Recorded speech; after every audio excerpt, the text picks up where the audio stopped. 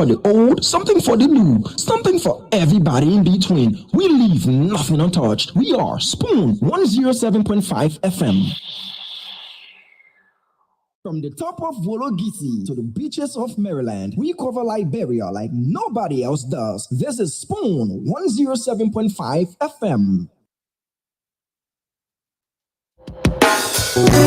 Yes, I, a special one from the CEO, stand on with the spoon. And your boy, right at the South Man. Charges on the beat. To get your information. For the spoon, to be part of our discussion. Spoon television.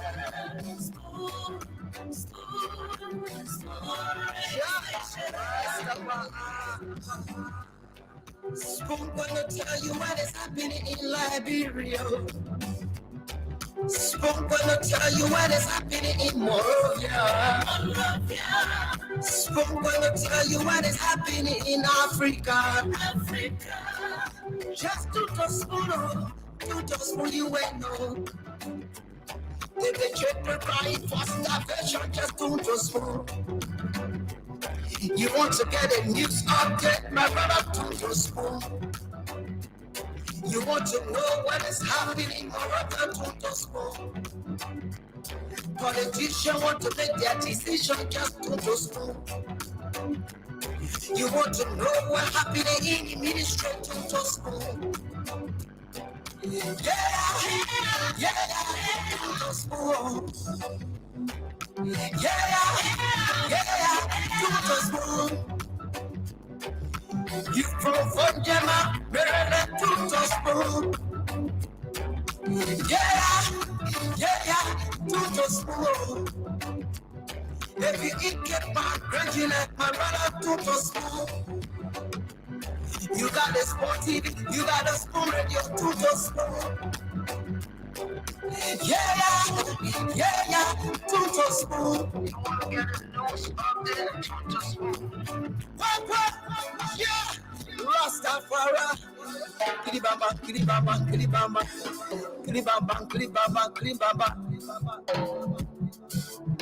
What I want? This one you got today. Spoon TV. This one you got today.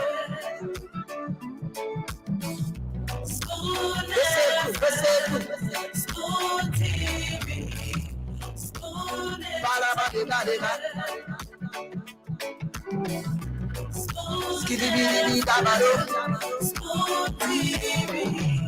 Spoon entertainment.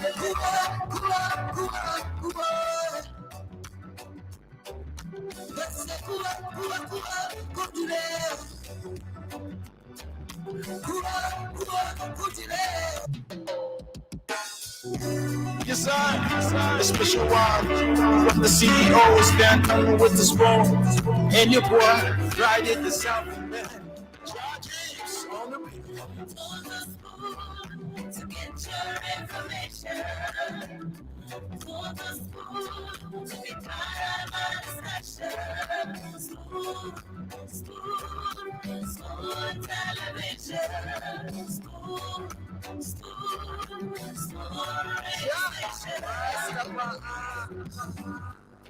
Spoon gonna tell you what is happening in Liberia. Spoon gonna tell you what is happening in Monrovia. Spoon gonna tell you what is happening in Africa. Just to the spoon you ain't know. They check the right for starvation, just to the spoon.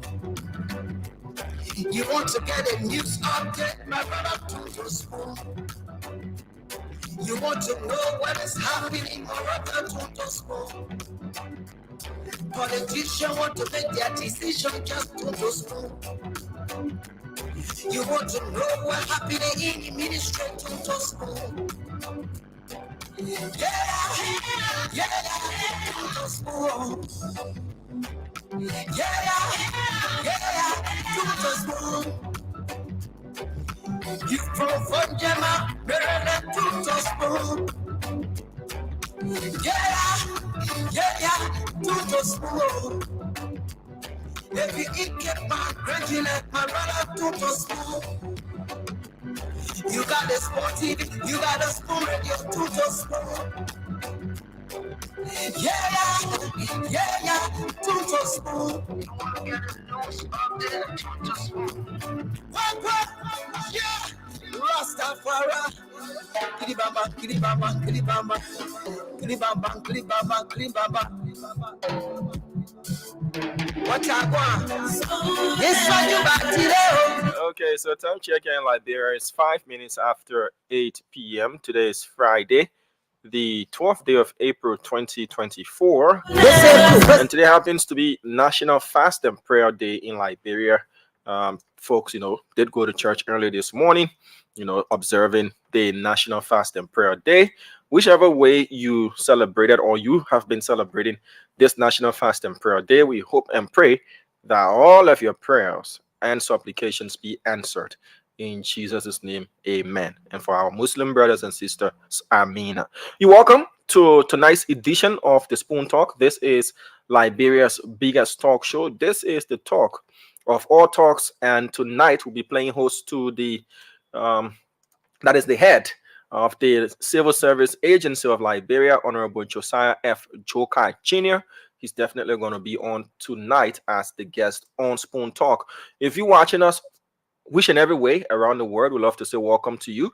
Those of you listening to us across the country via the different radio stations relaying us, we'd love to say welcome to you as well.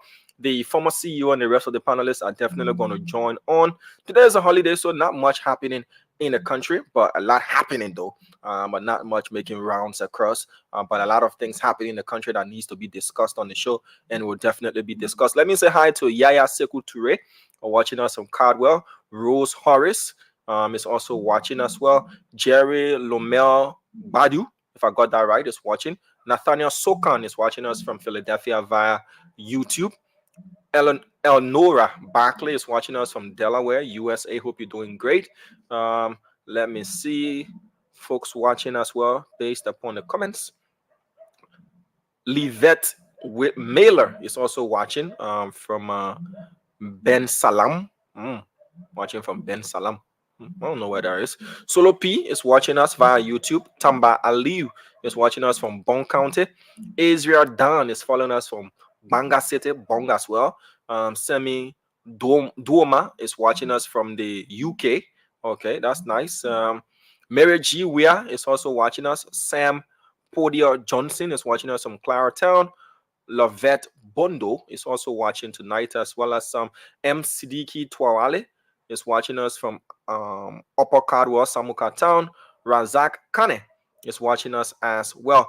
We want to say happy birthday to Chokon Flama, very dedicated staff of ours, very hardworking reporter as well.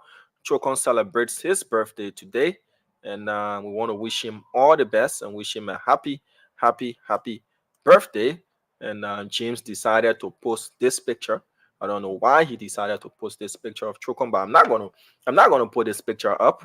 It will just be in the background. But I want to wish Chokon Flama a happy birthday as he celebrates today. Wish him all of the best. This year has got to offer. So Chokon, enjoy your day. The picture that your boy James, put in the switchboard for you, we are definitely not going to put that picture up. We wish you all the best and enjoy your day. Sophie Mezga is also following tonight. Emmanuel Tokpa is watching us from the Roberts International Airport. Angeline Smith is watching us from Ohio. Paul T. Wisa is also following us tonight. Sam Brema is also watching. Rebecca Kwawolo is watching. Estella Duana, if I got that right, is also watching. Says hi. Today is my mother's birthday as well. Happy birthday to your mom, Estella Duana, if I got that right. Dawana. Okay, Dawana. Estella Dawana. Ernest Bonya is watching us as well. Ishmael Brisbane is watching us from Painesville City. We'll open the phone lines for a bit for you to tell us what's on your mind. Don't come tell other, today's going to be fast and prayer day, but people to the neck club drinking, people enjoying themselves, so you're bothering me. Yeah, leave your friend. I didn't celebrate that fast and pray the way they want. Don't tell all I want on your mind. 07777 1075 055 Also, don't can tell say you vow not to argue or because we can take about a bathing buggy and we can sleep in heat and all I want. Don't tell all I want. Yeah. Just tell us what's on your minds. That's what 07777 1075 0555 101075 07777 Those are the numbers to call. Let's take this person here for a minute. Hello. Hello. Hello. Yep. Your name and where you calling us from? My name is Solomon B. Isaac from Rahel Community. Rahel Community. By the grace of God, Rahel is fine from where I stand. Yeah, what is on my mind is that I really play with faith to be with the spoon to up to 20 times and I can't get any result.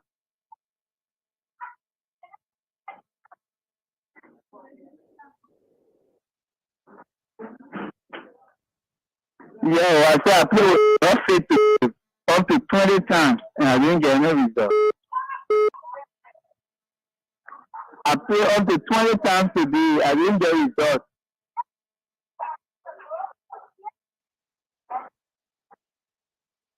Okay.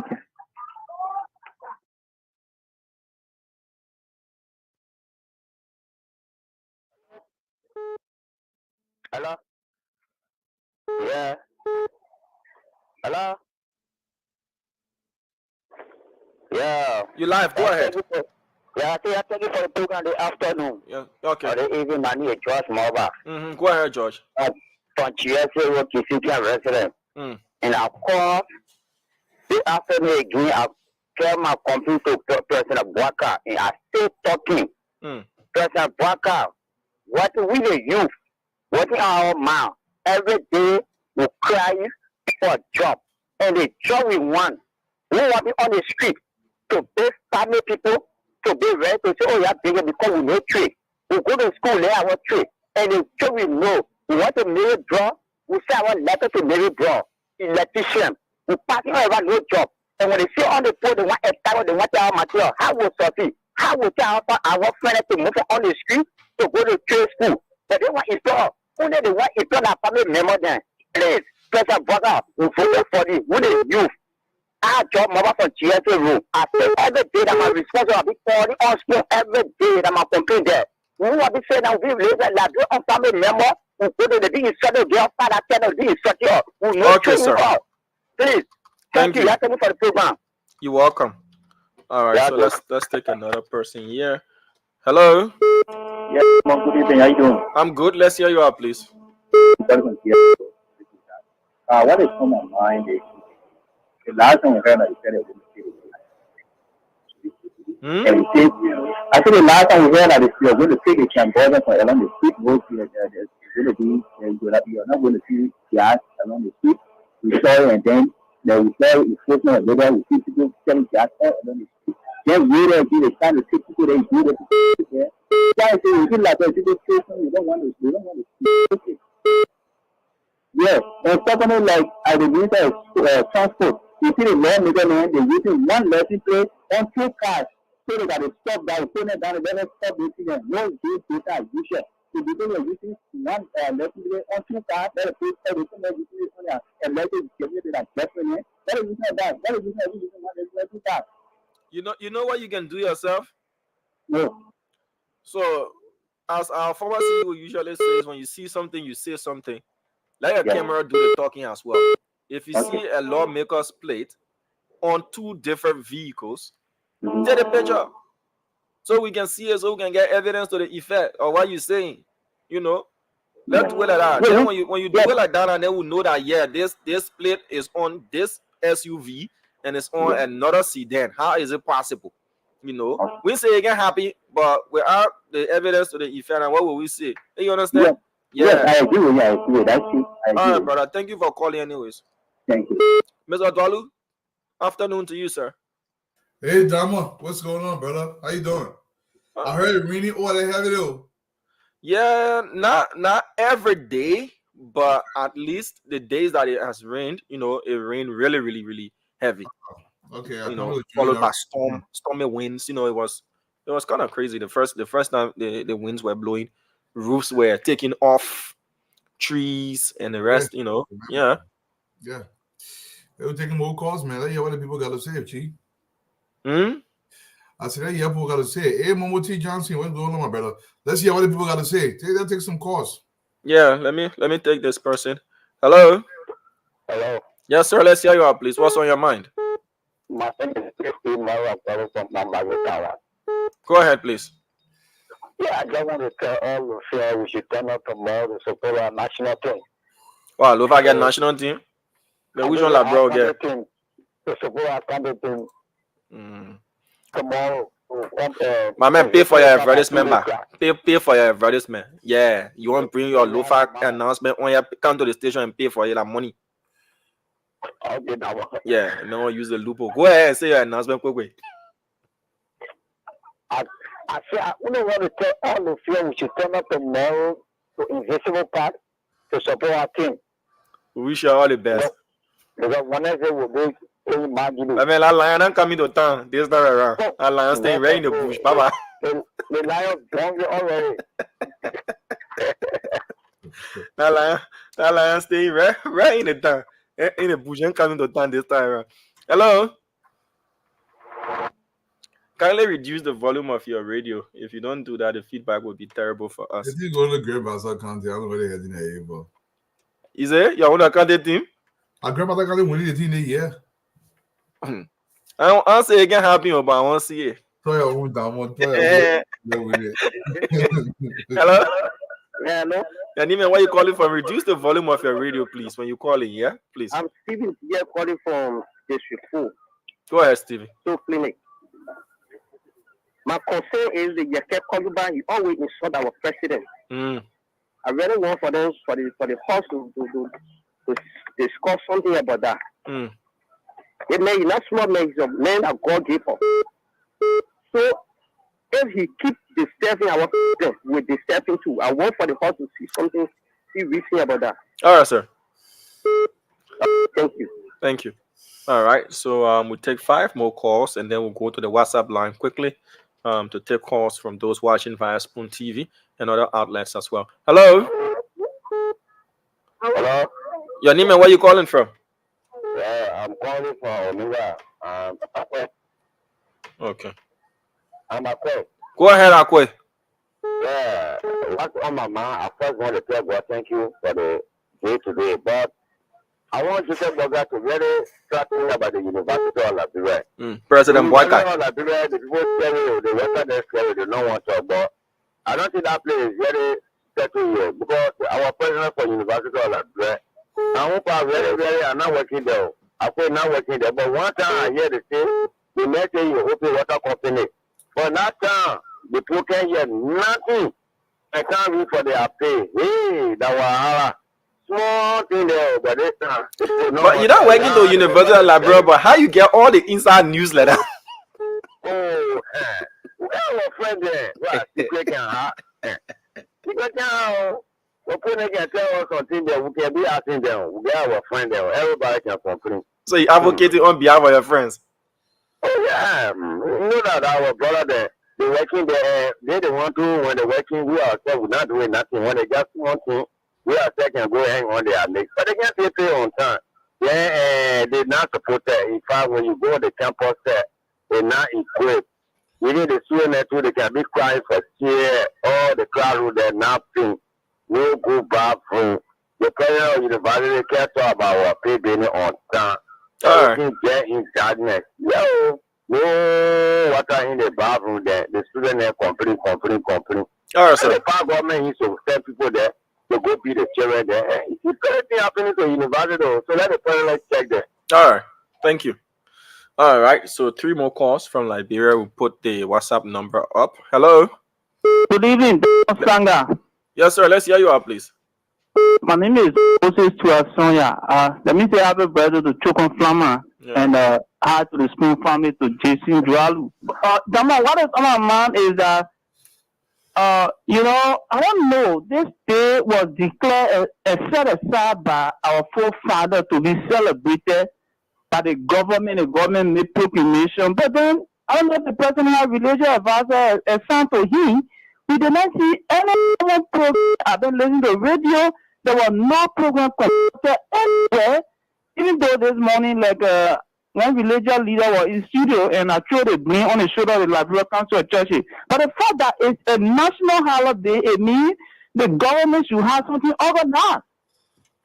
Yeah, and it was not good.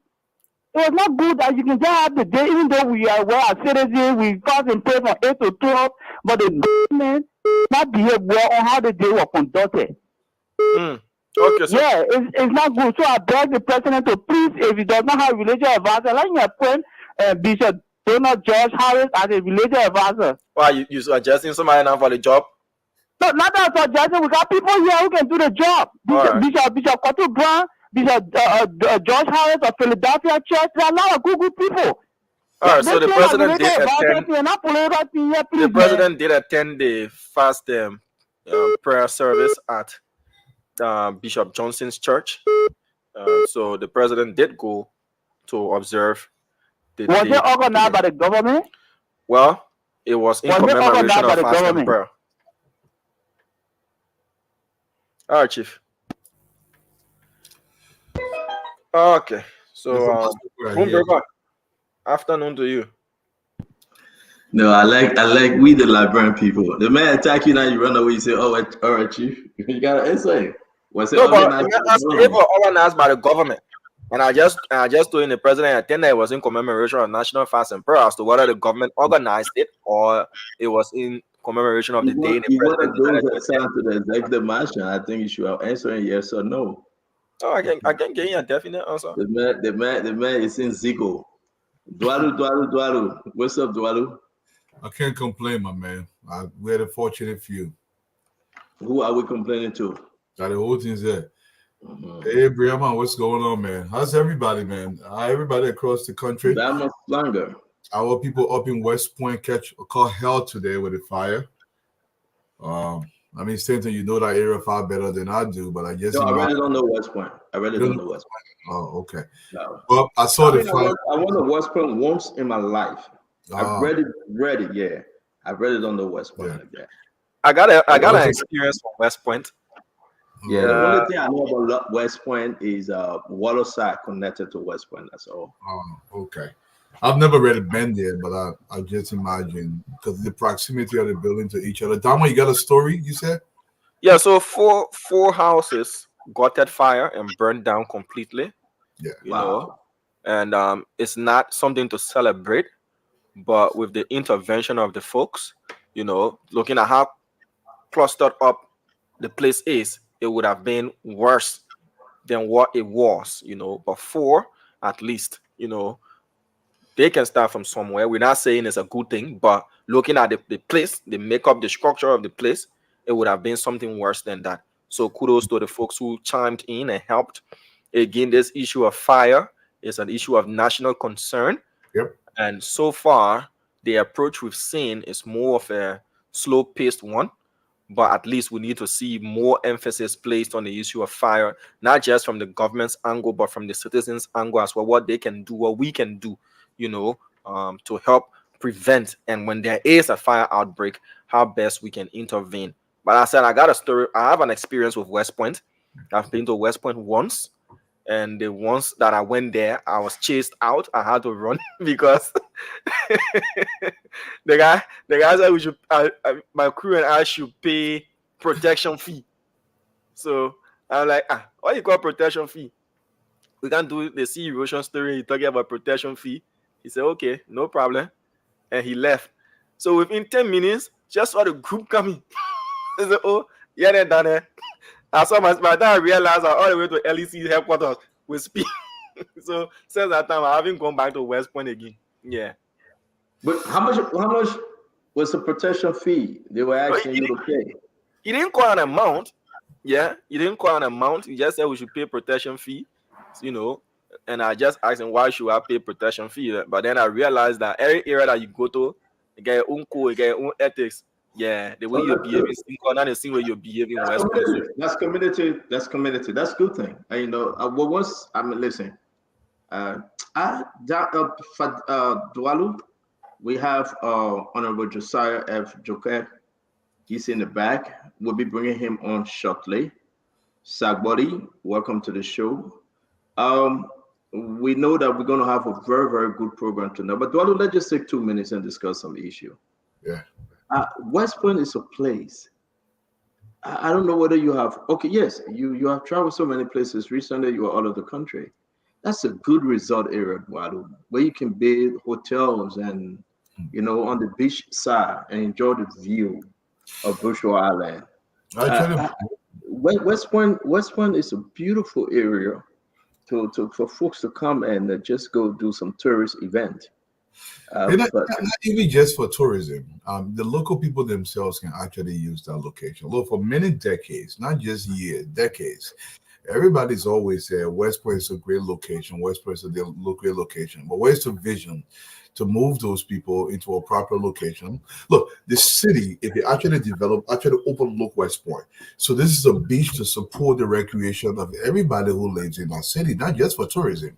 This is an area that can be utilized. But where is the vision to remove those people and relocate those people so you can actually use the area for commercial purposes? It takes a vision to do that. I mean, I've heard horrible stories about West Point and quote unquote people open defecation on the beaches and et cetera, but it takes a vision to remove those people because it's a cluster. Well, West Point, West Point is a beautiful place, and I think lawmakers from that area should have some visions to help that community, that part of the district. Good luck. It's a unique area. Let me bring to your attention also, while we have a few more seconds left. Do you look at this, Dualu? Yeah. UNICEF Liberia. Yeah. What an incredible joint mission to the southeast counties of Liberia, Grand Jide, River G, and Maryland. Yeah. Not easy roads for us, but an everyday reality for the people living here. Say Andy Brooks, UNICEF representative in Liberia. Thanks for the partnership. UN in Liberia, UN Women, Liberia Ambassador of Sweden in Monrovia, and Government of Ireland. Dualu, what the purpose, the intent of that UNICEF in Liberia posted this? What I tell you, Dualu? Stanton, I'll continue. This shames me. Stuff like this really makes me shame as a Liberian. I don't like to talk about it because I get a little emotional considering. Look, there's a guy that calls this show almost every day. Whenever you get a chance, his name is George Moba from Kisi Camp GSA Road. He's always talking about jobs. I told you guys what was being done in Southeast Asia. Our men are not working, and we have these kind of roads in Liberia. We have granite along all these roads. Why are we using the resources and being practical to improve these conditions? Look at those SUVs. First of all, these are massive four-wheel drive SUVs, and they're getting stuck everywhere. Imagine the regular people like this poster said, UNICEF said, the regular people that go through this every day. How can we completely disconnect the rest of the country, that portion of the country, from the entirety of our country? What does that say to the people in our region? That the government does not care about them? This is the message we send to our people. From time immemorial, the southeastern portion of Liberia has been cut off. I'll tell you a quick story. I don't remember the year, but I was a small boy, and we were going into Sesto City, into Riverside County. And when you get to a certain area, you have to get out of the car, and then your mom will pull you on her back. Then the car got to go empty and climb the hill. Then you go get back in the car. I'm pretty sure they're still doing this in 2024. This is not a road. This is a path that will just cut out in the jungle, and nobody cares to fix this thing. Time and time and time again. How, Honorable Braga, 100 days deliverable. I saw some front end loaders and some caterpillars fixing some roads, and I hope those roads will also extend to the southeastern portion of this country. But Stanton, this is shameful if you ask me. Very shameful, really. The fact that Dwalo and Good came early, this is the three countries mentioned, Dwalo, right? Yeah. You have River G. Yeah. Maryland. Yeah. Grand Jude. They all voted for George Weah. Yeah. They are Liberians living there. They are part of Liberia.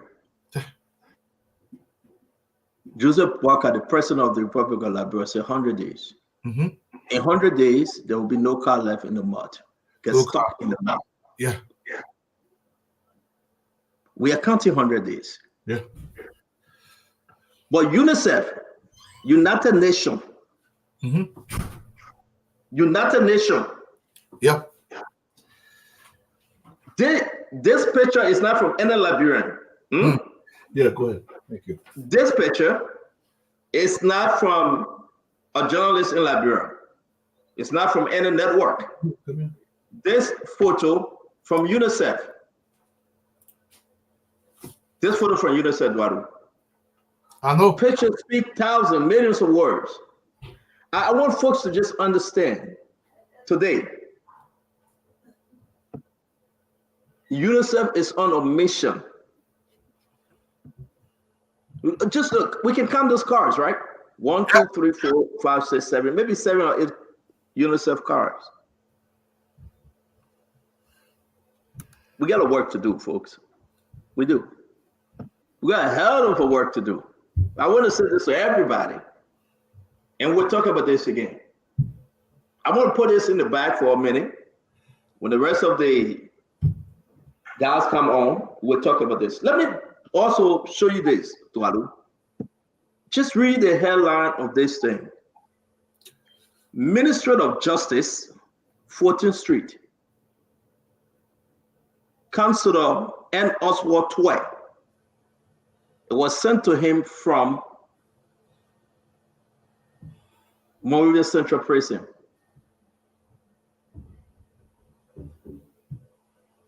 Tolu, can you see? Can you read subject? Just subject. Just to get your attention to it. It says, incident report on the death of Ime Arthur Kaba, and I can read the second recommendation for criminal investigation. Yes. Dwalu. I said this yesterday. We discussed a little today after Honorable Josiah Joke. The gentleman went to praise him. You know who killed him? Not the person that killed him, though. That the prison guy. The men are working for the prison. The men are working for the Liberian government. The allegation that he killed him.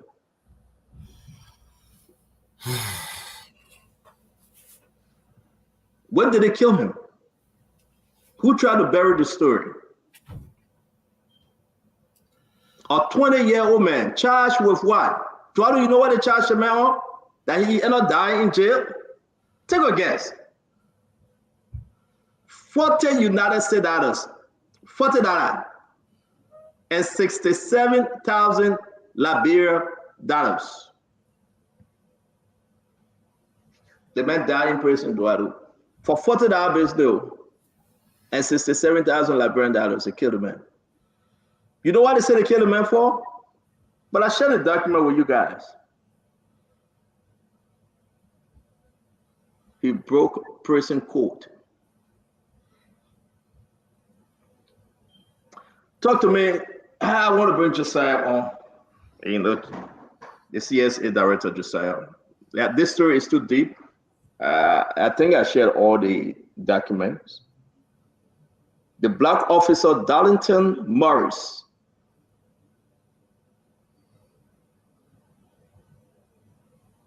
They assaulted the man by flocking him.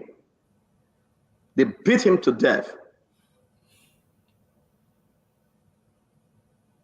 They beat him to death. It was sanctioned by the black officer Darlington Morris and another inmate, Emmanuel Dore, as a disciplinary action for the missing substance, which was actually, it was Dore, the allegation they beat the man to death. Before they get it, the man was unconscious. So, Dualu, let's have a quiet show. Happy Friday, fast and prayer day. Let's pray for our country. Well, Stanton, let's not be naive about what happens in Liberia. We neglect the prisons, not just Moria Central Prison, but across the country. All the prisons are neglected. The prisoners have no rights, despite what somebody may come on and tell you. Police officers, I've seen them many occasions, would just slap the men in any kind of way, not in the prison, just outside, any kind of way. So it's a miracle that we don't lose a lot of people in these prisons. Now, sometimes, people take the frustration on some of these prisoners. I get it. It's a difficult job to do. I understand it, but this is what you sign up for, to protect these prisoners until they can go to the courts. The courts is the only arm that has any power whatsoever to adjudicate some of these cases, to make sure we go through the proper process. And also, to the court system. Look, you can't just keep people in these permanent detentions without due process. They're in there. Now, a man is dead. A Liberian citizen is there. But Stanton, I want to say this, though. Sometimes in Liberia, we tend to forget that this could be us too. So because it's not happening to you directly, we just look the other way. And in many instances, we don't care. We say, wrong? That the man has Zogo, the man stole. So many factors contribute to people's position. To just go and weigh that position because he snatched a purse or he stole a phone, now he's passing a beating to death. The systems has to be fixed. So this little thing, I don't know, the man has a family. I don't know what he did. $40. A man is there. And guess what, Stanton? Here's the most horrible part. Almost nobody may be held responsible for this. And maybe the only reason why there will be some light shine on this because we are talking about this on the show.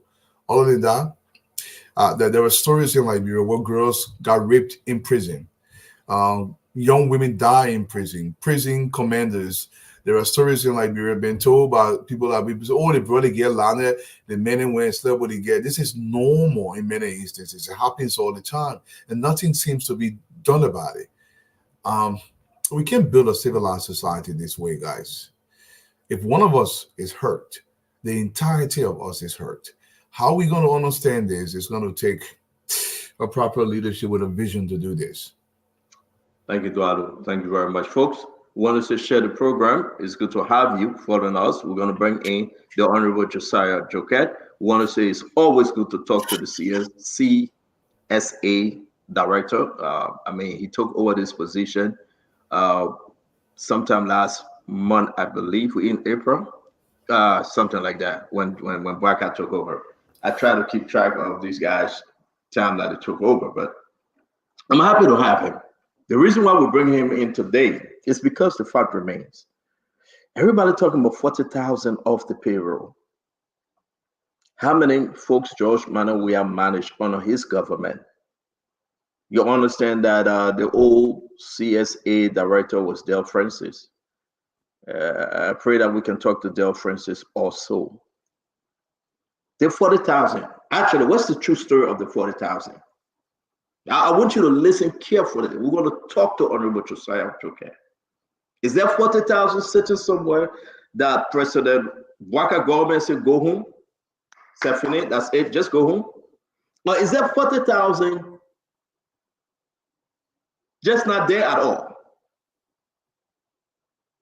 With a good intent of President Waka. Is he just waiting to say 40,000, you fire, we don't need you? Is there a plan for the 40,000? It's going to be a very interesting show. So invite your brothers, share the show, call people to come and join us. What's the story about the 40,000? We saw demonstration at the executive mansion. We saw complaint from Jeremy Pierre, information minister, that we have so many people. We saw Mo Ali saying we have over 300 ghost names. Every ministry, every entity, people saying the executive marshals say have over 700. Foreign ministry, finance ministry. But what's the true story? I mean, we have to talk to Josiah. We have to talk to him. Where's the 40,000? Understand that everything we all asking for, everything we're talking about.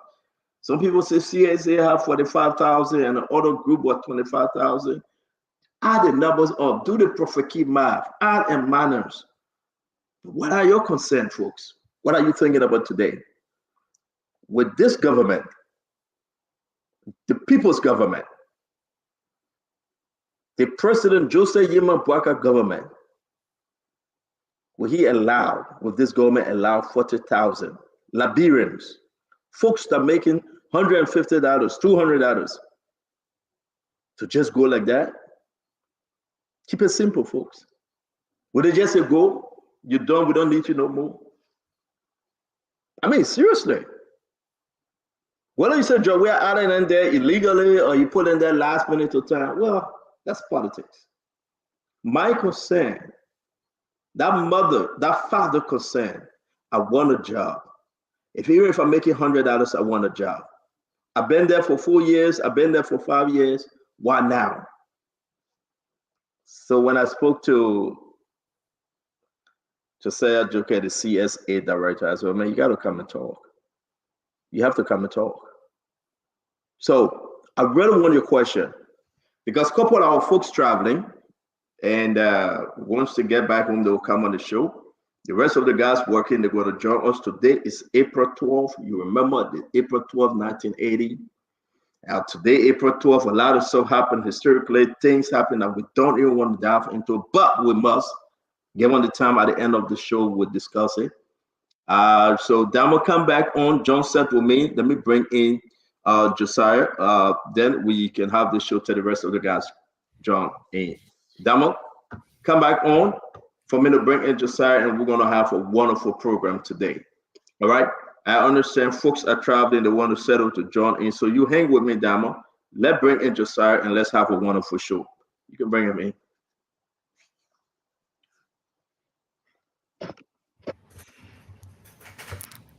Mr. Jokai, sorry if I don't pronounce it right, man.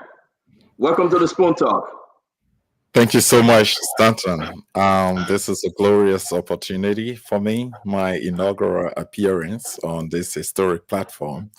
For me, I see this as a golden opportunity to be able to update the Liberian people on the significant progress we've made just in 1 month since we took over at the Civil Service Agency as Director General. So, yes, I'm happy to be here and thank you for the invitation. Thank you very much. Damo, can you check our YouTube? Folks are saying, look like we are not on YouTube yet. If not, thank you then. Folks, just check your YouTube. We are on YouTube. So we want to say thank you very much. It's good to have you. You know, during the election time, we've been missing each other, going through third parties, full party, but here we are now, governance. It's not about election no more. It's not about winning anymore. Thank you, Damo. It's not about election no more. It's not about winning anymore. It's about governing the country. And I think we are so pleased that President Joseph Yema Boakai say, you know what, Josiah will do the job for CSA. And he tapped into you, he brought you in, you accepted. Yeah, we are. I want to give you a chance. The rest of the folks will join us later. Don't see only Damo and Masaya. The crazy people coming. The garden I can still, they will squeeze you up tonight, they're coming.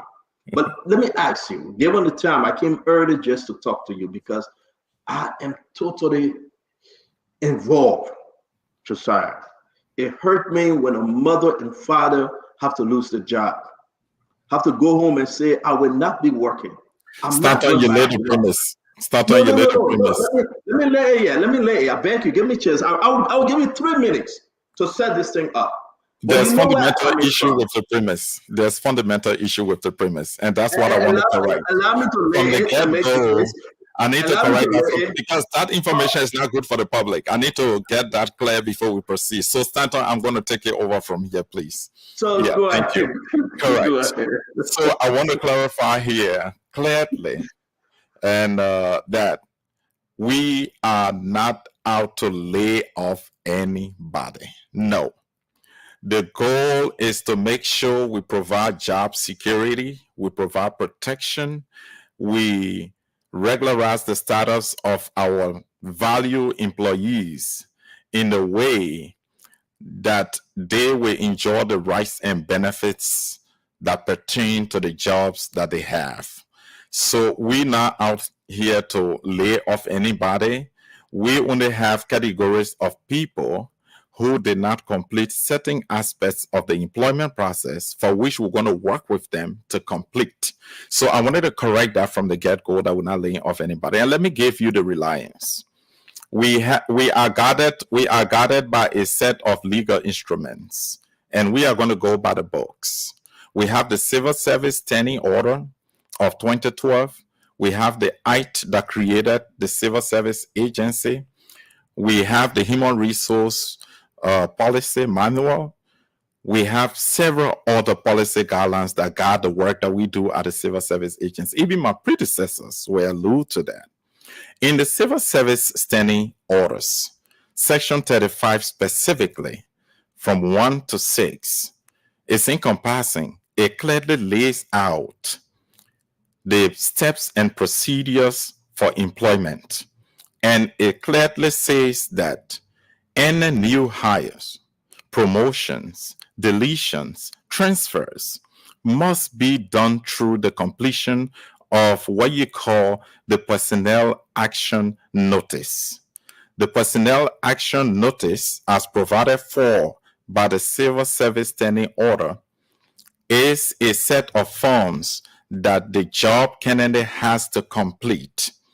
It contains all the pertinent information regarding the job, your bio data, your qualification in terms of your skills, your knowledge, your experience, your cultural fit, that is your core values that's supposed to align with the job you're seeking or the institution for which you want to work. And it speaks to everything encompassing. What that means is that once you complete that, it gives you a clear understanding of your status. Your background has to match the prescribed requirements for the job as laid out by the Civil Service Agency. Each job classifier in the civil service has a prescribed set of requirements that each employee must meet.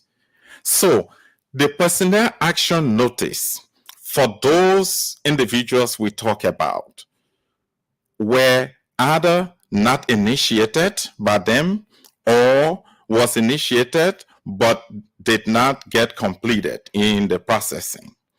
When I took over, I inherited thousands of unapproved personnel action notices stacked up in the watch room in my office. I quarantined those. I put them in boxes. The first category of employees who form part of the 40,000 are people whose personnel action notices are incomplete. All we are saying is that we are going to deploy the necessary resources and logistics. Our analysts, we are going to work with the 103 spending entities for which these individuals work.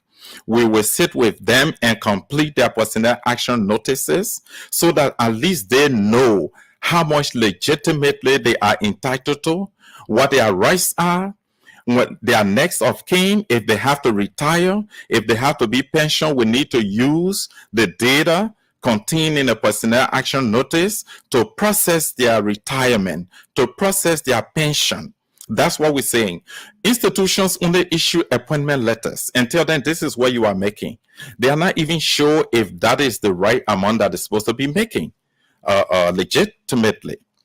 They give them letters, but they don't complete the personnel action notices. So when you are to retire, how do we even know who benefits from your retirement?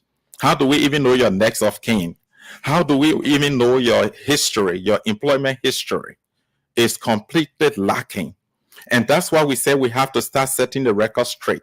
Those in the employ of the CSA, we are going to work with them, with the human resource departments, to complete those personnel action notices. We are not laying them off. I want to repeat that over and over. Nobody is going after anybody to lay them off.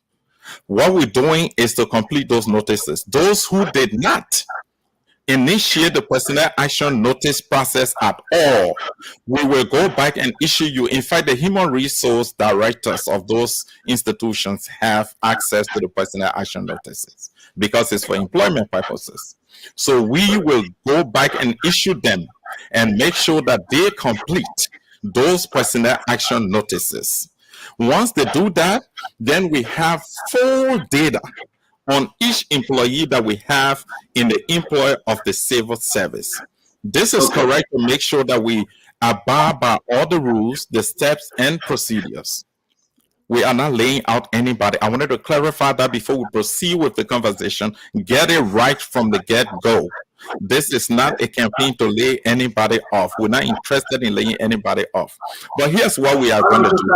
Give me a break. Give me a break, please. Give me a break. It's good. Listen, this is the Spoon Talk. We'll give you all the time necessary. And thank God we are not that many. Tell the other folks, get in. Say as much as you want to say, because you are the director of CSA and one of the year you are. Okay? I may say it seemed like a layoff. You may say something different to convince me that it is not a layoff. So I appreciate that. But I'm in reference to the law. I'm in reference to the law, Stanton. To the law. It's part of your convincing proof. It's part of your convincing proof. I'm trying to upload the standing order that you spoke about 2012. I have it here. I will upload it. It's part of that. So certainly right thing. Thank you. But let's get into the issue. 40,000. Am I correct on the number? Yes. Can you tell me how you came up to 40,000? So the CSA is one of the institutions that has professional analysts, and each of the 103 entities is grouped into subcategories, and each category has assigned analysts. So they can pull out any data for you at any time from our payroll, from our employees' records. So we query the payroll, and we were able to determine that so many of our people, you know, even beyond 2017, 2018, there are some of them, even before that time, who did not complete the personnel action notices. So realize two groups. One category are people who initiated the process, but did not complete it. And that's why I say in my last press conference that nobody should panic, because this is a shared responsibility. To complete the personnel action notices is also the responsibility of the CSA to make sure that people who they are hiring complete the personnel action notices. So it's not squarely, entirely the responsibility of those who fail to complete it. So you have one set that initiated but did not complete. Then you have one set of employees who did not initiate it at all. So the 40,000 is not just about people who did not initiate. You have thousands. I just told you I carried those personnel action notices that are incomplete at the press briefing, Maker press briefing. I displayed them. Thousands. I'm not saying hundreds. Thousands. Even my predecessor should be able to admit to that. They were in his office when I took over. Those personnel action notices, I stayed there, I quarantined them. Any journalist, any stakeholder wants to see them, they are available, you will see them. We are going to work with those people to complete those personnel action notices. So that's how you got a 40,000. Yeah. Okay, is this across the entire government? SOE? No. The civil service has a responsibility, oversight responsibility for employees in 103 spending entities, not all across government functionaries. No, it's just 103 spending entities. Can we just narrow this down? Let me ask the question. Maybe it may be a dumb question, but please consider in answering them. The military, are they part of the central administration, not appointed officials. The central administration is under the CSA. So military involved in this 40,000. military men and women? You have central administration employees that are part of the payroll. Yeah. So, okay, you say central, not central, but the fact remains is that we have military men and women under this 40,000. Am I correct? I'm not saying they are there because I don't know who's there, who's not there. I have not seen the pen to tell you a particular military person is there. Stanton, we're talking about pens filled, completed by people across 103 spending entities. How do I know if military is not? I have not seen all the pens. I'm not saying to be specific on it's names. Possible. I will tell you it's possible. It's possible, Stanton. It's possible. I want to get you on the record, Josiah. I want to get you on the record. Hold on 1 minute, sir. Let me ask the question, then I'm backing you. It's the military, the Liberian Armed Forces, any branch, any part of the military included in your 40,000? Stanton, the military, the police, those that work for the Arms Commission, the components in terms of their central administrations that fall under the purview, within the purview of the civil service, people who did not complete their PANs, yes, they fall within the 40,000. I'm going to pause. Let me welcome to the show again, Mr. Dwalu and Alex Doe. Folks, we want to say, please share our conversation. Please invite your brother and sister. It's going to be very informative. You want to take something away. Now we're hearing the military, the Liberian National Police, and other paramilitary groups. We want to understand from Josiah Joket, the director of CSA, as he educated us tonight, where are we with this 40,000 and CSA? Mr. Dwadu. Honorable Josiah, welcome to the show, sir. Thank you, Dwadu. Thank you. My first question is very simple. What is the purpose of the CSA? The purpose of the CSA has the autonomy by statute to centralize personnel management in government. However, there are certain entities that don't fall in the purview of the CSA.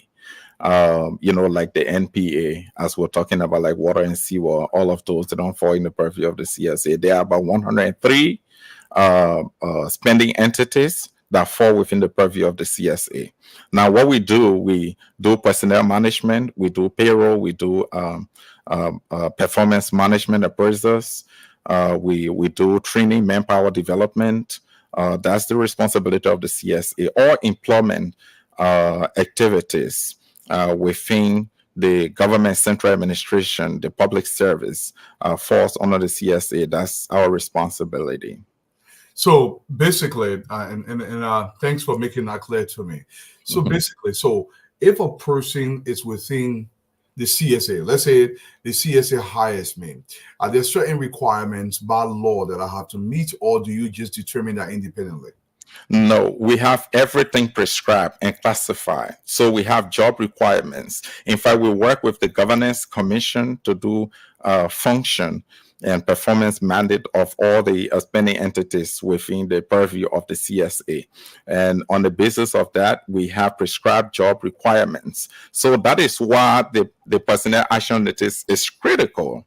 That information contained on the personnel action notice is matched with the job requirement to make sure that you meet the prerequisites of the job before you are even given the job. And in the absence of the personnel action notice, it's difficult for you to know the person you are hiring. You need to know the job candidate in terms of their qualifications, encompassingly, their academic, their credentials, their experience and everything, their skills, knowledge, abilities. Everything will be contained in that document, and you will be able to compare that with what the job candidate provides to you. It's just like going through a hiring process to follow all the steps and procedures. Mr. Jukai, so basically what you're saying is nobody can get on the CSA payroll until they meet certain foundation and preparedness standards. Nobody's supposed to, and that is correct, Walu. That's the gray area. That's why we're having problem when people do not complete the personnel action notice for us to know your entire background, your qualification of the job, to match that qualification with the job requirement, it becomes difficult to know whether or not you are hiring the right person. And that's why I am saying from the get-go, what we need to do is to set the record straight first. Even before we talk about going forward, that going forward hiring should be per the personnel action notice. But let's go back and see who do we have in the system. Let's make sure that we complete the personnel action notices of these people and have it. So in the process where somebody is not qualified, you don't necessarily have to remove the person from the job. You have to have conversation with them. That is human resource management procedure. It's a simple practice. You have conversation to know what their skill set are, what they are qualified to do. Even if they're not qualified for the job you wish to hire them for, you can have them to play the right role, put them where they fit rightfully, and that's what the process is about. So this process is not just going to be to have people coming from all over the country trooping in. No, we are putting in place a mechanism that we will deploy the necessary logistics. That's why we even extended the time to 4 months. If you don't know Stanton, we did that on Wednesday, extended to 4 months, because we deploy the analysts, we deploy all the logistics necessary so that they go and work with the human resource directors of the 100 spending entities, that they will be able to work with our people who are found within these categories to help them to complete the personnel action notices. That way, I can approve them. We can file them. Just in case something happened to any of them, we'll go back to your personnel action notice and say, oh, this person was employed from this time to this time. This person is entitled to retirement. This person is entitled to pension. Then we can process the person per their data, their personnel action data, and forward that to NASCOP, so that they can be, their pension can be processed. So this issue is not a witch hunt. It's only trying to fix the problem that we have. That's all we're trying to do here. Thank you very much, Josiah. Thank you. Let me bring in Asad Hussain Jackson and Al Hussein Fadika. Former Deputy Minister, do your 2 questions, please. Well, thank you. How you doing, Mr. Josiah?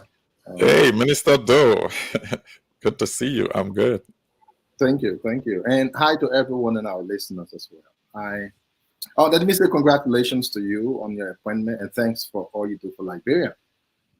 Mr. Josiah, I want us to have a little conversation about what is unfolding within the CSA. Correct. Sorry if I ask questions that don't make sense, and I hope you will help out people. Let me start off by saying, I listened to your press conference or something when you were taking over, and I must admit to you, I took that to be very clearly political, without a basis of truth, but just somebody who wanted to show like the know-all and they're coming to do everything, and they were saying some things that I thought were interesting to know. So I want to drag you a little bit into that. First off, during that turning over ceremony, you said you tried to present one of the worst things you've met to be the amount of money that was in the account. And you said it was some $191 or $119 something. You spoke of that. I wanted to find out. Is it the business of CSA to have money in the account? Is it CSA's business to have money in the account?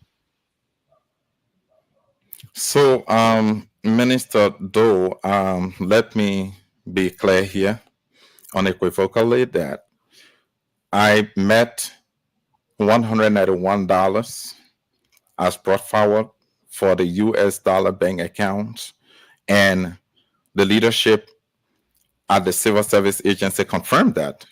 So there is no basis for the premise that you lay that I was trying to present a show or do a showmanship. That's unfortunate, I believe, on your part, because I will not throw any number out there just like that. So that's correct. The controller confirmed it. I also said the Liberian dollar. I wasn't concerned on the Liberian dollar bank account. No, I need to set the record straight here. Okay, Minister Doe. The Liberian dollar bank account balance that I met was 10,200 Liberian dollars. Again, the controller confirmed that. So that was no showmanship. That was no bluff. And I'm not in the business of bluffing. Anybody who knows me, I'm a guy who's a sharpshooter. I set my goals and I go for them. And that information is correct, Minister Doe. Yeah, no, I wasn't contesting it being correct or not. My main point here is CSA is a spending entity, not a revenue generation entity. So you expect that the money that comes in will be the money spent. So it is almost like if the government gives you $10, they expect you to spend $10.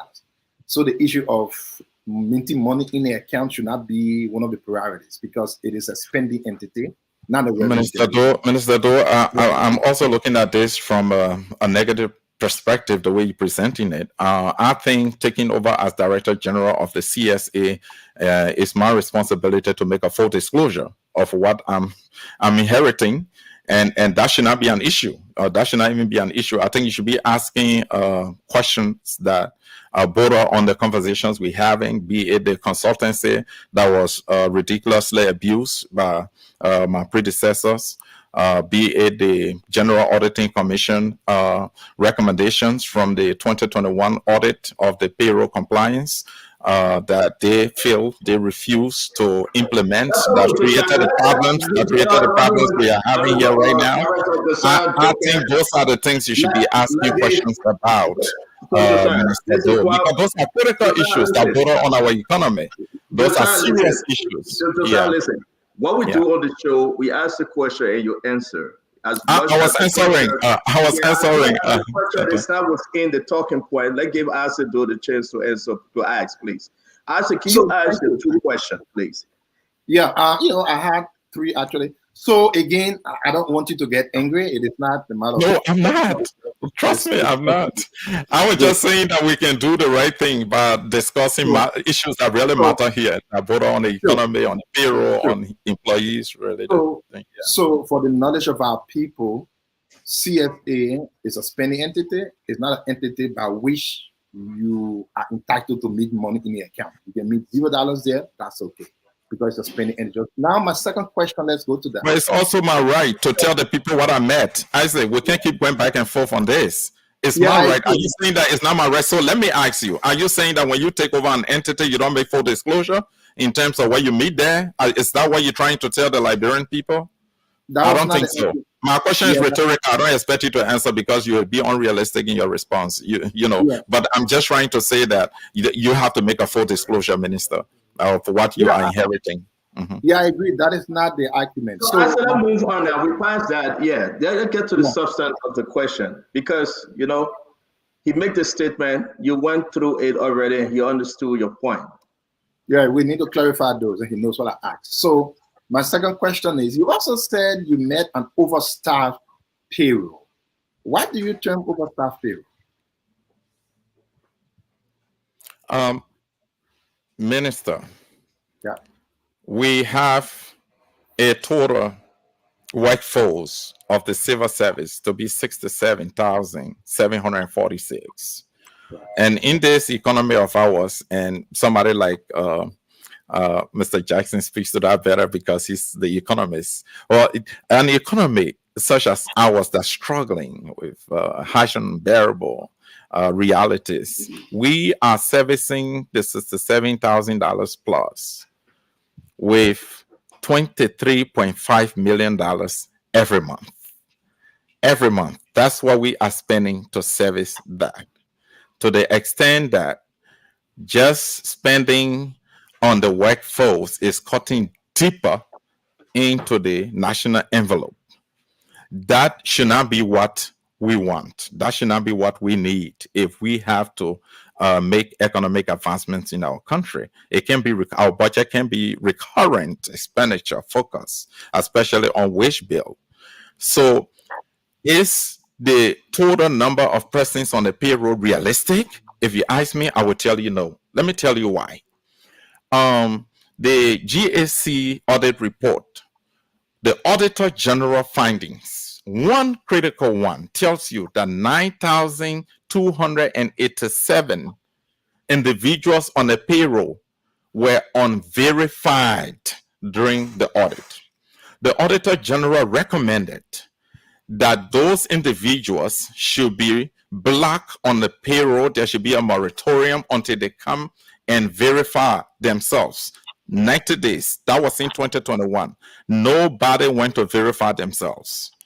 2 years later, those 9,287 individuals are still on the payroll. We are paying $3.7 million to service those people every month. We don't know who they are. We don't know who they are. So when you have a payroll situation of that nature, of 67,000 plus, you cannot account for 9,287, and you keep paying them and think it's normal. That is a bloated situation. That is a ghost. That is a potential ghost situation of ghost employees. So it's bloated. You have to cut down the payroll by removing ghost names. I'm not saying people who have jobs. It's our responsibility to protect those who are legitimately employed and working. But when you have like 9,287, they must leave because they don't represent people that we know. When you have 166 individuals on the payroll who have shared accounts, and what do I mean? Stanton, Jokai, Dwalu, Fadiga, Jackson, and Minister Doe are on the payroll, but all of us have one single bank account. One single bank account. Every month we work, but the money, the salaries of those people are going to one single bank account. There are probabilities. Either all of us are not human beings. The human beings who are receiving the money don't work. They are sitting somewhere receiving it. Meanwhile, we have 166 So Director, hold on. Let me. and we I are need to paying understand you. Hold on 1 minute. No, hold on 1 minute. Hold on 1 minute. Yes. Josiah, I said we'll come to you. I know you got one more question. Please take your time because we need to understand you better, and that's why we brought you in here. Yes, so that's the bloated. I want to really ask this. I want you to repeat yourself, please. It's important for our listener audience. Correct. 9,287. Correct. That's the number from 2021. Please. Verified on the payroll by GSA. For the sake of the old man out there that thinking that you want to kick them out of the job because they're part of the 40,000, you are now saying you are not. It's not to kick anybody off the job. But now you bring it in from 2021. There was an audit done. And it was found that under President George Manawia, 9,287, right on that number. Talk to Liberians tonight. Don't Correct. go. Oh yeah, talk to Liberians. All right. All right. So I will give a premise. In 2018, and I must commend former President George Weah and his government for that initiative. They initiated what they call the Public Sector Modernization Project, the PSMP. And it was intended to bring about integrity to public finance management. They supported serious government reforms to help improve the efficiency of the civil service, the public sector. An integral part of that project was payroll management and control to really help address the discrepancies associated with the payroll. In the context of that, the Weah government, and I must thank them again, congratulate them for that. The Weah government mustered the courage and commissioned the General Auditing Commission to conduct a comprehensive payroll compliance audit. And that audit was supported by funds, taxpayers' money from Europe. The Europeans supported, the United States through USAID, the World Bank Group supported. They put money into that. GAC conducted the audit, and the audit covered 2018 to 2021. When the audit was conducted, however, despite the courage of the government to allow the audit to happen, the government failed to implement the recommendations, grave findings that pose risk to our economy in that audit report. Then with recommendations to address those risk factors also are in that report strictly from the Auditor General, telling the Ministry of Finance under Minister Samuel Twe, telling the Civil Service Agency under my predecessor, my brother James Thompson, telling them to implement those recommendations so that we wouldn't have the problem we're having today. Those recommendations can be implemented in two ways, two approaches. One, a multi-sector approach, sectoral approach, which we are not touching. The second, simple and straightforward actions by the Civil Service Agency to take those decisions. What are the findings? One of the great findings, Stanton, is what you have asked me about. that the GSC found in that report that there were 9,287 people who were unverified during the audit. This is not Jokai. I'm not the one saying I found it. It's the GSC that was supported with funds, supported by the government and partners. We spend money. The George government funded that. Yeah, they funded that. Yes, okay. They funded that. So that 9,000, what period did it cover? It's not WIA. It's not President Bwaka, rather. It was the WIA administration, correct? Correct. That confusing. That 9,000, what period did it cover? Which year? Okay. The period covered 2018 to 2021. Then 2021, the Auditor General recommended that 9,287 individuals, a moratorium should be placed on the salary payments to them. It's still in the report. Go and find the report. That audit recommendation was not implemented. Second grave audit recommendation, 166 individuals have shared account, bank account numbers. Meaning all of us on this platform, we are on the payroll, but all of us have one shared bank account number. Then you have 122 individuals also on the payroll who were paid through mobile money accounts, mobile money phone numbers. Now, all of us on this platform, we are on the payroll, for example, and all of us have one mobile money phone number. Now, the possibility of having one mobile money phone number, Stanton, when you ask a critical question, is that either none of us are human beings on the payroll. When we work, the money goes to somebody sitting somewhere who's not. I want to hold you right there. I don't want you to go into the you are revealing a lot of stuff that when it come from you. I love the numbers. I love the question Fadiga asked. I said those still got one question, but I beg you, don't go too far yet because we want to balance this thing up. 122 what? 122 individuals on the payroll. On the payroll. Yes. Who fall in the mobile money? Who fall in the mobile money? Correct. That's the point. Farmer in mobile money. Now, yes. I want Liberians to hear this on the radio. 9,287 as of the audit 2018 to 2021. You are saying they are still part of government payroll today. The moratorium was not placed to stop them, so they are still on the payroll. They were asked to place moratorium on the salary payment. That was not done. So they stay on the payroll. So after, I beg you, Hassim, I beg you back. Okay, I want to say there's something. No, let give Asido. Hold on. Let be fair with Asido. Asido ask a question. We're going to enjoy the show. Let me fair. Asido, please continue your question. Asido, you got one more question. Continue, sir. I'm sorry to interrupt you, but it gets interesting. Go ahead, Asido. So again, we will have a very good show. I have tons of questions to ask. I can assure you when we leave from here, all of these sweet talks will come back to the reality. Now, my last question on the rounds. You said the payroll has 67,000 plus persons. That is correct. In your own mind, it is overstaffed. That alone will tell anyone listening from the other side that there is only one intent for which you single out 40,000 Liberians with the notion that the payroll is overstaffed. Anybody that can see and know who knowed on it.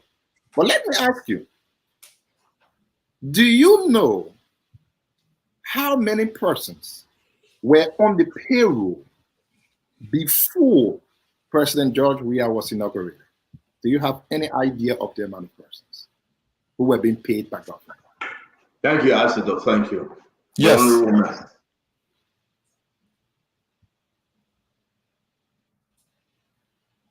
Yeah, but he answered the question. He may say yes. No. You probably want to know the amount. Dwadu, ask to ask this question. Yeah. And let Josiah You answer. call a Go number. ahead. Yeah. You call a number for today, 67,000. Right. You can call a number 2 that George Weah government inherited. The number. And I say yes, and the number is 44,000. So this is where, and I know that, and my predecessor knows that. He confirmed it on OKFM, and you know that also because they shared that with you. You are wrong, sir. You are very wrong. So Isaac, I beg you, well, I'll give you 10 more seconds. You have asked your last question, but go ahead in the 10 seconds. No, not just a question to just say, I know Dale should be coming on, but your predecessor did not say 40,000 on the payroll on OKFM. Sir, the recordings are there. What he did say was that when we came into power from 2018, government of Liberia had many payrolls. Let's take 2. They had the CSA payroll and they had the special allowance payroll that you know. And just to say, Minister Buema Kamara was the minister who turned over. It is an easy thing for you to call him and verify this information. On the CSA payroll that CSA was managing that time, they had about 40,000 employees. On the special allowance payroll, and the special allowance payroll, like you know, Mr. Josiah, that is a fact. It is a payroll that is not there, that was not being managed by the CSA. I said, let hold you, and that's right. Dale Francis will be on the show. Let hold you right there. And again, let me say this: it will be very interesting, but we'll hold ourselves to the question as much as we want to ask all this question. I want Liberians tonight to leave from here and understand the numbers, okay? Whether it was a witch hunt, like the others are saying, it's the work of Honorable Josiah Joker to explain to the Liberian people it is not witch hunt, but we are in the direction to make correction. I am surprised, I must announce, that the 9,287 as of 2021, we are still paying them. The 122, paying them by mobile, we don't know them, but we're just sending check out to them. But it's not for me to say as an independent host here today, we will allow the people to decide. Mr. Samuel P. John Jackson, talk to us and Alpha Dika. Honorable Josiah Joker, good afternoon, good evening. How you doing, my brother? I am wonderful, doing wonderfully well. Thank you. So, I think it would be fair to give some, like, 1 minute historical analysis of the post-war civil service in terms of the public wage bill. Let's just be very fair about that. That is the only way we'll put this matter into context for Liberians to know who bloated the public sector wage bill. Okay.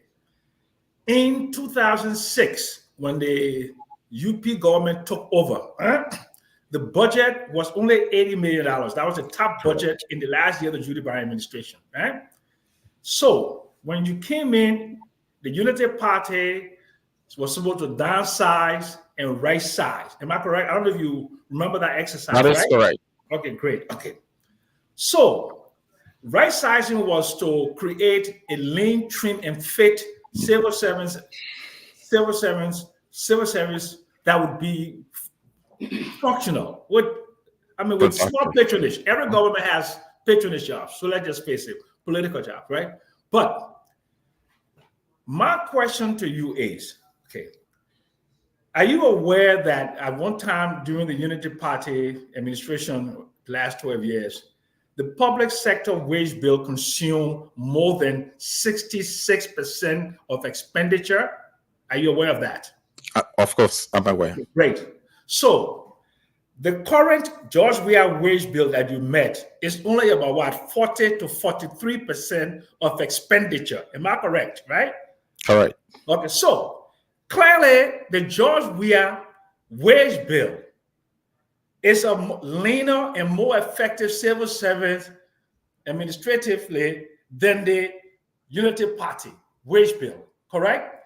The wage bill under your government was what, $287 million. Am I correct? Sam, I'm asking you. I like the way you're proceeding. I like that. Let me say this for clarity. Take notes, and you can answer me. I beg you. No, Sam. Let me say this before you proceed. I'm speaking to the audience. Sam, I want you to take notes. Honorable man, let Mr. Jackson finish. Hold on 1 minute. Let me flow. Go ahead. Flow, Sam. Yeah, I want the public to be aware of the misinformation and the half truths and the whole big to think this whole angry winners coming to settle historical wrongs and all of that. I wanted to just be very clear that the UP wage bill as a percentage of expenditure was 66%, right? 2/3 of expenditure. Okay, you took the wage bill. Okay, in the budget from 80 to 129 million to what? $287 million. So right now, you yourself, you said that every month you guys pay $23 million, right? So from your own analysis, who is responsible for bloating that wage bill? Is it the George Weah government or the previous Unity Party government based upon the quantum of evidence adduced by me just now? Who bloated the wage bill? Unity Party. Go ahead. Thank you, Sam. The first thing I would say, I am not going to flow, or go by your political presentation. That's totally political in nature. I gave you numbers, and there's no politics in the numbers, So you wanted me to allow him to speak now, please. You wanted me to listen to you, so I hope you'll do. Gladly, brother Josiah. Right. Thank you, Sam.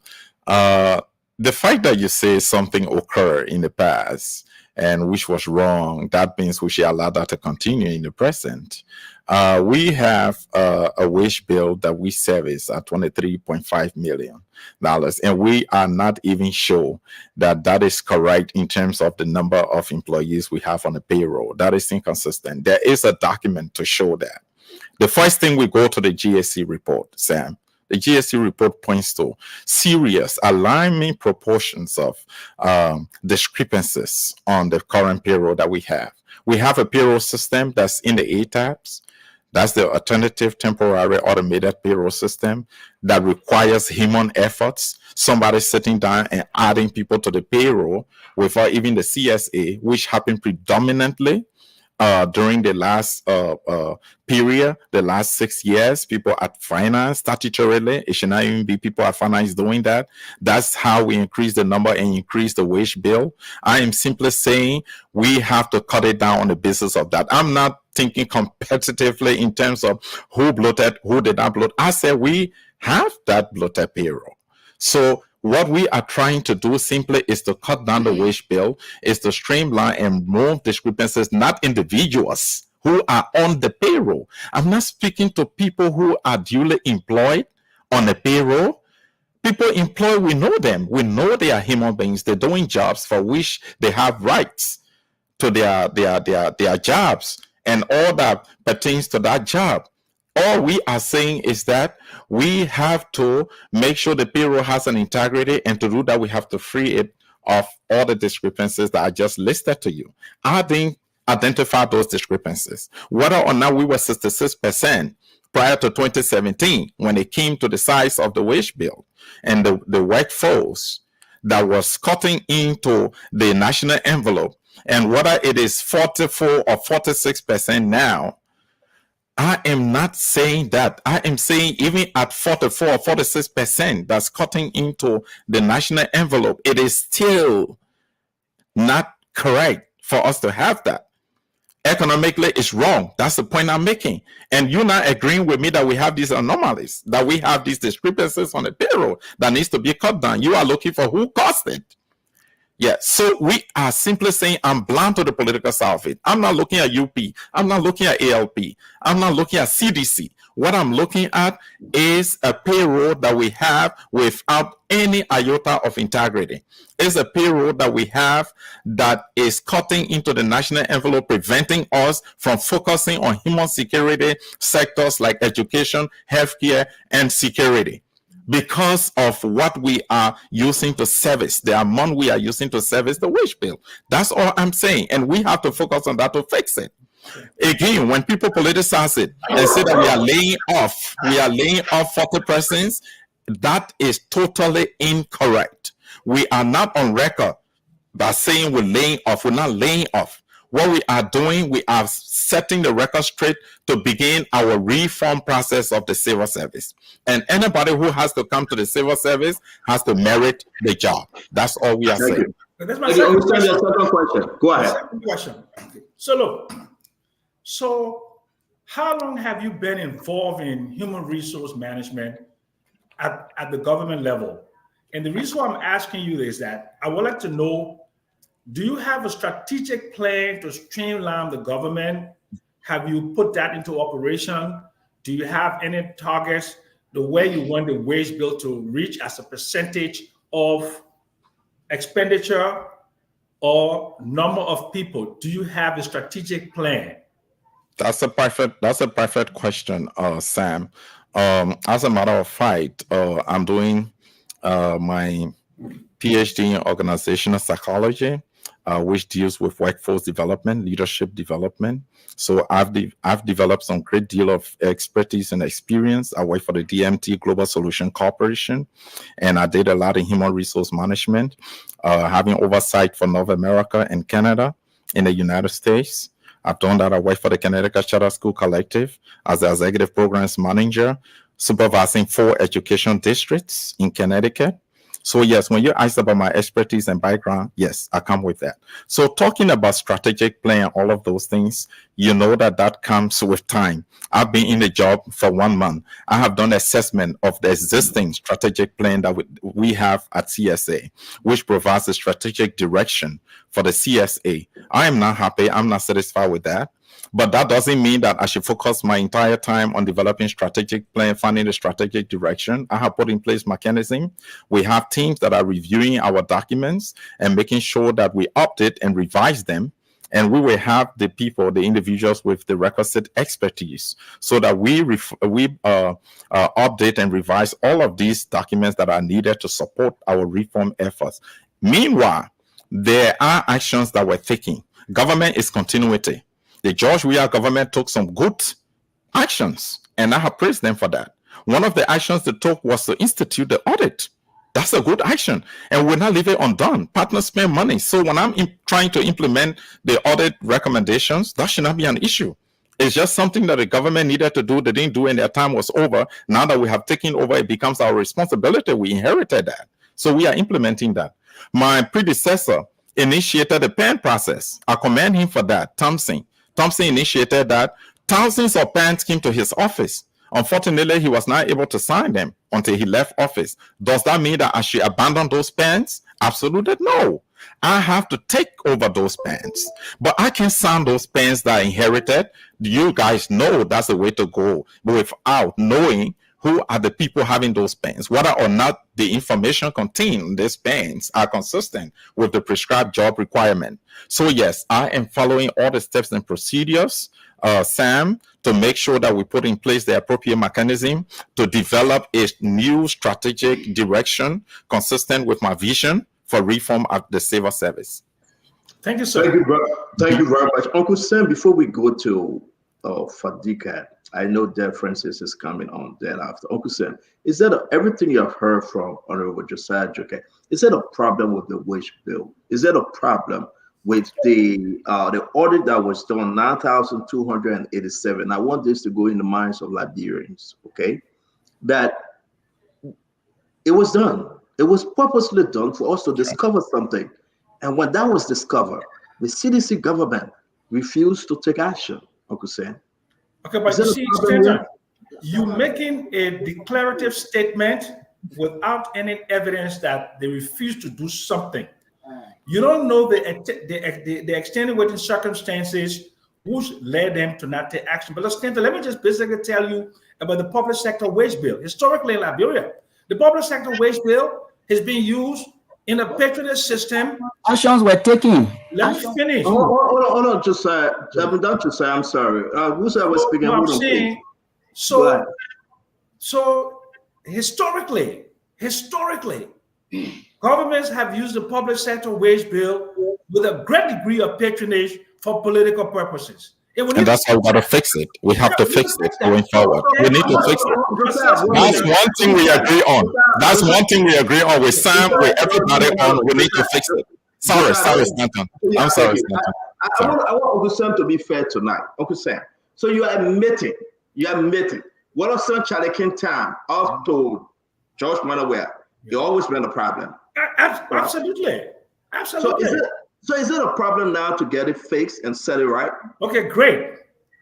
Anything that you want to do in the public sector in terms of wages, you have to do it holistically.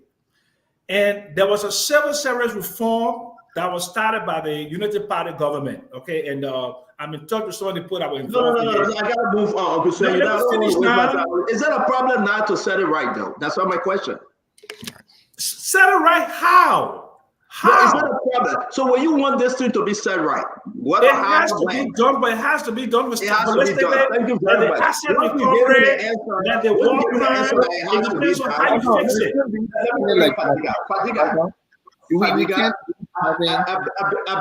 I just listen. As a brother, I just chime into as the same way I beat Josiah on this 40,000. Allow me to beat on you guys too now, because if there's a problem, send Joseph Jiggy Roberts town. And this government, looking in the eyes of Liberia and say, we've been messing up as a people, we got to get it right. Then where's the argument, folks? But I'm just going to ask a question. I'm being serious. I will get mad at Josiah to fire 40,000 people. I will get mad at this government. But if this is to set something right, then I need no other argument. But go ahead, Fatiga, ask your question. We'll bring in their Francis Wright, and then we'll have a very interesting show moving forward. I want to hear more from Josiah Joker tonight. Fatiga, your question, please. You asked, man, this country. So I want to be very practical. I want to be very practical and forget about all the data and all this thing. We know how many people on payroll. Why are you guys going in computer checking? Can we do head count? Make it simple. Say how long is I'm 67,000 people who got like can we do head counts? I mean, that make it simple. Can we do hair counts at each ministry to see who there? Correct. And so, then, I thought I was taking all your first question. Hair count. Okay.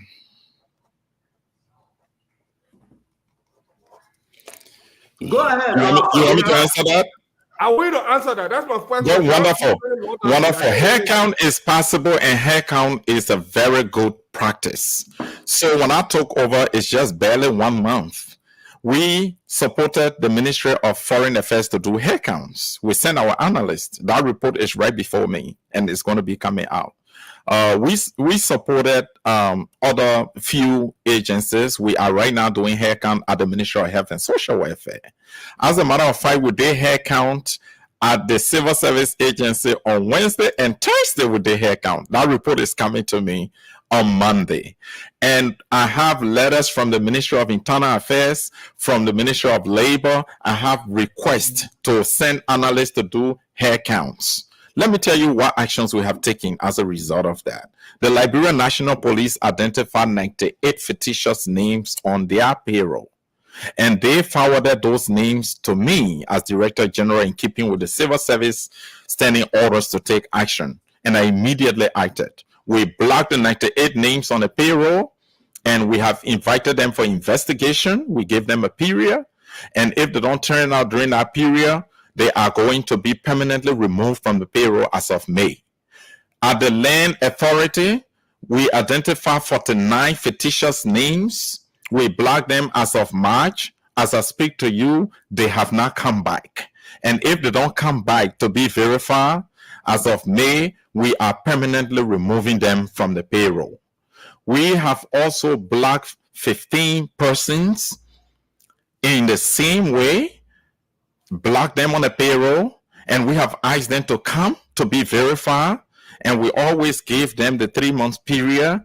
But these are some of the names that were on the list to be removed by the audit recommendations. So they were giving almost 2 years to be verified. They did not. So we blocked them on the payroll. We are still calling them in as much as they pass the period designated stipulated by the GSC. We're still calling them to come for verification. If they don't come for the month of April, as of May, they are going to be permanently removed from the payroll. And the fact that these individuals are not coming is telling you something, is saying something to you, that many of them are just ghost names. They are not real people. Let me chime in, Fadiga. Let me chime in real quick. Josiah.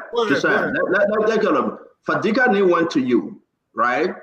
You sent how did you send him information to say come in? In what means? Oh, they are employed by the institution. We communicate. We have chain. We have platforms that communicate to them. It's not just done in vacuum. No, it's not done in vacuum. We work with a human resource. Make it simple now. Make it simple for people out there to understand you. Fadiga from Liberia National Police. They said 98 of these people. Then they are on the list, but we're not seeing them. Then why? Then why? Take it from there. So the report comes to me with the list of the 98 persons from the Liberia National Police. I want to use that as an example, and the IG sent that to me.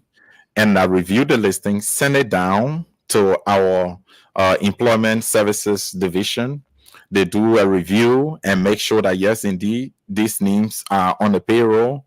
And we write back to the Liberia National Police, informing them of the action we are taking. But if it requires investigation further, it becomes the responsibility of the Liberia National Police to follow up with these individuals to make sure that they are informed, that they need to be investigated, they need to be verified. We gave them the stipulated period for the verification. And if nobody turns out, and when you block somebody and they don't get paid and they exist as a person, Stanton, it's just common sense. They will come back to you and ask why they did not take pay for the month. As simple as that. They come right back to you and tell you, but they not receive my pay for the month. But if you block somebody and they go 2 months, they don't come. 3 months, they don't come. Nobody is inquiring. During the stipulated period, nobody comes at all. What conclusions do you get? Yes, do you get? You don't. I mean, you don't have to get a rocket scientist to know that it's a ghost. And that's why I want us to be. That's Josiah. That's why I want us to be so simple and let people understand this fact. Right. We are coming from a place that may be structural a problem. To be frank. So now, if you're doing this and everybody say, okay, yeah, we are. We're waiting for Fadiga day number 1, week number 1, 1 month, 2 months. Fadiga refusing to come for his own paycheck.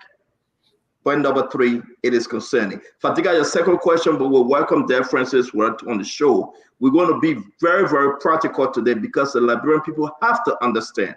Ghost name, real name, 40,000, not 40,000, mobile money, pay. I've never seen that you send your people check to one person when you get 20 individual. Say, give all of our salary to Mr. Duadu. But we are 20 and Mr. Duadu will give it to us tomorrow. Use Mr. Duadu account and put all of our salary. Something is smelling, and I want you Liberian people to smell it well. Because if this is done in 10, then we have to listen to both sides. Welcome to the show, Dave Francis. We're going to bring in Fadiga. Hussein, your second question. And we're going to enjoy this show, folks. Josiah, we're going to do some mafia. So I hope you have your calculator and your pen there. Because this seems to be a very great initiative that has been politicized by the Samuel Jackson and Asido of the world. Oh, yeah, they're trying to get rid of sedition, trying to do this thing. But what I'm seeing is a major financial crime being uncovered yet. Very serious measure. Serious crime. I want you to put numbers to that. That's not my question, but I want you to start looking at the numbers. How much are we talking about in terms of dollar amount? One of the things my question is, one account, I think 100 and some more persons were going to that account. are you guys doing an investigation to find out who is the ghost behind that figure that you want to share with us? I want you to come up with numbers behind the amount that we're talking about, how much the government have been defrauded. And if that's the case, how are you guys going to identify the culprit? Because there were people on that heading those institutions that have oversight over those things. If that is happening, to what extent can they be arrested and prosecuted for those financial crimes? Correct. So I will not pretend as though I know the numbers and I'm going to speak just from my head, but I will give you the ones I know. So I will speak straight to the audit report because the figures are there. So for the audit recommendations, one of the Auditor General's recommendation, grave one, was that a moratorium should be placed on the 9,287 fictitious individuals illegitimately, fraudulently on the payroll. The Auditor General cited those words. I'm just repeating them. They are not my creation. He cited those words in his recommendation. And he said that a moratorium should be placed on salary payments to those individuals. You have that group, Stanton, that group constitutes 13.7% of the workforce on the payroll, 13.7%. And the government is losing $3.7 million every month on that group. The government is losing $3.7 million every month. And as Director General of the Civil Service Agency, I have a responsibility to account. I have taken an action to put a moratorium. I instructed the Employment Services Division to put a moratorium on salary payments to those 9,287. Any number that is on the payroll. You're saying that for the Omar, then you tend them to in stop that category. Now, Omar, then Stanton, I don't want us to trivialize that. No, Stanton, we can't trivialize this. This is a serious national matter. No, Stanton, I'm not. It's your show. It's your show. But I'm not going to let you trivialize that. You said you put a moratorium. I'm going to break it down. You told your folks to not pay. I can break it down better. I can put it. I can break it down better. I'm asking you. If you do this thing, people on the street will not understand. We got to speak to the people level. Let me break it down. So the moratorium, I agree with you, Stanton. The moratorium is simply to say block these individuals on the payroll for the month of April. And the reason is that anybody who is a real human being, part of the 9,287, they will come back and say, you stop my salary. And if we find out that you are legitimately employed, we are under obligation to restore your salary. We only want to make sure that you are a real human being, because according to the GAC, you were not verified during the audit. So we will block the payroll. We're not saying permanently remove you, but the only time we will permanently remove you, Stanton, is when you refuse to be verified. Then we will permanently remove you from the payroll. But the government cannot be losing $3.7 million every month on a group of people that the General Auditing Commission says are not verified, are not people who are working and taking money for work that they are doing. That's one group. And I have told you 13.7% of the number of employees on the payroll constitute that number. The second group of people, the 166 individuals, are the ones having share bank account as of the audit of 2021. And when we say shared bank account, I explained earlier, Isaac just came, maybe I should just talk about that a little bit. It's like you're having 2-3 persons on the same payroll, but they're all having the same bank account number. So it speaks a lot. It says a lot. It means possibly that out of the three of us, one of us account number is being used. That's a possibility. Another possibility is that out of the three of us, none of our account numbers are used. Somebody's sitting somewhere. That's their account number that money is going to.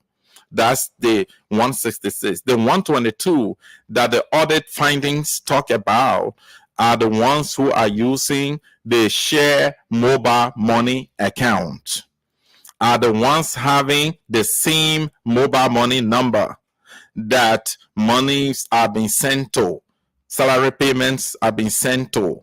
So what the CSA is saying in effect is that, okay, so you guys are on the payroll, you guys are receiving this money through share, bank, and mobile money accounts. We are going to stop it because that's not the way it should be.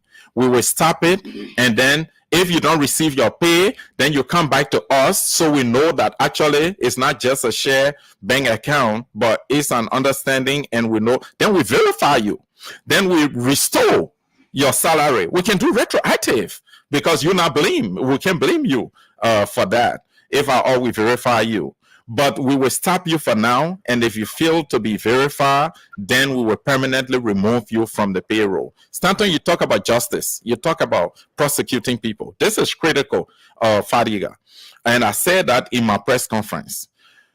If these people cannot be verified over a certain period of time, there are people who were responsible for instituting the payroll, the system that caused this. We will be left with nothing but to forward them for asking the Justice Ministry's intervention to prosecute them, because the state funds, state finances that are being misapplied here, misappropriated. If at all we find out that they are misappropriated, misapplied, and they're not going to real human beings, then those who instituted that measure that led to these discrepancies must be prosecuted.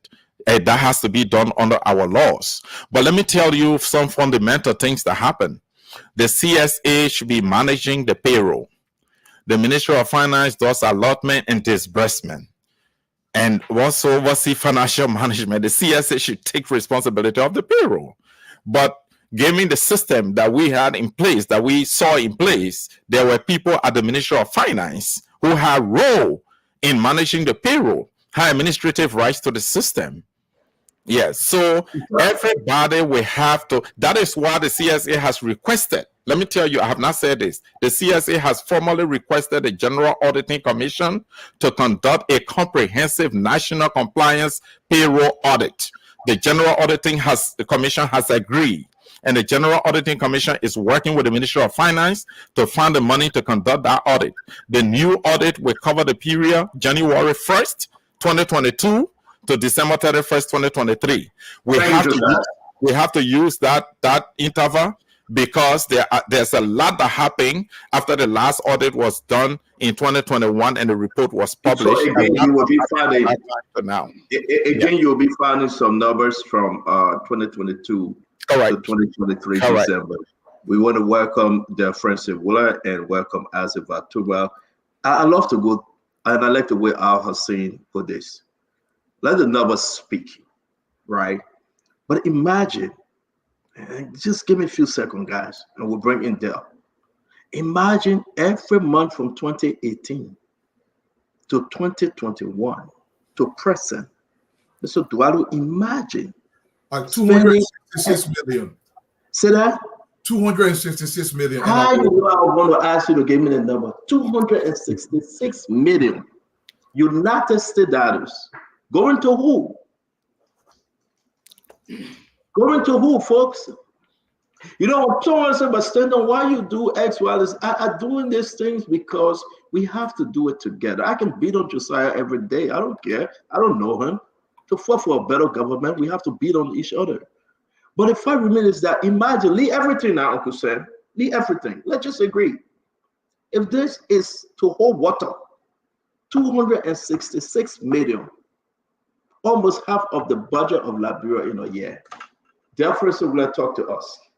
Liberia will decide today. Thank you, and good evening to everyone, especially people in radio then. So firstly, there are two things that we need to put into perspective. One of them is the audit report, and the other aspect is the issue about the pen, which raised all the controversy across the country. when a CSA issue a circular and says that in a circular more than 40,000 persons were illegally, wrongfully placed on the payroll, it created a lot of noise because 40,000 as a percentage of 67,000 persons, it means that more than 50% of the people on the government payroll were placed on the payroll illegally. For me, that's misinformation. It doesn't represent the facts. And I think that number actually came out of the CSA in haste, meaning they were very hasty in announcing the numbers. And they probably also did not understand the procedures, behind why certain people got pen or personnel action notice and some other people didn't get personnel action notice. And to clearly understand that, we first have to go into history of what the payroll was before the CDC government took over. Start with clarification. I really want to just interrupt you. We're going to give him a minute, 30 seconds. Please let him finish. Yeah. Go ahead. I need to exhaust my time. If you have issue, if you have question, you should note his question. Same way I respected him to make his points. So going into the history of the payroll, the government ran two payroll up to 2019, 2018. One of the payroll was the payroll controlled by the CSA, which is called the Liberian Daughters Payroll. That payroll had 27 entities on it, meaning Ministry of Health, Ministry of Education, Ministry of Internal Affairs. Even the very CSA director, the very CSA wasn't on that payroll. You also have 75 entities of government that were paid through the general allowance. Those 75 entities of government, in terms of their combined employment strength, those represented more than 25 to 26,000 persons. So when we consolidated the payroll in 2019 based on the payroll reform that was done, consistent with the National Standardization Act, we brought together people that were on basic salary, the 44,500 and some more, and then more than 25,000 persons that were on general allowance, including the very CSA, the Ministry of Finance, the National Election Commission, the Army, the police, and the rest of the other entities. When you do that combination and put onto a single platform, it meant that in 2018, President Weah government inherited 70,000 employees. 70,000 employees inherited men. 44,000 of them were paid directly through the CSA, for which the CSA would always do personnel action notice for them. 25,000 employees representing 75 entities of government did not go through the CSA to process personnel action notice because they were paid through the general allowance. Our work was that's why you see the whole war harmonization came, we had to synchronize, that you combine the two periods so that at any point in time, like Joker is saying, how many persons do you have on the payroll per agency? In the past, it was very difficult for us to calculate the number of people that were on government payroll. I want to hold you there, Del. I know you got your pen and I have mine with paper. I don't want you to go into detail. I'm providing critical information. Yeah, but you got to understand. I don't want us to go too deep for also. But that's where the confusion came from. Let's do justice to the public. Yeah. Let the public understand the history of this. So again, I want you to Del, I want you to listen, please.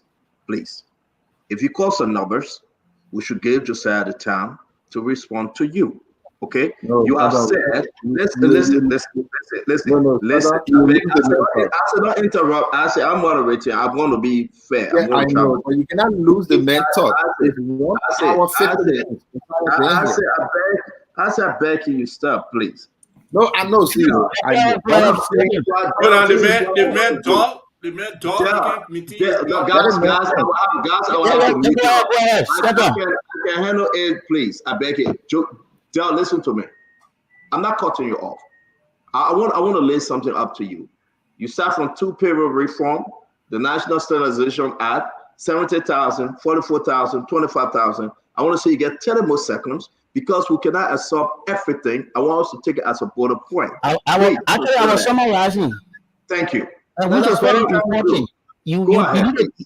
So when you combine the 44,000 controlled by CSA and the 25,000 controlled by the head of entities, which those people were illegal, they were legitimately employed, and some of their employment did as far back as 2008, 2010, 2011.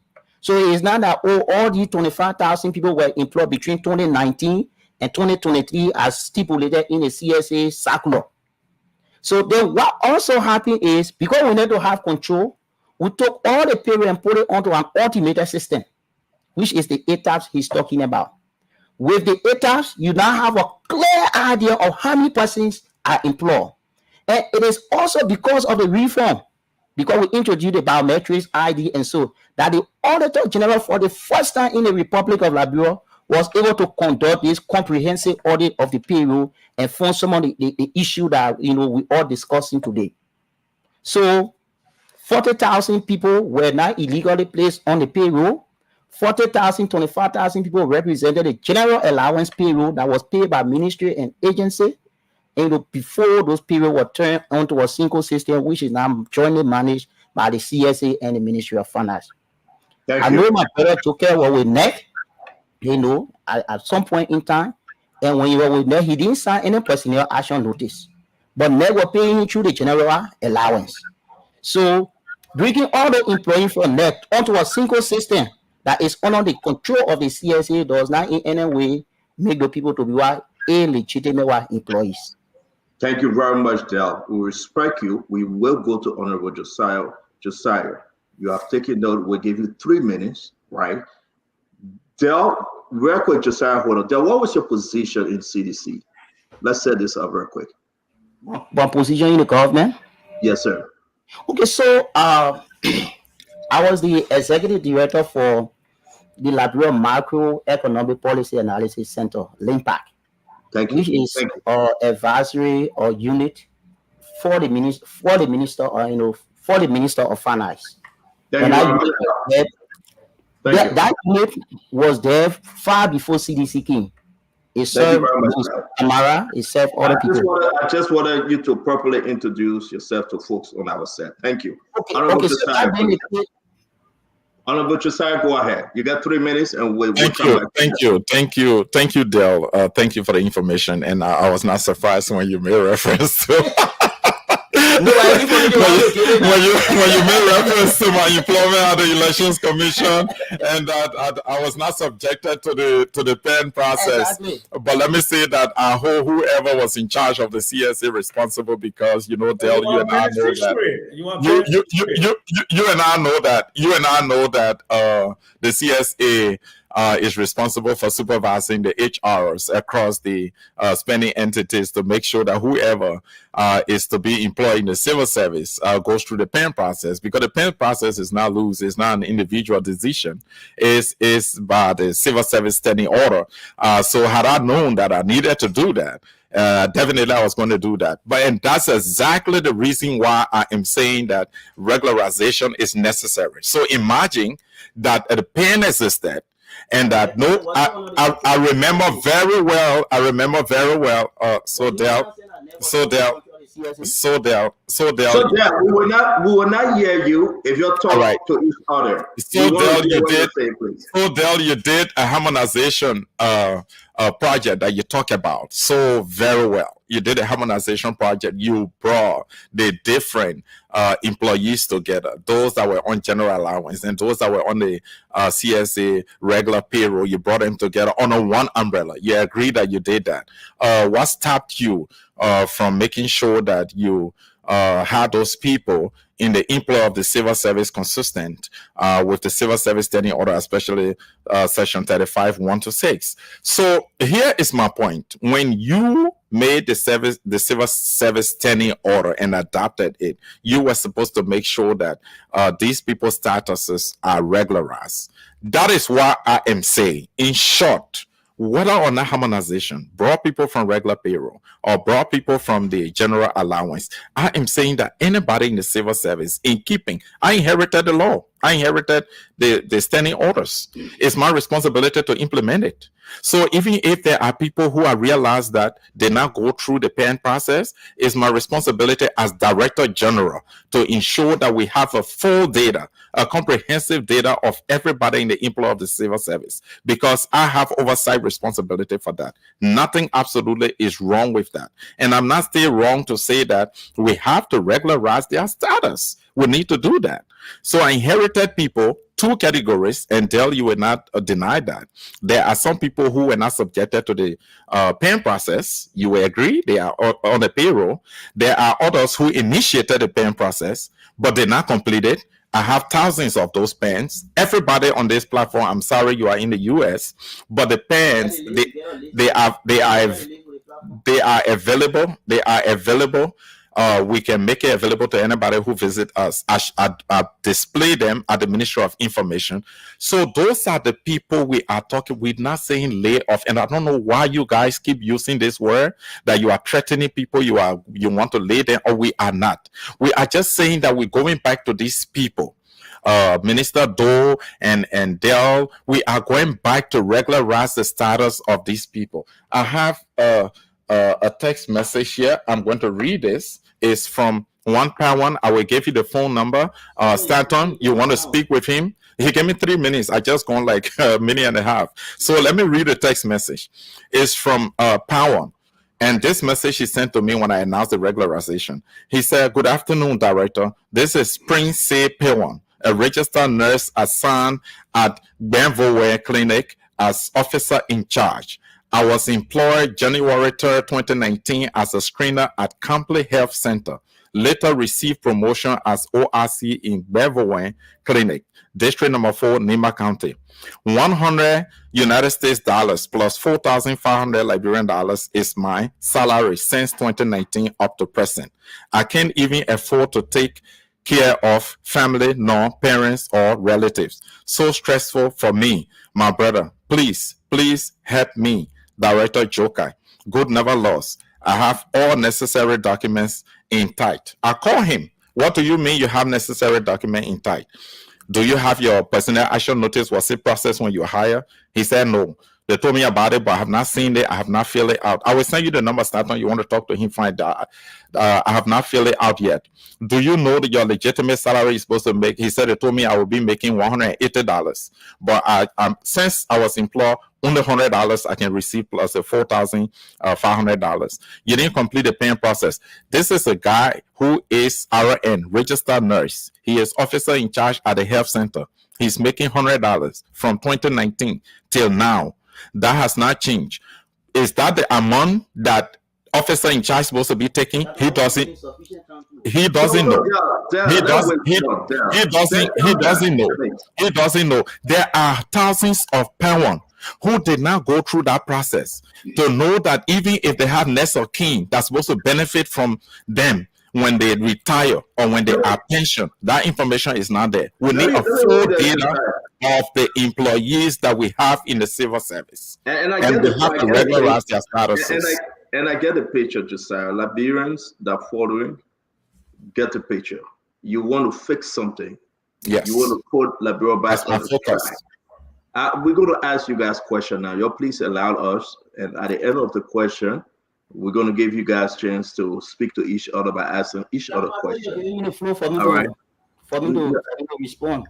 I beg you, brother, you just spoke and he answered. So let's ask the man has spoken for more than 30, 35, 45 minutes. Why didn't you do justice for me to speak to? Dale, you will have enough time. I beg you, my brother. Let's ask some questions. I want to ask you to stop that. And let me ask. Guys, I take the show seriously. Okay. Guys, yeah, I beg you guys. This is very important. We have about over 8,300 followers right now. Let me ask you something, Josiah. Excuse me, I say, excuse me. People to think they have all of the technical talk. Now we've been on the show for more than almost 2 hours. I said, do not interrupt the show. I said, don't interrupt the show. You asked it though, yeah, Samuel Jackson, yeah, their Francis at 3. Mr. Dualu, Alcivar just joined us, and Josiah, that 3. I'm just here to moderate. Let's be fair. No, it's not about Mr. us. Dualu have asked only 2 questions. Mr. Dualu have asked only 2 questions. You have asked only 2 questions. Nothing more, nothing less. We'll try to manage this well. I'm going to ask you my question, Honorable Josiah. Then I'm going to ask Del Francis my question. Let's do that. Honorable Josiah, Del Francis said that 2 payroll reform system. Did you meet that form of that system in place? I didn't meet that system. It was harmonized already. They did that. They brought the 2 systems together: the general allowance and the regular payroll. Is it true about the 70,000 employee that CDC that he talked about? CDC left with you guys 70,000. I'm not sure. I'm not sure about that, and I have to look at the numbers to know that. I'm not sure about that. How many employees left within CSA when you took over? When I took over, 67,746. That's what we have correctly. Yes, that's what we have. 70,000. Yeah, and Dell can confirm that. Yeah. Is it true that 44,000 went through CSA? And that's why you're talking about the harmonization. That's what Dell said. You had a regular payroll and you had a general allowance, and he brought both together. So yes, on the regular payroll, and he brought both together to harmonize. Yeah. So you now confirming also the 25,000 from the general allowance, right? That was before I just took over the CSA. That harmonization took place when we took over, and they all know that. So I will not speak to those numbers. That's what happened when they took over. That's about 6 years ago. Dell, is that about 6 years ago? So yeah, when they took over. Thank you. I'm just trying to set the record straight. Let me move to Dell real quick and ask him my question to Dell. It is important for us to know that 3.7 million went to folks. Start on before I get. The audit report, right, is a different discussion. I wanted to do justice with a first level of discussion so that we get clear understanding. I don't want you jumping me into the audit because I have a whole list of clarity to make on all that he said. So on the issue, do not control my question. Please, don't control my question. Let me ask my question. When you have given the time to speak generally, then you can go through that. Please, let me ask you my question. I'm begging you. The $3.7 million monthly, if you do the calculation for 5 years, that will be $222 million. Can you confirm or deny that, folks? What? Can you confirm or deny? What am I going to confirm? What am I going to deny? If you allow me to finish, you will understand it, sir. Can you please be patient? Thank you. We are not fighting. We got enough time. Just be patient. Josiah said every month, additionally, on the amount of people that were receiving paid 9,287. Every month it was 3.7 million. You understand it now?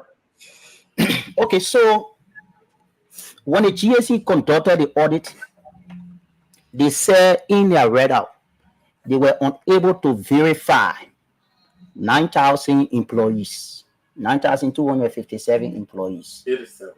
Yeah, 9,287 employees. I have the listing. I have the audit report here. In fact, I also have all the matrices of agency that they don't or found people to verify. So what also happened is the GSC carried out a comprehensive audit. So they went into towns, they went into villages, and, they went to schools, and went everywhere in the country to do physical head count of all the people that were on the payroll. When we ourselves did a consolidation of the payroll, we also had suspicion of the number of persons on the payroll. That's why we commissioned the audit. And the commissioning audit was for GSC to come up with all of these problems that we suspected in the payroll and needed the GSC to do the confirmation. So the GSC did the audit. When the GSC brought a list of 9,287 people unverified, the first thing I wanted to see was to see the listing per entities. So, for instance, the Ministry of Education, they have 1,700 employees not verified. Ministry of Health, they have 1,500 employees not verified. Ministry of Internal Affairs, they have 752 employees not verified. And then what we also saw in the report in terms of not verified employees were also cabinet ministers, appointed officials that were in the 9,000. So what we, working with the GSC, the first thing that was done was to take the team of GSC officer at the ministerial complex where they set up station. Alfred Jose, who is now the principal administrative officer, he was in charge of that process. So the GSC decided to call some of the entities of government that are within Monrovia to go and do the verification. After the 2 weeks of verification, they realized that the number dropped from the 9,000, it dropped by 2,500 in terms of people that came to verify. One of the areas that they could not do the second round of verification was the Ministry of Education, Ministry of Health, Ministry of Internal Affairs. So the number dropped to how much total for the 9,287? They verified additional 2,500 persons from the 2-week exercise they carried out the ministerial complex. So the total number that was on the book that it came down to what 2,500? No. It reduced by 2,000. It reduced to 7,000. So it reduced to 7,000. So it reduced to 7,000. 7,000 Right? stream. Hold on 1 minute. Hold on 1 minute. Can you speak to that, Josiah? Did you receive that report? No.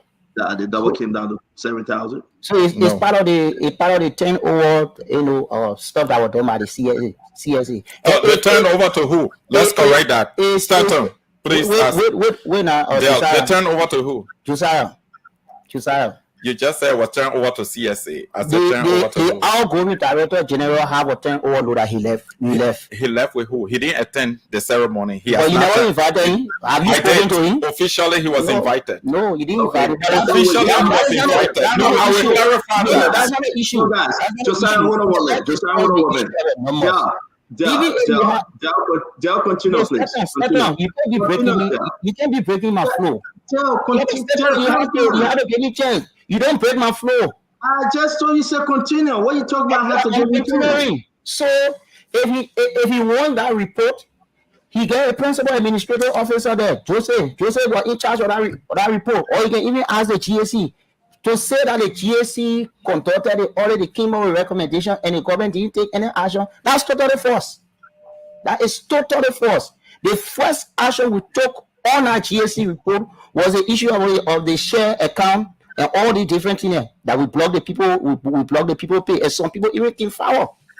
So thank you. in addition to that, they also carry out the verification. But one of the reasons why they could not go to health, they could not go to education because I think you answered my question now. I think you answered my question. I just get one more question for you, but because of time, I'm going to bring in Dualu. Dualu, you must ask Josiah and Del question if you have question for both, please.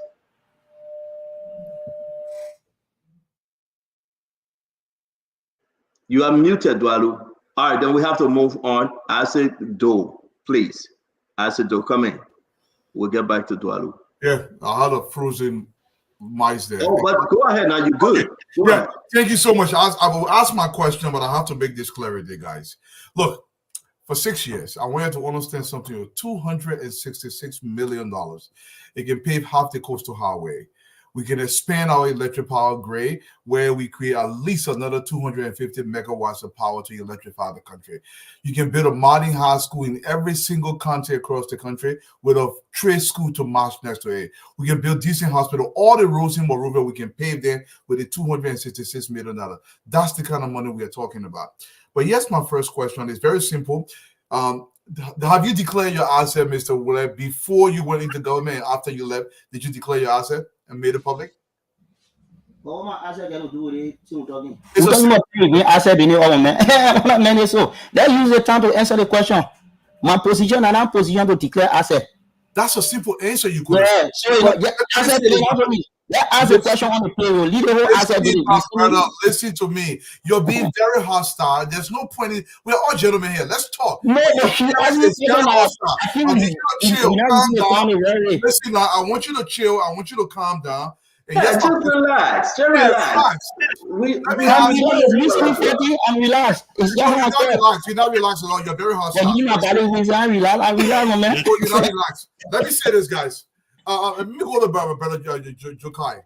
How is it possible in 2024 or 2018 that an agency, a government agency, can put money in the same account, multiple money go into the same account on payday? How is that possible? How can payroll be done in a way where you can pay multiple people without how is it possible? I'm baffled. So I am too. And that is why I am taking some of these stringent measures to make sure that people whose names are placed on the payroll with these share accounts can come for us to know them. I'm confused too. And when you look at the numbers that we're talking about here, you just lay it out so well. That 266 million, what we will do with that. That's why we are seriously concerned and we must solve this problem. They'll talk about the ATAPs, the Alternative Temporary Automated Pay System. And you guys need to know about that a little bit. That is part of our problem. That system is part of our problem. There was one of those managing that system. And a lot was being done because of the human efforts that are associated with that system. People adding names, people. So which is that using now? So it's the ATAPs. That's what I'm saying. And the project, part of the PSNP project, was to migrate from the ATAP to the CSM, a new system that had been established under that project. That, quote unquote, I am yet to learn it, that's supposed to solve some of these problems. But the ATAPs, to answer your question, Dualu, sorry, we are going to keep the original information in the ATAP so that we can conduct the upcoming audit, because I want all the discrepancies associated with that ATAP to be flagged during the audit. So we migrate the information. I'm not saying no. I have said this to the World Bank. The World Bank has spoken to me about it. I have told them that I agree. It's 100 days deliverable. We want to have a system that works for the Liberian people, but equally so, we want to ensure accountability and transparency. So I have said to them, we will move the system from the ATAPs to the CSM, but we'll keep the original ATAPs information data so that it can be queried during the audit. I'm saying that to you to tell you that I'm seriously concerned about the amount of money that the government is losing, and we have to get to the bottom to know if Josiah was responsible for the creation of these discrepancies. Josiah will be prosecuted. If anybody was responsible for the government losing the amount of money that they've lost from 2018 or from wherever it started happening, those people must be responsible. If I'm involved, I should be held liable. This is not just about blocking people and preventing them from taking money further. This is about putting a check and doing it permanently and making sure that the problem is solved. That's what we are going to do. I'm concerned. You are concerned. Stanton is concerned. Sam Jackson is concerned. Isaac Vatopa is concerned. Every Liberian is concerned. Even Del Francis is concerned. That's why we must not take this for joke. That's why we're not only going to block, but we're also going to follow up who caused it. Because this means that on the payroll didn't get them by themselves. They didn't get them by themselves. People put them there. People put them there. And if put there, we will definitely get to the bottom of it. Our next question going to Brother Blair. Brother Blair, let me come to you. Do you think it is possible for ghost names or people that have multiple accounts to be paid without the approval of higher-ups or people in charge? Do you think it's possible that people in charge did not approve this? So firstly, Dualu, payroll process or payroll audit is a continual process. It's dynamic. It's not something that is started happening today, and then you just think everything is perfect. In fact, the way the payroll function in Liberia, the entities employ and provide information to the CSA and the Ministry of Finance. It's not Ministry of Finance employee that go into agency to employ people. Agency employ people, agency provide information on bank details to the CSA, and the CSA put in the information into the system. So that information that is played in the system, the information strictly comes from the HR of all the spending entities. So it's not one person. Our role with the payroll team was to have a platform, to have a process that allow salary to be paid while at the same time monitoring the wage bill. So if you take the 9,000 people, it's a fact. When the Auditor General said people were unverified, it doesn't mean that people didn't exist. Probably they didn't see the people when they went to the point where they want to go verify the people. Our villages, our towns are very, very wide.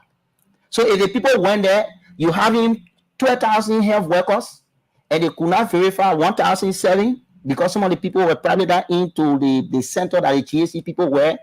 Or you went, you saw teachers, you having 15,000 teachers, and you could not verify 1,700 of them. And the Ministry of Education say, okay, even though you have the 1,007 that you haven't verified, we don't think telling our teachers to come and leave the classroom to come tomorrow be the right thing. So let us set up a team. Let's sequence this so that the GAC go back into the interior and do second level verification to see whether the 7,000 can 1,700 can reduce to a smaller number. And all the other reporting we're talking about, the audit was commissioned between 2018 and 2021. When the Auditor General got you with the audit, we were already in the last quarter of 2022. So it wasn't that all the report was developed in 2021. No, the report period called 2018 to 2021. But for them to complete that comprehensive report, they submitted a report at the end of the first quarter in 2022. So the action that need to be taken were taken immediately in terms of blocking people, which we did. And then some of the action in terms of more verification of employee was also done, which reduced the number from the 9,000 to 7,000. And most of the entities that are outstanding are entities like the Internal Affairs, the Ministry of Health, the Ministry of Education, because these are outstation ministry agencies that provide services across the country. So you couldn't have, blocked their pay. If you block their pay, mean teachers are going to leave the classroom, health workers are going to leave the hospital to come to Monrovia to do the verification, so that how a role model will be ready for the GAC to go back into those areas. So we have the conclusion that okay, because it says 900 and 9,287 persons, you times it by 2.3 million and say already the government lose 266 million out of that is not a fact. Thank you very much, John. Thank you. But the kind of conclusion is to say that all the people, those 9,000 people, they are actually ghosts without you even going to do the verification. Right. So Del, thank you. And again, you'll be having enough time to make such correction. We say thank you. I want to bring in Asif Do, Asif Va, and then Mr. Jackson. Yeah, so thank you. So just quickly for clarity, asset declaration is for presidential appointees and legislature, not for positions as there. But Mr. Josiah, you are a presidential appointee. Have you declared asset? My last name Joker, if you want to use Mr. Joker. Yeah, have you declared asset? I'm declaring my asset on Monday. My assets on Monday. You have declared asset. Okay, we can go on. No, yeah, we go. Right, it's okay. We can go on. You have not declared asset. That's fine. So, Dale, I wanted to ask you, and my question to you two, got two questions, one. So, Dale, I'll ask Mr. Joker. Earlier, Joker said everyone, including the military, the armed forces, they are required to have PIN, the PIN. I wanted you to kind of clarify that process, if there are any exemptions, if there are certain kind of government employees who don't require that. And also, Mr. Jokai, to you now, earlier you said you did not know, and then later you said CDC government met on the payroll only 40,000 persons. The Francis provided the information, which I am sure you got. For the sake of clarity on this platform, can you now admit that when the CDC government took over, there was at least 70,000 people taking pay from government of Liberia, payroll? Is that a clarity you want to make on that? Thank you, Minister Do, you just repeated a question that Stanton asked me, and I said I won't speak to that number because it happened about 6 years ago, and I didn't know. Minister, okay. Right. Okay, thank you. So, Dear, can you inform? Yeah. So, you finish with your question? Yes. Okay. So, basically, not all the entities of government require to do PIN.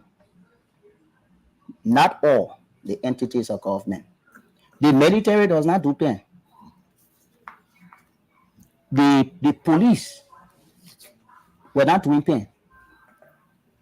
And some of the integrated institutions, the LACC, the National Election Commission, they don't do pen because of the scope of their autonomy. Community colleges that are also placed on the payroll, they don't do pen. So now all the agencies of government go ahead and do pen.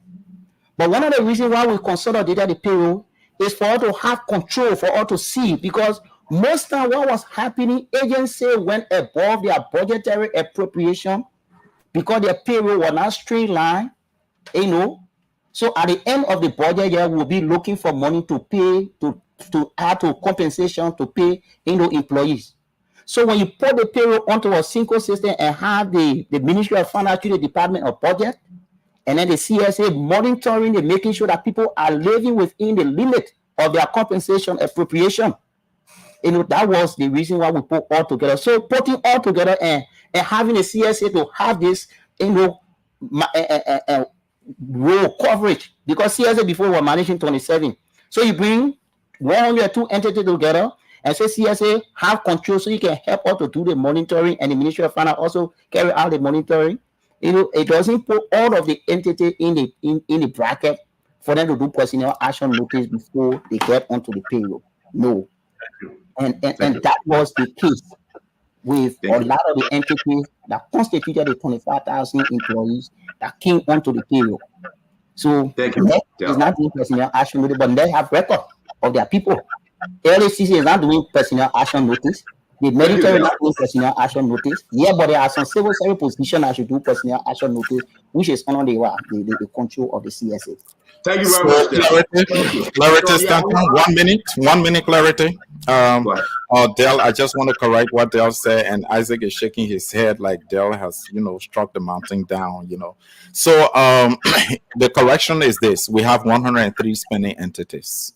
Those 103 spending entities are within the purview, the supervision, HR supervision of the CSA. There are SOEs, and no argument about that. I didn't even expect Dale to be repeating that, because here I know LACC, NPA, they are not part of the 103 spending entities, and we need to provide that information to you. Are you serious? 103 entities, say LACC is not part of it? No. NEC not part of it? No, I did not say NEC. I said NPA. Not part of it. I'm talking about NPA. You talking about NPA? Dale, this is not a dialogue. This is not a dialogue. We have a list. We have a list that is clear and clearly published in terms of those that fall within the purview of the CSA. We're not going to argue that on this show. I am only saying that those like LPRC, like NPA, those institutions don't fall within their administrations, their personnel don't fall within the purview of the CSA. And that's why I was speaking to Dale, and you and I know that. I was saying the 103 entities are the one that fall within the purview of the CSA. I just wanted to say that, Stanton, so that we don't go back. But we got to move on. We don't go back and forth. Tell you got to talk to us, please. I beg you. I'm saying military is part of the 103 entity, the AFL. Are they supposed to do pen? Saying he said the 103 fall under the ambit of the CSA. Let me ask a question. And I said I would give you and Honorable Joker the chance to interact, but allow us to move in order, please, before I say welcome Dell. Let's go back to the number, the 9,287 that Honorable Jokai spoke about. You said after you did a second round, it dropped by 2,500, right? So it came down to 7,000 exchange, right? Yeah. Okay. So on payroll, were you paying 7,000 exchange individual, or were you say paying 9,000 individual? So you still have the 7,000 and others who represent the Ministry of Health, the Ministry of Internal Affairs, the Ministry of Education. So one of the reasons why those people could not be verified because they work out. No, I'm just asking. No, in my question. No, because listen, I'm stating other people's Listen, step on. Yes, the HR and payroll to be in it for long. So you have to get a chance for to give you the information. No, just get to the answer. Yeah, but I'm answering you. Unless you have an answer designed by yourself, you want me to give you. I beg you. Now, No, they stay on the payroll. Of course, they stay on the payroll, but you cannot remove them from the payroll without going for the second level of verification. Hold on there. Hold on 1 minute. Some of us, we are not an accountant or CPA. We get no degree in nothing. I just let my 1 + 1 = 2. Help me, I beg you. My brother Joker, the director said 9,287. Am I right on the number, Joker? Mr. Joker, Honorable Joker? 9,287, right? 287. You said you did a first something. You went back to the number. It came down to 700 and change. Were you paying 7,000 and change? Were your government paying on 7,000 or they were paying on 9,000? That's my simple question.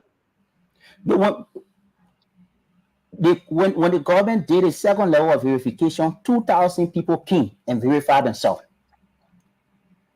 reducing the number from 9,000 to 7,000. Correct. The remaining 7,000 are people who need to be verified, and they work with Ministry of Education, they work with Ministry of Health. So your continual payment? Yeah, of course, you continue payment because it's not a fact that because Jesus said they are not verified, that means they are close. You have to establish that these people are close. You have answered the question that you continue payment. So the GSC at the time said put a stay order, right? They asked you to put a stay order. Why couldn't you put a stay order at the time? No, listen. The GSC when they did it, the audit recommendation, they asked us to set up a team for a second level verification. Upon the recommendation, there was an order. Yeah, but it's a recommendation.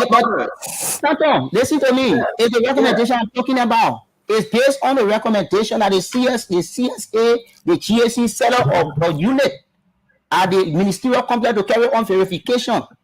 It wasn't an easier thing to say 9,000 people are goes on the payroll and you get black 9,000 people pay. So the GSC said you have to handle the particular issue meticulously. So what we do, we phase it out. The first phase is all the entities are in Monrovia come to the ministerial complex and do the second level verification. All right. So you didn't follow the state order. You didn't follow the Ministry of Education. Thank you, Dad. As if I come in, you didn't follow the state order. We stay paid at 9,287 folks as of today. So Duadu, the dollar remained the same, $222 million for all the years went out. We can say that for sure. I mean, that's a conclusion. No state order. And there was nothing to stop it. Can you ask your question? Ask your question, Asifan. Are you with us? Okay, so thank you. So before I ask my questions, I would just let us say greetings and a fantastic Friday to all the people out there. We appreciate the listeners and the commenters. I ain't even start reading comments yet, but it can be very interesting. Fellow panelists, and y'all look like you're in gear today because soon as they start talking about money business, it becomes serious.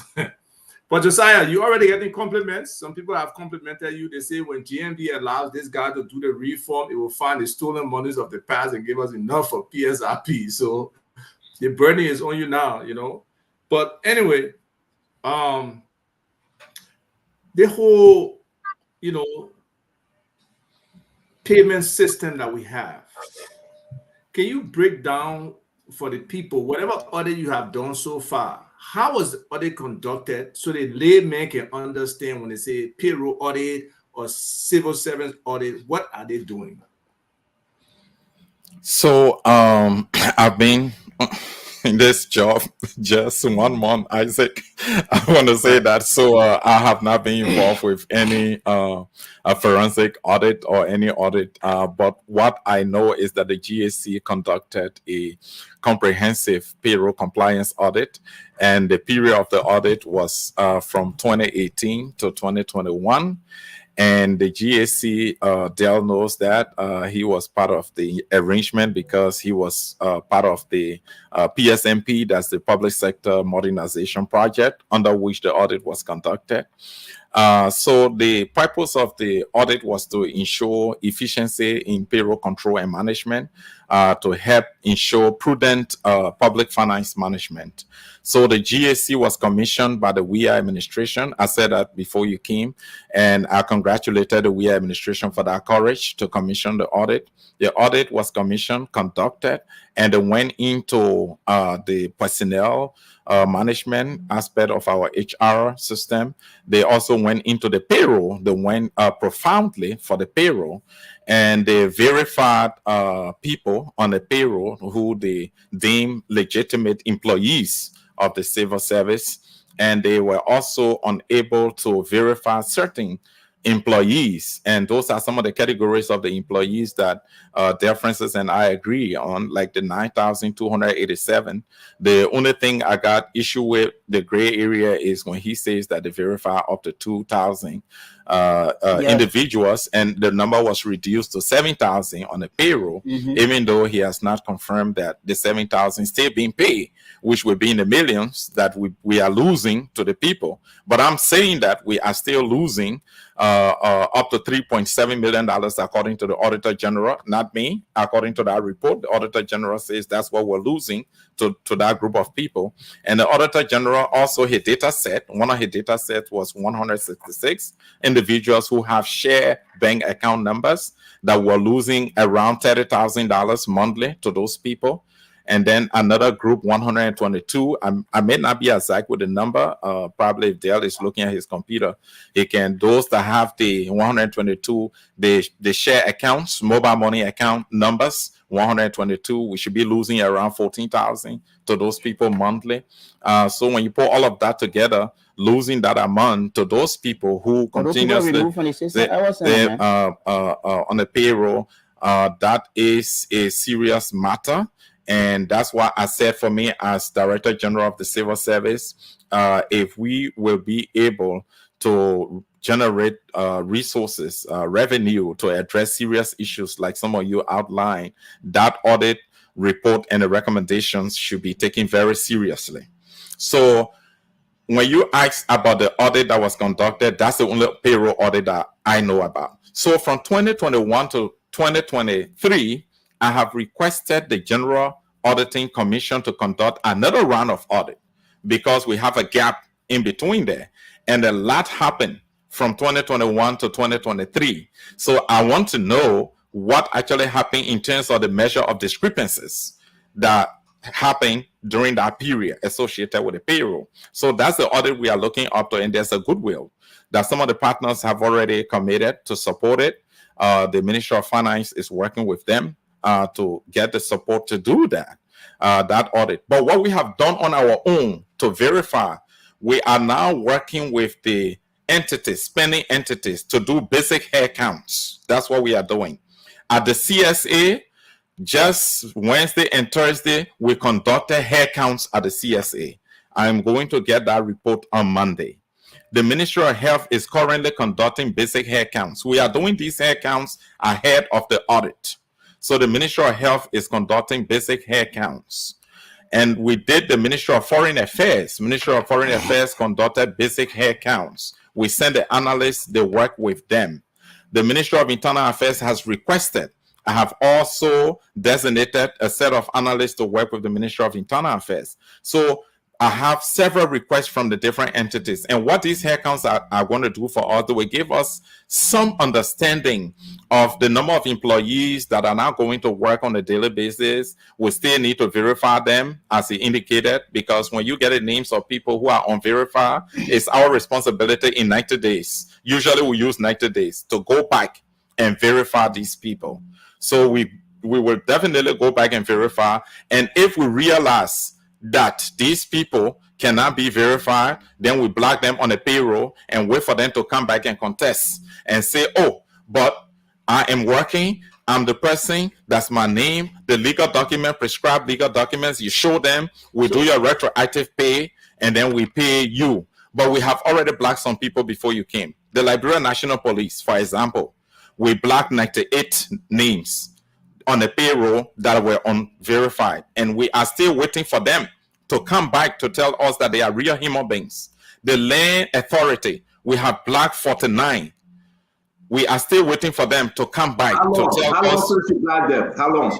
Oh, we blocked them for March. We blocked them for March. For 7 minutes. We blocked them for March. For March. All right, so let's hold you there. That answer don't ask the second question. Yeah, Minister Do, I'm the Director General, and I need to provide more information here on this show today.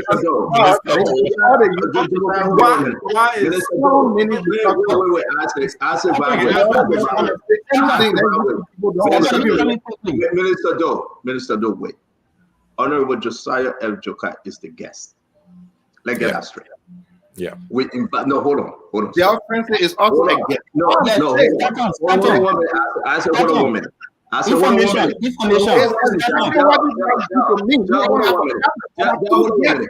issue here is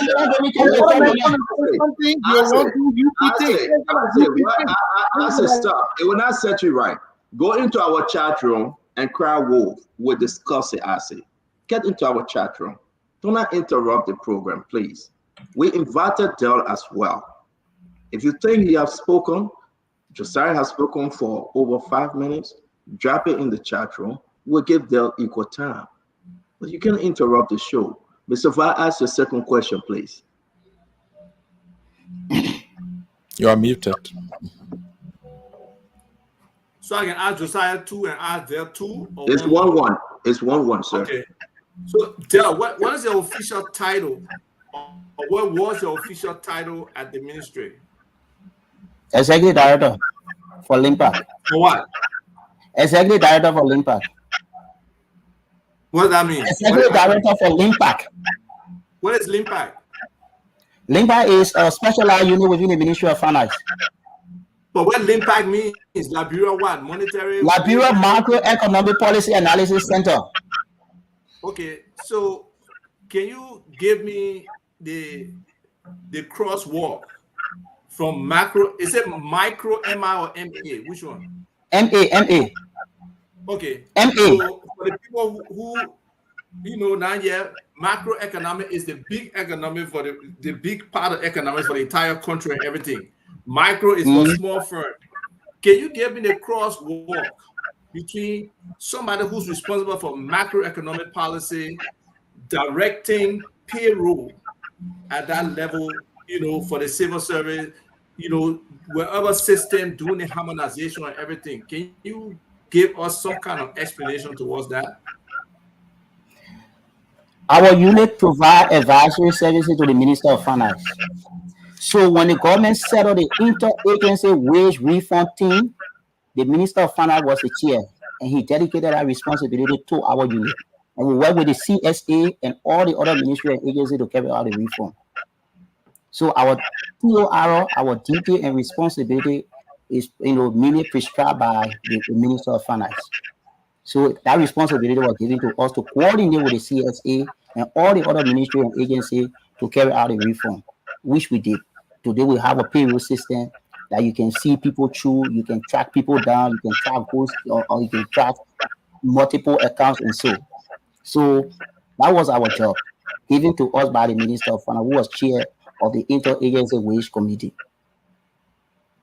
So in addition to that, you're doing some actual macroeconomic analysis? Yeah, we're doing that.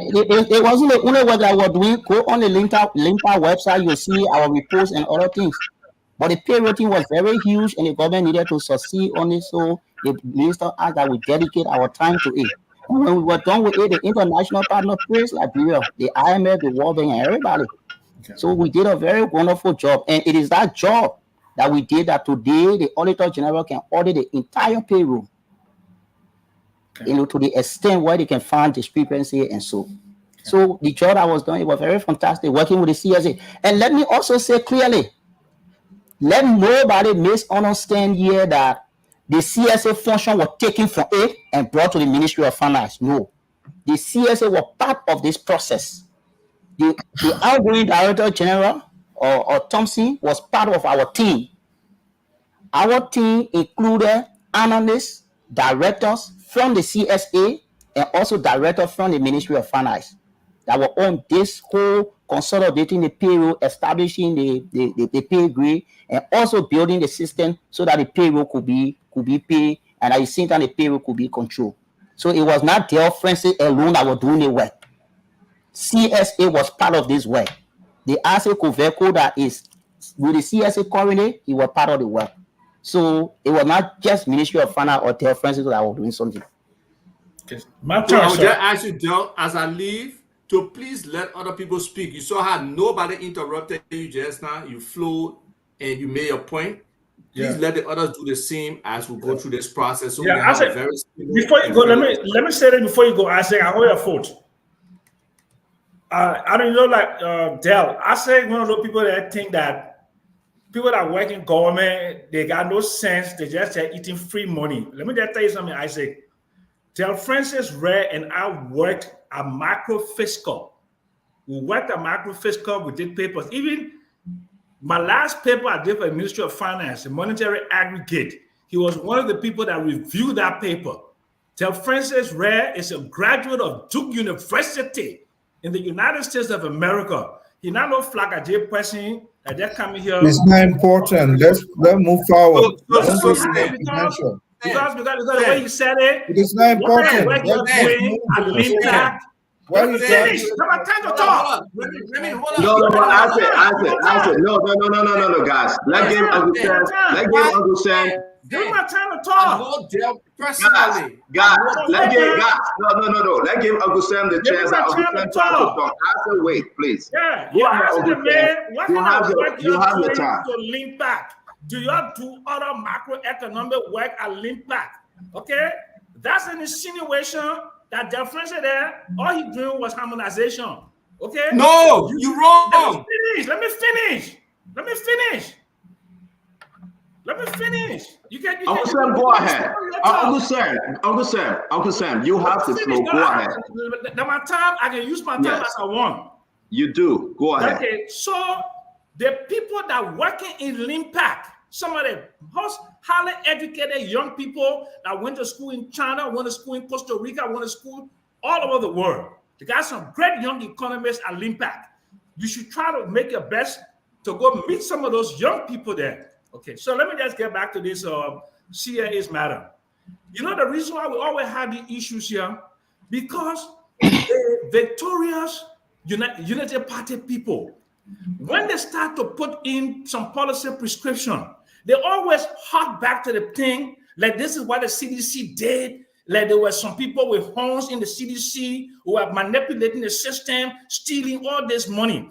That from that particular perspective, you can make progress. Because if you really want to make progress, people, somebody like Del Francis Ray should be continually working within the system because he has knowledge of the past, of the present, and moving forward. He's a young, brilliant individual.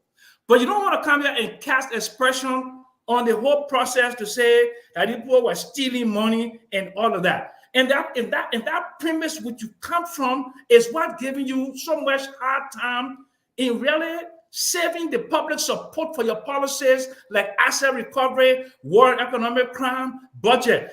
All of the premises that you laid, that people were stealing money, people were doing this, people were doing this. Do your quiet investigation, but you must build consensus among the most educated people in the country who went to school, who understand it. You know, got a question? Yes. No, I'm just going to make my statement. I'm going to finish with, hey, let me tell my statement. Okay, I'm a panelist. I have the right, the constitutional right to say my opinion on matters. That is the problem that we're having at brother day. You think other people are rogue, other people are uneducated, other people don't know nothing. Somebody been in government for 50 years into nothing. Same thing as in every government in power. From that perspective, you cannot build consensus and build a nation, a new Liberia, if you're suspicious of other people's motivation. That's my point I want to make to y'all. Thank you very much, Sam Jackson. Guys, we will respect each other time when they speak, and then we'll go back to the guests for them to speak. So, Honorable Josiah, I will give you 2 minutes, sir. You have heard Mr. Jackson. You have heard Asa. Maybe you want to take a chip from Asa's last question. Then we'll give 2 minutes to Del Francis as well. Then we'll bring in Conor Gray. Go ahead, sir. Obviously, I'm not addressing Sam's intervention, because he says something that's very important, that we should be able to build consensus to utilize people's expertise appropriately to help solve some of the problems we have. I agree absolutely with Sam on that aspect. But when like we are insinuating that there are certain group of people who stole money already, casting aspersions, that's my only concern. That's not what we're doing here. What we're doing here, we are lifting the issues that matter to the Liberian people, and that's what we're talking. So Sam, I appreciate that a whole lot, and I just wanted to speak to that. But let me go to Dell, when you started talking about the role that you guys play in the whole payroll reform process, and you were talking about you did it in conjunction or collaboration with the CSA. Nobody is disputing that, and that was the CSA under my predecessor, James Thompson. But if I were the Director General Audit at the time, I would have done it differently, because we have mandates. Let me tell you something. Section 2 of the Civil Service Standing Order, the role of the CSA is very, very clear.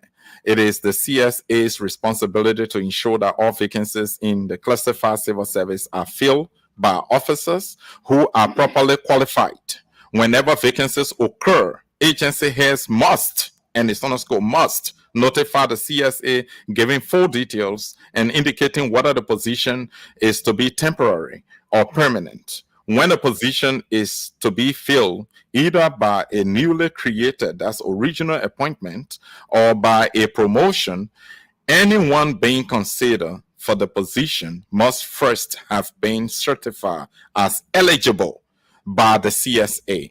And we will implement that to the letter during my tenure as Director General. No other agency will share that responsibility with the CSA. On the payroll issue, the Ministry of Finance allots and disburses statutorily. Nobody interferes with that.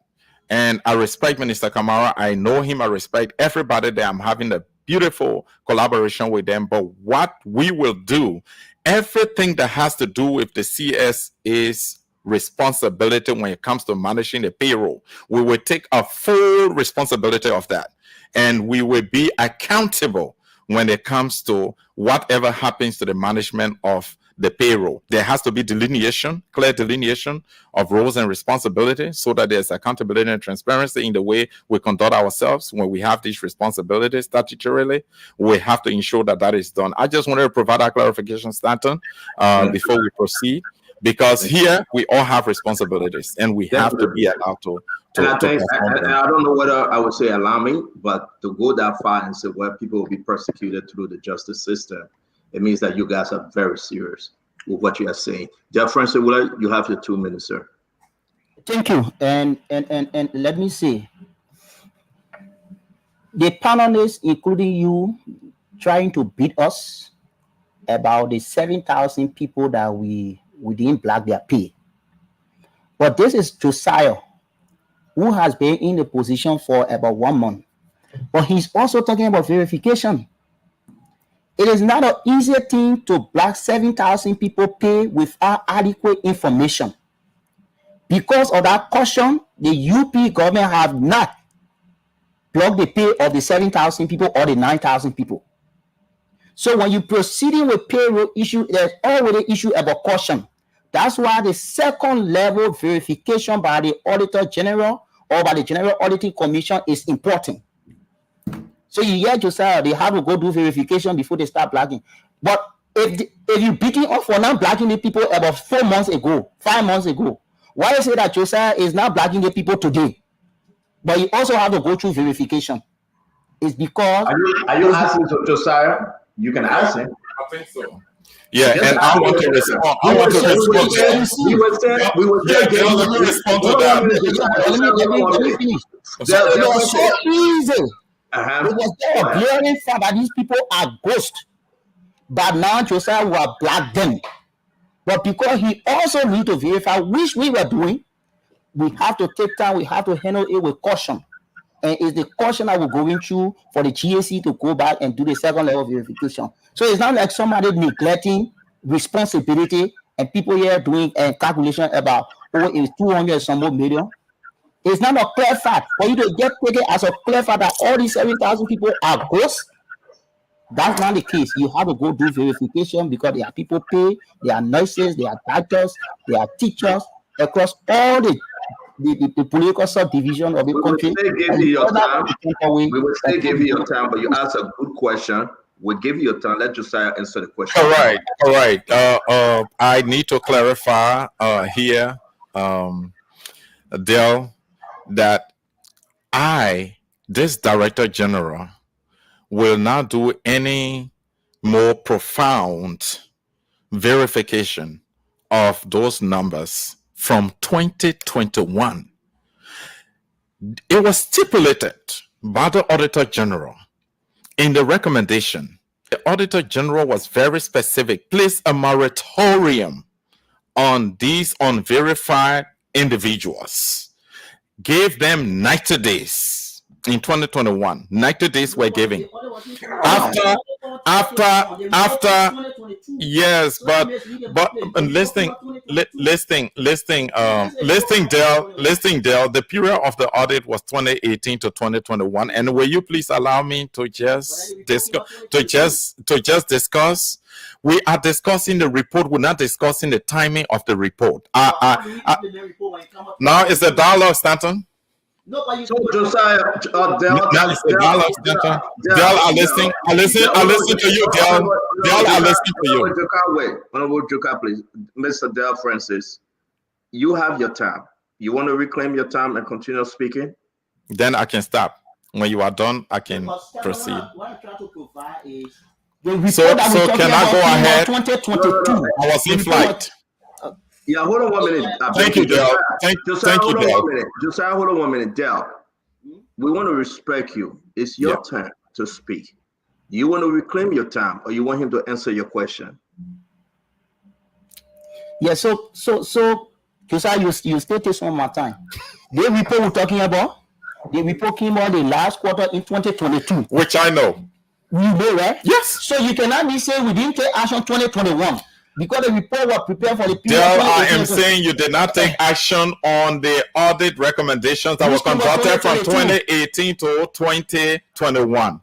You had 2022. We took action. So let me go ahead and explain what I mean by that. And I hope you can just respect me to do that. Thank you. I appreciate it. I am saying nothing has changed about the 9,287. Even Dale says that they reduced that number by 2,000. They are still paying millions to people, 7,000. Dale said that there was a turnover report. When I was taking over, my taking over ceremony was not planned by myself. It was planned by the Civil Service Agency Honor Drossier, the officer in charge, who sent out official invitations to everybody, including my predecessor and the partners. He did not come. I did not receive that turnover. I wanted to clarify that, Dale, so that you know. I am not aware of you reducing the number by 2,000. However, I could see such report, but there is still significant number, 7,000 on there that is being paid that you alluded to. I am saying that as Director General, oh my God. I am saying as Director General, I took an action. John Francis. I took an action on Wednesday. That action on Wednesday. And I said that I was going to block. And effectively, we've done that. Block the individuals concerned. You are taking action. Yes, you are taking action. Block them on the payroll for April. If these people don't come to contest that moratorium, then we will permanently remove them from the payroll. The answer, you have taken action and you will continue to take action until you see those folks. Thank you very much. Dear friends, reclaim your time and we'll go to Conor Gray and Ambula Mame. Go ahead, sir. So Josiah said he are taking action. He are taking action to block the people pay for April. My concern is if it was so easy Josiah would have done it within 2 months of his administration. I've not been here for 2 months. Oh, you're talking about February, March, February, March, about 100 months. I took job in March. In March. So Stanton and the panelists, Yes, the fact sir. of the matter remains, payroll issue are sensitive issue. And for you to take any action, you must have sufficient evidence to take the action, especially for people that work in different critical sectors. So if Josiah have taken the action to blacklist 7,000 people, it's fine. Yeah. The people will come. Yeah. Nobody is here defending 7,000 people. Nobody here is defending 7,000 people that were not verified. No. Nobody here is saying that these people, if they are not verified, they should remain on the payroll. No. We will restore and retroactively pay them if they come. If we were defending them, or if we had an idea of what they were doing, then we wouldn't have put in place the audit. We want for the audit report to be implemented, and we took action. We implemented some provision of the audit report, even though we didn't block all of the people because we needed the GSA to do the second layer of verification. If you doing it now, if you blocking it now, that's good. It means that you moving forward, implementing where we start from. We don't have problem with it. Thank you, sir. Thank you. Asif Atuba, I want to give you 30 seconds. I know you have to leave to respond to anything you want to respond to before I go to Colonel Gray. Asif Atuba, are you there? Asif, can you hear me? Yes. Okay. 30 seconds to respond to something. I know you have to leave. Oh, who gotta leave me? Oh, okay. Then Colonel Gray. No, I'll tell you one because I'll tell you one to leave. Never mind. Well, I wanted to address Sam Jackson. I know you do. Sam has a compulsive, obsessive behavior to just defend randomly. Sam, I've known Dell for a while. Before they came to power, when he was with the Unity Party government. You don't have to come and defend everybody. Sometimes somebody asks questions or infer wrongly what somebody asking for somebody. Now you have made me to go and look at this Limpact website. And I will analyze the website and I will come back with feedback. Right now, I'm looking at the monthly series. Monthly series page. 3 articles since 2017. And they say monthly series. So Sam, please don't try to be defensive for people. I simply ask an honest question, what his position is versus what he was doing with the whole harmonization piece, and then additionally whether they were actually doing what their core mandate was. And you just got offensive. He was not offended. Don't be injecting into everything somebody talk about, and don't keep accusing me as a person. I have no ulterior motive. You the one created the same way. I didn't have any ulterior motive for Madame Salif in terms of whether she had an education or not. Somebody challenged me about it. That's when I did the research. And I saw it was flawed. So stop. The guests who come here, they are professionals. Like you say, they're smart. Let him demonstrate his intellect in terms of responding to me. You're not an intervener, man. Stop. I don't want to get personal with you on this show because we got to be examples for the other people out there. Thank you. Sir. Thank you. Colonel Gray, your time. Augustine, I will come back to you as well. Colonel Gray, your time. My brother, one of the most analytical or intellectual icons of the world, Ahmad Didat, did not go to Harvard, doesn't even know the doors of Oxford, but he can sit in any formal debate and propound issues. So clearly, I hate when people talk about where they went to get their knowledge. Tell us the knowledge, which Del Francis is doing quite well. My brother, I see that you're crying more than the bereaved, Mr. Ray.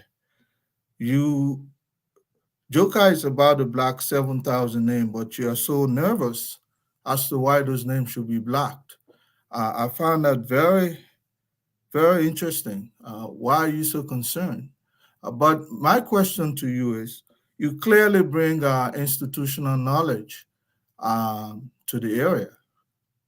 But prior to the WE administration, there was this system put in place, to sync the operation of the Ministry of Finance to that of the CSA, called the IFMIS system, and the Human Resource Management Information System, HRMIS.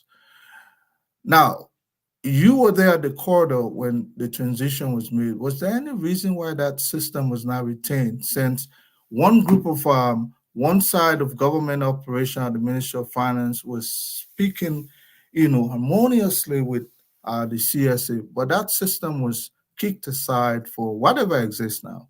Can you tell us exactly why so? Yeah. Okay, so firstly, let me am I coming through? Firstly, concrete, let me say that I'm not against the blocking. I'm just saying, if blocking was so simple, Joker wouldn't have taken 2 months to do blocking. So it doesn't in any way suggest that I'm against the blocking of individuals.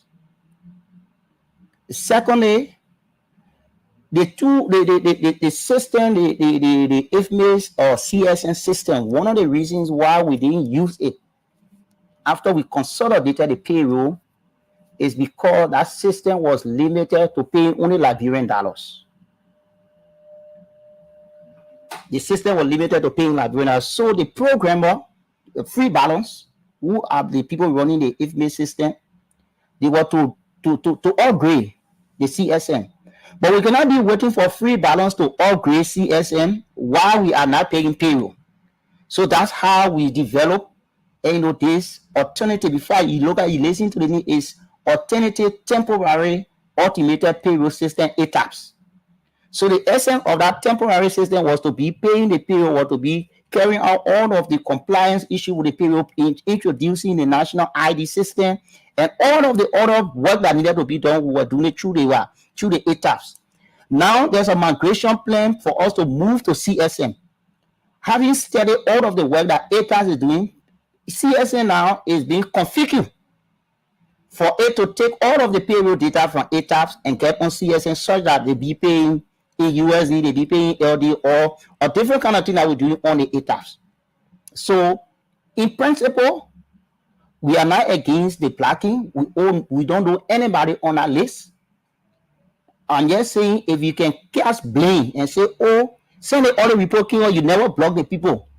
But you, King, it took you 2 months for you to even understand why you need to even block the people. And to say that when the audit report came out, we didn't do anything, that is false. Because the records are there. Even if you want to do independent verification with the GSC, you can call the GSC folks that went to the ministerial complex and carry out the second level of our verification. Someone will say,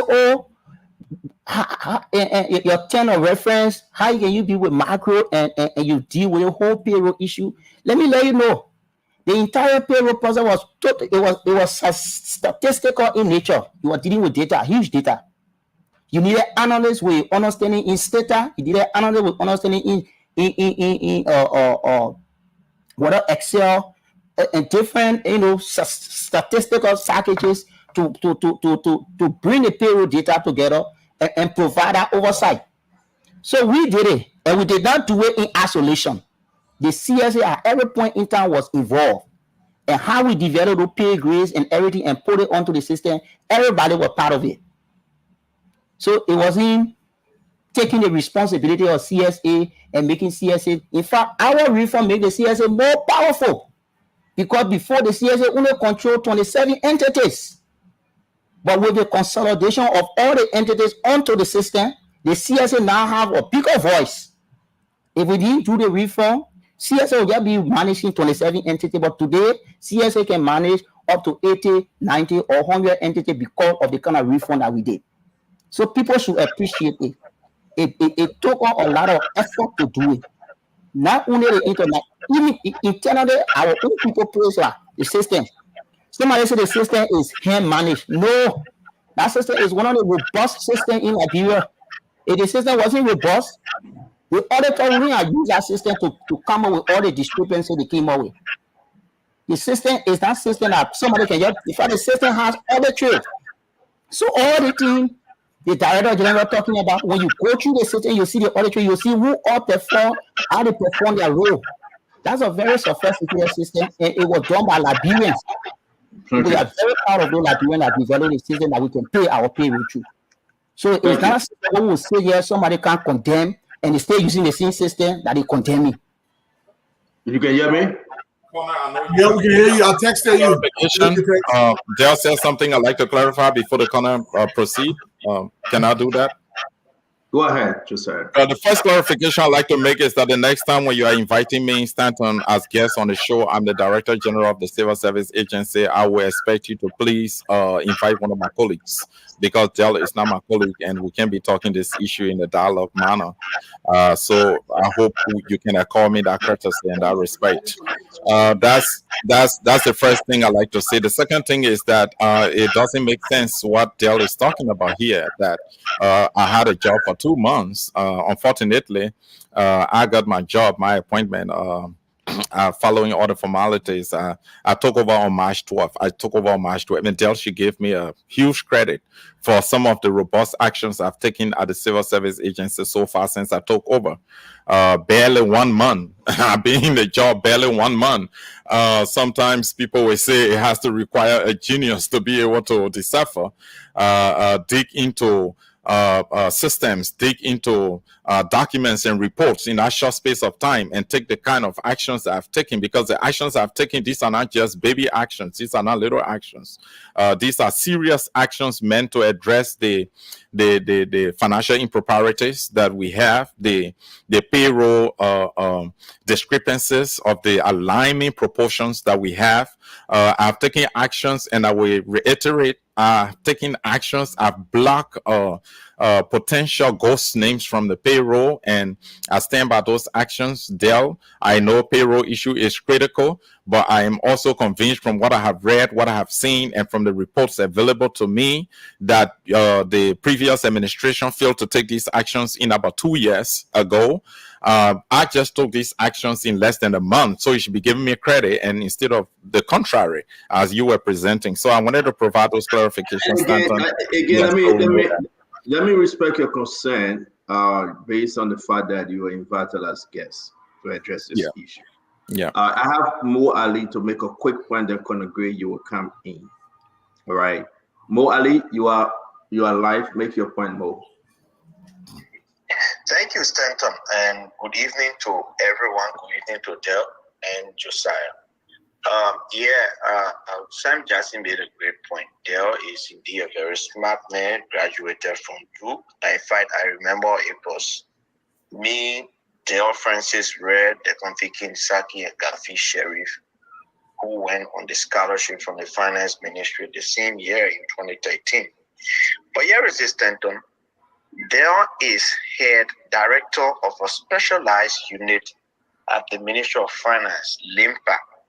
And that LIMPAC is responsible, or should be responsible, for macroeconomic research policies, advices, and is even supposed to publish periodically periodicals and articles on how we should proceed with our macroeconomic policies and our macroeconomic development and other stuff.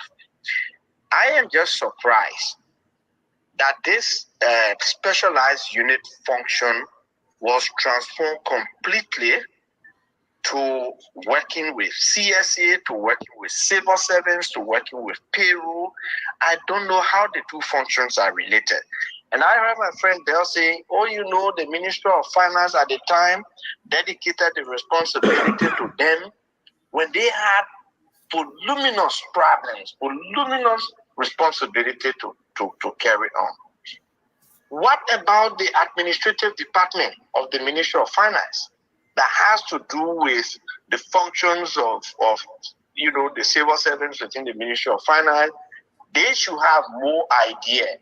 I would have thought that the Minister of Finance, if he meant well, would have, even if he didn't have the time to work with the civil service agency, would have dedicated that responsibility to the administrative department and so on. and say, look, since you deal with civil servants here, you have more knowledge. It will be good for you to take on this responsibility. But you cannot dedicate this a specialized unit that should be helping the ministry and the country in its macroeconomic policies and go chunk them to payroll and civil service team. And that is the reason why there was from one radio station to another defending harmonization instead of working to bring about economic policies, advice, and research to help the government and the country. I thought they made that particular unit very useless at the Ministry of Finance. Thank you. Thank you. Thank you very much, Director General Mo Ali, Liberal Water and Sewer Corporation. Thanks for your input, sir. Thanks. You guys, we're going to go to Conor Gray to ask the last question for tonight. It's 7 o'clock. And then Conor Gray, Conor Gray, can you ask your question? Oh, you came back, Mohammed. Thank you. Conor Gray, can I respond to Ali? No, just 1 minute. You will respond in time. I'm begging you. Let allow Conor Gray. I don't want you leading translation. Yeah, just write it down. I'm begging you there, please. Conor Gray, go ahead with your question. Maybe when Conor Gray asks you the question, you can respond to, please. No, clearly I'm asking my second question to the Director General, Mr. Jukai. My dear brother, I must commend you. I don't know if anybody can understand a terrain within a month, especially those of us who are trained to study terrain management. But what I will ask you, the head counting of civil servant is the old school way, and there can be nothing wrong with the old school way. But we're talking about 7,000, and we're talking about going around the country to verify those kinds of things. It can be more, more harder than that. But my question to you, are there any plans in place since you just assumed that office to incorporate biometric into our system so that we can avoid these duplications, my brother? Absolutely, there are plans, and I don't want to be too fast. The leadership, my colleagues I'm working with, the two deputies, and along with the senior management, are considering that. But we are holding consultations with other relevant government entities like the NRO, other entities, to make sure that we explore all the possibilities. Maybe we can have one biometric system that the different entities can feed into. That's a possibility. If we want to do it individually, then we have to do the cost analysis to see what is going to cost the government and the cost-effective way to do it. Probably we will have one national biometric system that the CSA can feed into, that the National Elections Commission can feed into, that the Ministry of Foreign Affairs for passport purposes can feed into, and that could be an effective way to deal with it. I even think that we shouldn't do, for example, I'm saying this from the perspective of my expertise in elections management. I even feel that our number is very small for us to be doing OMR system. Still doing a hybrid. We do electronic registration, and then we do manual voting. I think that we shouldn't even do that. We should try to look at this in the context of a national biometric registration system that can provide data that all of the institutions concerned can feed into. Yeah, Conor Gray, I strongly feel that we can do that. Can I come in for 1 second? Do it. Starter, you're eating into my time. Let me respond before mine. So let me No, but let Josiah finish now. He have not even no way. No, he finished. No, guys. No, I didn't finish. Wait. When Bo Ali came in, Bo Ali made comment. I said, okay, can I respond? He said, okay, let Gray come in. But they well. Wait, please. Josiah, finish. We'll come to you there. Let him finish. Yeah. So to Conor Gray, I thought Conor Gray asked a very good question, and I said that I think we can have a national approach, and then all the agencies concerned can feed into it. Cost-wise, I think that would be very effective, very efficient, and we can achieve that overarching goal. of having a system that works for us very effectively and efficiently, that can prevent many of these discrepancies, that can reduce human efforts. When human efforts are associated with these activities, they can be manipulated 1 million ways. And the issue, I just want to use that to speak to the issue of the role of the Ministry of Finance in the payroll management. I think they should have a very limited role in that process. The CSA manage personnel in this country. CSA must have a major role to play in. You can't be player and referee at the same time. The Ministry of Finance are laws dispersed, and if they are managing payroll, how do we institute accountability and transparency? CSA has to take on that responsibility And I hope you independently. push for that, though. I hope you push it because Right. it's very important. So I hope thank you, push on Stanton. that. Thank you. Thank you very much. Dale, go ahead now. We give you 2 minutes, Dale. Yeah, firstly, on the issue of biometrics, the Director General should know that we already introduced biometric on the system. It's not a new thing that's going to happen. It was because of the biometric that the GAC were able to conduct the comprehensive audit. So the payroll currently has, as a condition, as a field, a biometric requirement, which is linked with the now National Identification Registry. We come back to what Mo Ali said. He said, oh, why didn't the Ministry of Finance give the responsibility to the administrative people at the Ministry of Finance? This is it. The Ministry of Finance Department of Administration is responsible for the day-to-day running of the ministry. Ministry of Finance, the CSA, are agency or government are cut across almost all the 103 entities. So you couldn't have Ministry of Finance HR into that process and dictating how payroll reform was going to happen to other agencies of government. So the way it went was to have an interagency committee.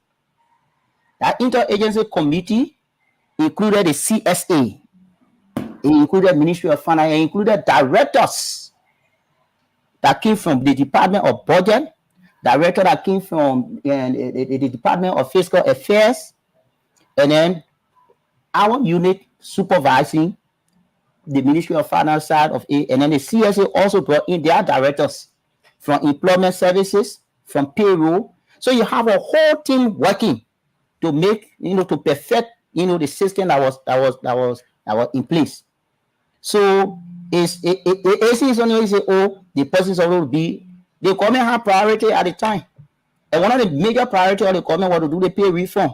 If you have all the human resources or most of the sophisticated human resources within a unit that needed to bring people together and the minister utilize it, there's no reason whatsoever that somebody should question it. We were working for what the minister wanted us to do, and we provided the expertise as we were providing expertise in other areas. So nobody can sit here and say, oh, the way you're supposed to do, you're not doing the work.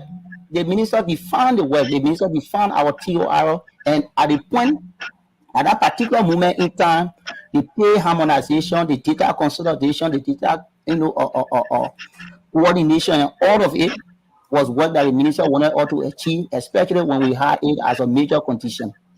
Thank you very much, Dale. Folks, we got but another 4 minutes. We're going to go to Mame to ask this question. Then we're going to ask you guys to do your closing. We're going to squeeze Josiah. I just got 2 more questions for Josiah. Give 30 seconds to everybody, quick, no too long explanation. You will have your time to please in 30 seconds after Mame, because we have another segment that I totally forgot about, is to bring in, our brother Russell. Tomorrow is their program, so let's be considerate. Mame, your 2 questions. What's happened with Dell? Yes, my point. You see, we go back to this payroll thing, whose names on payroll. It didn't start with George Weah. It's a historical issue. The point is, all the fight to clean payroll in Liberia has always been focused on ghost employees. But there are 2 actors. There are ghost employees and ghost employers. The efforts have always been on ghost employees. And from the time we were kids to today, that efforts of paying attention on ghost employees and not looking at the ghost employers have not yielded any result to the country. You will move ghost name this year, Next year, you can't immediately there because the ghost employers have not been dealt with. So, Mr. Joker, I know you. People here don't know you. I know how meticulous you are. I know how rigid you are. What I want you to do is to direct equal energy on ghost employers and not just ghost employees.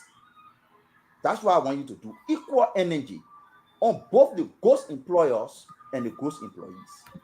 To my brother Dale, there's a number you call. I wanted you to just clarify because we're talking about the whole payroll thing coming for a long time. What was the number again you said you met as total payroll when you consolidated the entire payroll from the United Party administration in 2018?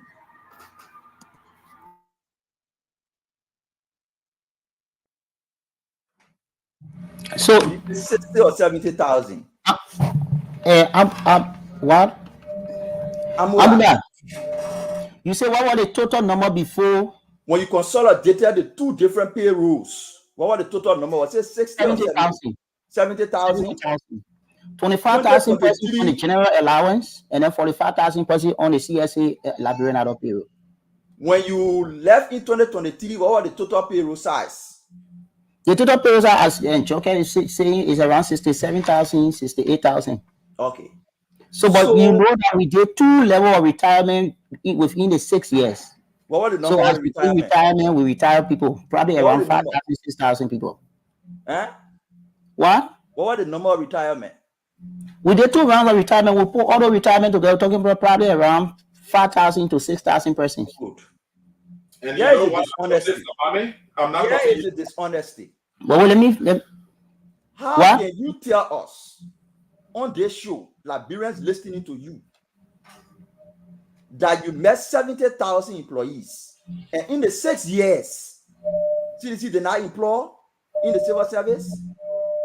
You met 70,000. No, but mommy, if you have 70,000 and then you take out 6,000 in terms of retirement, and then you go back to 68,000, there's employment there.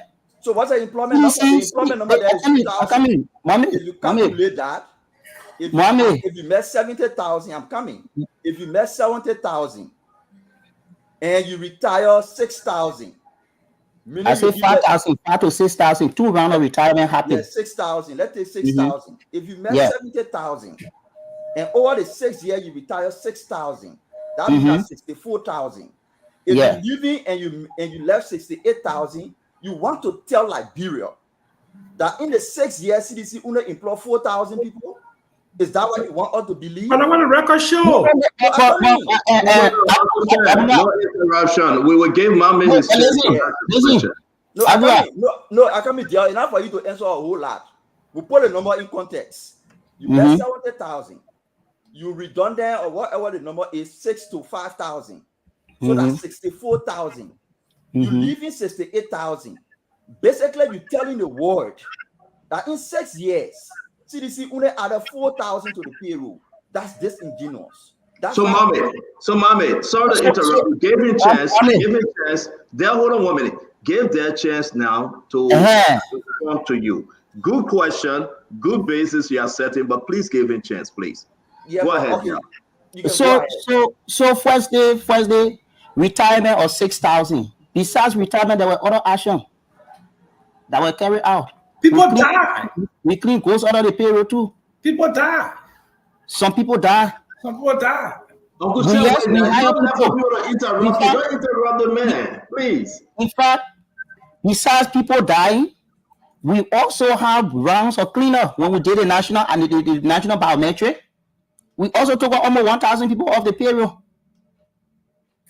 Yeah. And it was because of that fear of the 1,000 people that were duplicating and double dipping. That's why we asked the GAC to come and do a comprehensive head count. So it's not only 6,000 people retire and you want to do the elementary mathematics. No, besides retirement, we also did clean up. Yes, people. All the people from the ministry, people from health. They were around 900 persons. They were placed on the payroll. They put some people. They were placed on the payroll.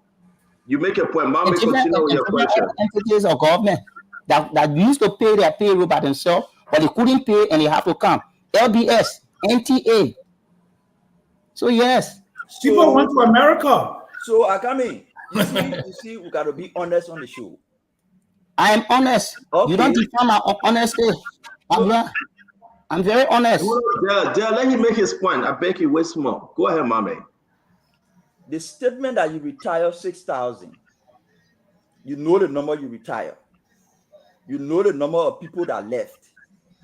Can you tell us on the show how many employees see the CDC administration added to the payroll?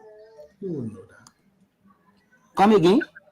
How many employees, civil servant or whatever the case, that CDC added to the payroll in 6 years? My man, there's no issue about CDC adding to payroll. Ministry and agency have mandate to employ. You people should start politicizing. You should start politicizing. You should start politicizing the payroll. The fact of the matter remain, and Stanton they just give me a few seconds. Let me make the correction.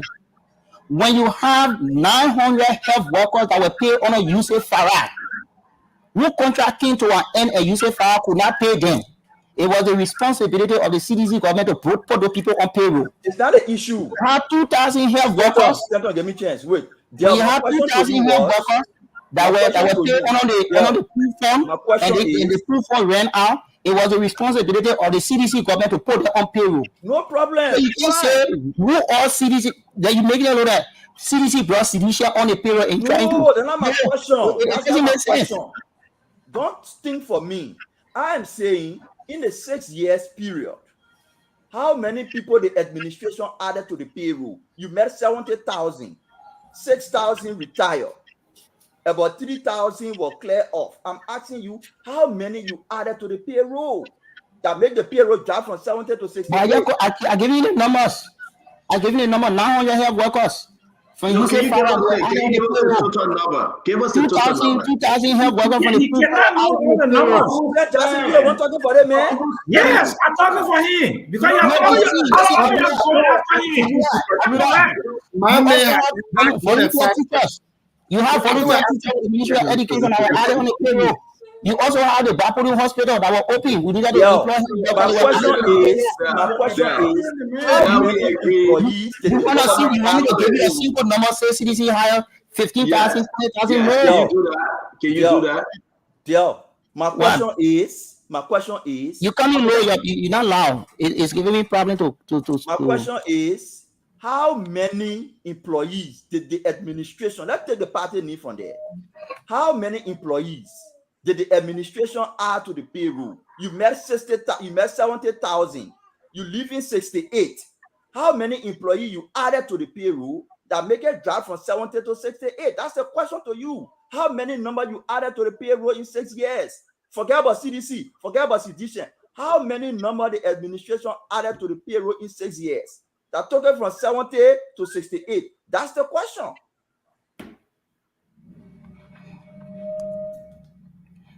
Look, I have given you the numbers. I gave you the issue about 2,000 health workers that were placed on the payroll. I gave you the 900 workers from Farah that were placed on the payroll. I'm also telling you, Ministry of Education employ. In fact, Ministry of Education had a whole exercise. There was some teachers that were AWOL. So they removed the teachers, they put new teachers on. You have health workers, volunteer health workers across the country that were not on payroll. You needed to get on the payroll. Yo, what's the Mama, let's go ahead. Tell you what you want. Ask this man. Okay. Ask him to answer you and your uncle calm down.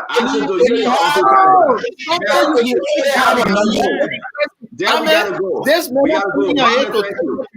Okay, I see. Let me bring in Josiah. Thank you, Josiah. Thank you. Thank you, Stanton. Hold on. Hold on, guys. Hold on a minute. I say I beg you. I say wait 1 minute, I beg you. Josiah. Yes. Stanton, thank you. I want to go to Josiah. I beg you guys. I beg Stanton, thank you. Josiah, Josiah, I beg you. Please. I beg you, Mommy. Mommy, I know. Let me go to Josiah real quick because he got to go. The time cannot permit it. Josiah, please, real quick. Josiah, Thank you, Stanton. Josiah, let me come to you real quick. Let me ask you a question real quick. Josiah, you can answer this. It's very simple. I'm not going to go back and forth with anyone. Josiah, how many folks you have on payroll today? So Stanton, we have 67,746 employees that 746. You answer my question. And I'm going to say this. Yeah, I'm going to say this, Stanton. I'm going to say this. I want to use the occasion to thank you because I'm going to make my parting comments right now. I think we've spoken sufficiently. No. I said wait. I was invited. Let me say this up. The honorable guest. No, I said wait. I beg you. Josiah did extremely well. That was squeezing. No, he did. I beg you. My issue here, and Josiah, I know you want to give your parting statement. Please take my second and last question, please. It is important. I want Liberians to understand you while you're doing your closing. And I want you to be very clear. Make it in a very simple term. There is no 40,000 people that are going to be laid off. And the method in which you guys are using right now, I got my name stamped on with his phone. I was employed by the Liberia National Police. I can come and verify I'm still employed. You are not kicking me off. You just want to make sure I'm coming to work. Can you further explain that today? Because folks, no, let me ask my question. I beg you, let me ask. Because folks saying that it's a witch hunt, 40,000 people going home hungry. Talk to me on the webcam. Can I just Thank you. Thank you, Stanton. Thank you for the opportunity. I am going to address your question, and it was going to be part of my parting comments because of its critical nature. I am giving my parting comments now, Stanton, because as far as I know, somebody is still speaking. I just want to find out what. So Stanton, I thought Stanton gave me the opportunity to speak, Minister Doe. I'm a panelist. Thank you, Minister Doe. So Josiah, I want you to do your part, Honorable Josiah Joker. I don't want you to leave and they say, I said, don't have one question you refuse to answer. Please entertain his one question with your please ask your question, Minister Doe. One question. Please. Thank you. So I just wanted to clarify this. You said the GAC saw unverified 9,200 persons from the payroll, and you are implementing the GAC recommendation to the letter. I just want you to add it in your closing to tell us how many persons, as of today or Monday, will you black from the payroll? That's it. Thank you. Thank you. And Stanton, it was good that you allow Isaac to ask his question because his response is he's going to find his response in my parting comments. Okay. So I want to thank you, Stanton, for the opportunity. But like I said, I'll repeat. The next time you invite me and you want to invite another a co-guest, please make sure that the person is my colleague. And I think I deserve that courtesy. The second thing is that I appreciate the opportunity. The Liberian people, I want to assure you, in my capacity as Director General of the Civil Service Agency, we are not laying off 40,000 people, and we don't have any intent to do that. We have a responsibility to provide basic social services for our people. Job creation and job security is part of it. And in keeping with the civil service standing orders, we are deploying logistics. We are deploying analysts who will be working with the human resource departments of the spending entities to make sure that our precious civil servants, divided into two categories, those who initiated the PEN process and they not completed, we make sure that they complete it. And I, as Director General, signs it. That is in keeping with Section 35. of the civil service standing orders. We will apply that. Those who did not initiate the pen process at all, we will work with them to initiate the process, and I will make sure I assign them as Director General. Why is that important? Legally, it is important because they have to be employed in keeping with our legal framework. Two, we have to make sure that we have the full data of everybody within the civil service. It's my responsibility to account for them. And the way I can account for them is to have full details of their employment and their status. Second, they have next of kin. If they have to retire, we need to know who benefits. They are entitled to pension. If they will be pensioned, we need a full data to help us to process their pension. It's our responsibility.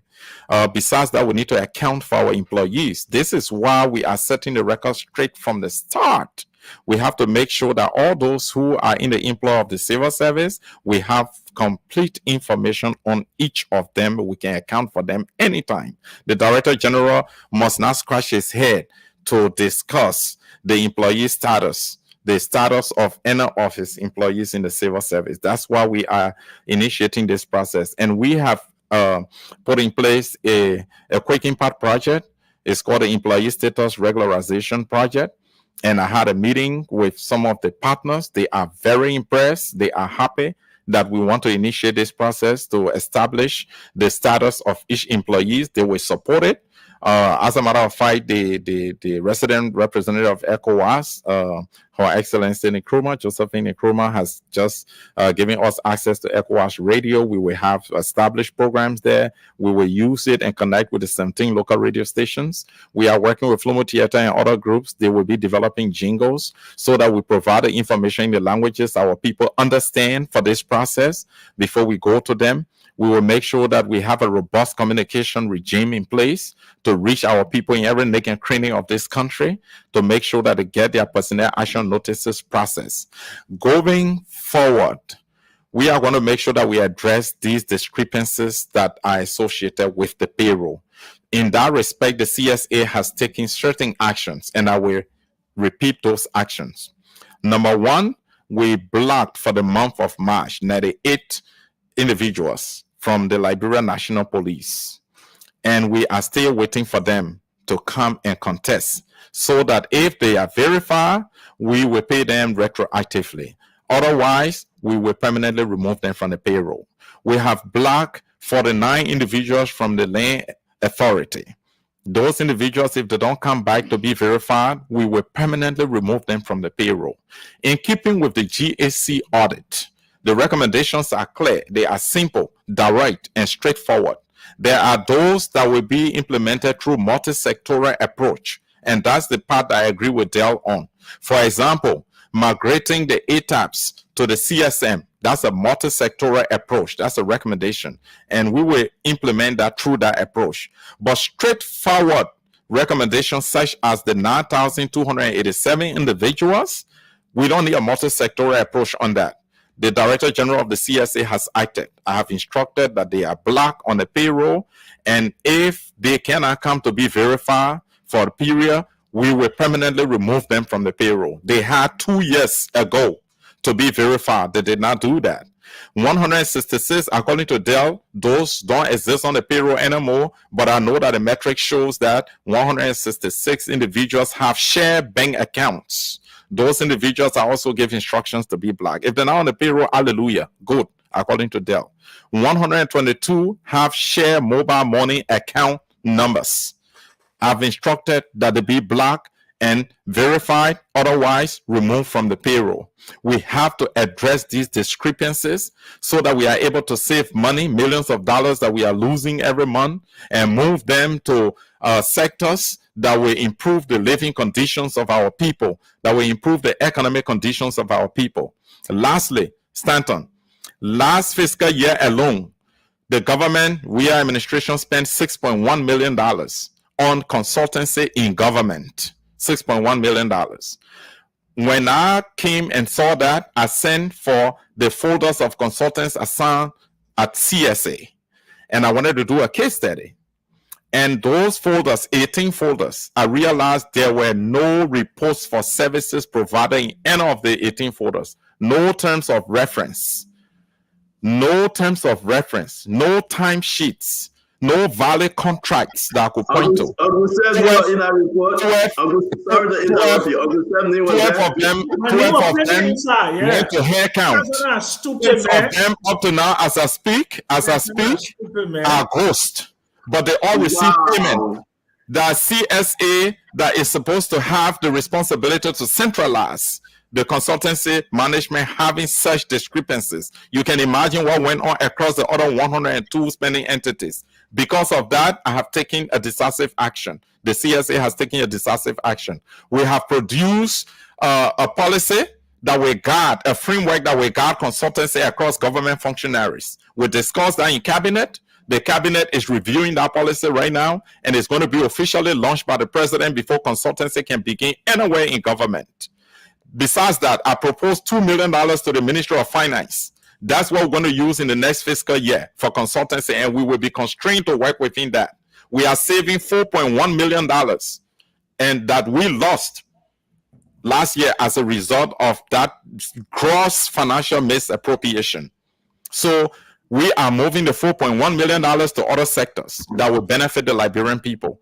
I just want to use this occasion to thank the Liberian people, to thank Spoon TV for the opportunity. I will always come here to provide clarification and information to our people because it's necessary. We need to keep them informed. Thank you so much, everybody. Sam, I appreciate the conversation. Isaac, Connor Gray, Amame, and Del Francis. Stanton, a big thank you to you. I appreciate all of you. Thank you for Joker, please don't forget about the ghost employers. Please don't forget about the ghost employers. Let me say this. This is very the last point that Josiah made. I know Joker, but Joey. At the last point that I know will come to you. Hold on 1 minute. I'm begging you. Del. I need to respond, I beg you, Del. No, we got to allow Del to. Ask me what am I? We got to allow Del to respond. Then we'll come in. You cannot interrupt Del. No, Del got to respond and leave. When he leaves, then we can talk. Don't interrupt it, man. We got to respond. Del is right here. How can you say he gone? He's right on the set. You're not saying Del? No, I'm not talking about Del, but I have to respond. No, we have to allow Del to speak. Then you will come in, sir. Uncle Sam Jackson, please allow Del to close. When he leaves, then we can do our own fighting. But I just heard, if it is true, that you're one of those on that list as a consultant with no document in your file. So first day on the consultancy contractor payroll, I think the Director General didn't do justice to give the information. That payroll is a hybrid payroll of consultant contractors, across all the government institutions. And those contractors, most of them are employees of government. Say, for instance, you have the Ministry of Commerce, the Steno Lab, all of the employees within the Steno Lab are on our contract payroll. You also have 14 medical specialists that are teaching in the Liberia School of Physician and Surgeon. That school was funded by the World Bank, and after the World Bank funding ran out, the school needed to be open for all to have specialists in the country. So 14 medical doctors, including at the JFK, are paid through that consultancy payroll. And the cost for them is almost around $900,000 for the 14 consultants or the medical doctors. You also have some casual workers that are working with the Memorial City Corporation and the Ministry of Youth and Sport. These casual workers are paid through that contract payroll. So as we speak, since January, none of the contractors have taken pay or casual workers have taken pay. And someone will ask, say, why is it that you have casual worker on the contract payroll, or you have contract for casual workers? This contract for casual worker is not something that was done just by CDC. It was inherited. So ministry and agency have their contract payroll and they have their main payroll. What we only did to that contract payroll was to consolidate the contract payroll the same way We consolidated the two payroll to have an understanding of who the contractors are and how the government could use the contractors, the consultancy or contract payroll to get human, human resources to do some of the things that we wanted to do. So the director general saying, oh, they reduce it to 1 million, they reduce it to 2 million. I mean, it's up to them. But the records are there. Those people are people that exist, are people that work. In fact, the ministry, the Montreal City Corporation, I think over the past 2 weeks ago, wrote a letter to the CSA that their contractors have not taken pay. The same thing with Ministry of Commerce. In fact, there are also some community colleges that have part-time workers or part-time lecturers that are on that contract payroll, that get paid through it. And one of the reasons why we put them onto the contract payroll so that it gave the community college the flexibility to change instructor whenever they want to change instructor. So it's not money that was wasted. If the director general was going to ask questions about it, he probably would have gotten the knowledge. But it's the whole thing that people come with the mindset that what was done over the last 6 years was, things that were not done properly. So once people come with that mindset, they always try to solidify their mindset and their explanation. Thank you. Let me also say that all of what you have in the audit report, this manager received the audit report probably last week, and he assumed that all of the recommendations in the audit report are not implemented, and he's making the news on radio. It's not true. We build a payroll system where we can take action at any point in time. So most of the action we're taking, and the action I wasn't taking was the one on the 7,000 employees that we think that needed to be verified. And the fact that he said he has done it, I think is good. And then the people will come forward like how the people came forward, the other time. And let me also say, you see United Party people running all around the place. The whole issue is to target. And I will provide evidence for it. Check the national budget, Stanton. You have 33 agencies of government whose compensation ceiling has been reduced. Ministry of Health, their actual compensation ended at 43 million. The government reduced it to 41 million.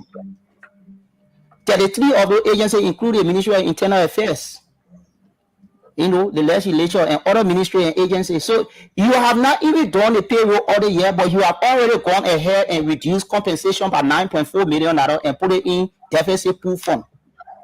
You have not even done the audit yet, but you issue a circular, and the circular is on the international wire saying that 40,000 people illegally enter the payroll, and you are conducting the audit or the verification from 2019 to 2023. If you put 2019 to 2023 in perspective, which period is it? Is the period where the CDC govern, and you are trying to go after people who they employ during that period when you know very well that most of the people in government were also employed 2016, 2017, and 2014, 2011. Why don't you pay the audit period without it as targeting, but you decide to put it from 2019 to 2023, and you also look at the budget. The 2022 budget is why you're going by, while the actual 2023 budget you decide to ignore it.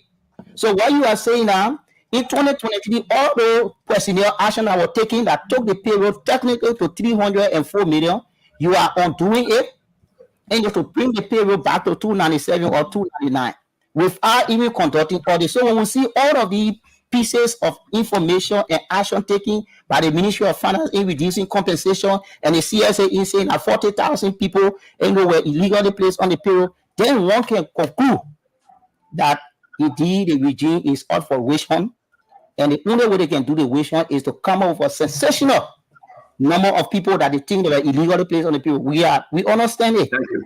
That's what in the process of verification, they will target people who are opposition and who are sedition, and they should stop. Thank you. I think The president should take action on this.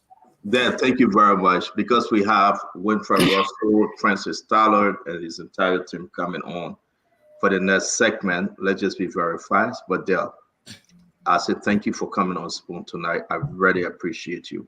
Hope that you come back again, that we can have a long conversation on what you did in the government and what you continue to do. Thank you for coming in, sir. I appreciate it. All right, so that's our first. So let's try to move this thing. I really appreciate that. Let me do my 1 minute quick, Uncle Sam, please. No, I beg you. I don't want you to do a 1 minute because I want to ask you a question. I want to ask you a question before I beg you. Let me ask you. Since it's just us here, hey, I beg you. Can I just ask? I beg you, as you do. When the mommy leaving because the other people come. No, I gotta leave. Okay, but I beg you that let me ask mommy. I beg you. You came with an intent to interrupt me today. I understand, but it will not work. I'm confused, mommy. As if Sam Jackson, Colonel Gray, and Asido. Del Francis were explained everything to the letter, but he couldn't tell us. By answering mommy's question, how many folks were on that payroll? This is bad for our government. And I pray that nobody interrupt me. I pray that nobody interrupt me. I pray that nobody interrupt me. I pray you will have your time. You will have your time, Uncle Sam. I pray that you don't interrupt me. We're trying to do our 30-second on the guys that appeared today. It's totally discouraging that you can tell the Liberian people, we get 9,000 to health ministry, we get 2,000 to teacher association, we get 1,000 here. You're the men that were controlling the whole system. I'm impressed with Josiah Joker. I am. And I want Liberia to give him a chance. I'm not saying this because he was appointed by Joseph Yeman Parker. I'm saying this because he's going to bring in a lot more money to save our country. It is true. $222 million. For the time, President, we are spent dashing money out to people that we don't know. One good thing Josiah said today, we are not here to fire 40,000 people. We will not dismiss 40,000 people. God forbid if Joseph Boakai do that. But we are here to set it straight. If you are from the Internal Affairs Ministry, Justice Ministry, if you are from any ministry or the agency that is supposed to be paid by the government, and you know you're not getting your pay, and somebody can't blacken you, just come up, go to your HR and say, I've been working here, I'm not receiving my pay, my name should be there. They will verify. They are not firing anybody.